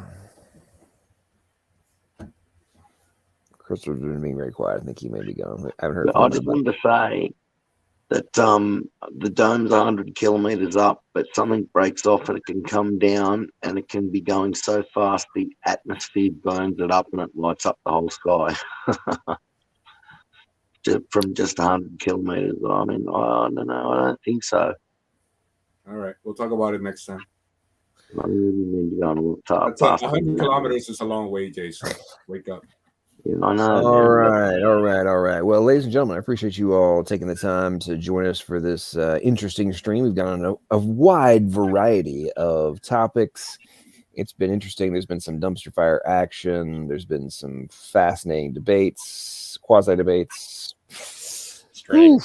I don't even know what just happened. But hey, ladies and gentlemen, if you take anything away from it, just remember that for less than $100, you can take string from the peak of Mount Everest all the way across the Pacific Ocean into a major city in the United States. And you could also fly over there for less than $100. So just look for the good deals, folks. Just look for the good deals. There's probably a coupon code somewhere online you could find that will give you that special deal. But until that happens, as you are contemplating the underlying necessities for your existence, all of the things that must be in place in order for the things that we take for granted to come into being, I hope that as you ponder the different pieces of evidence that must be put forth, things you must analyze in order to reach a rational conclusion of all this, just make sure that the conclusion you reach is logical, plausible, and probable. Thank you so much, ladies and gentlemen. Y'all have a great night.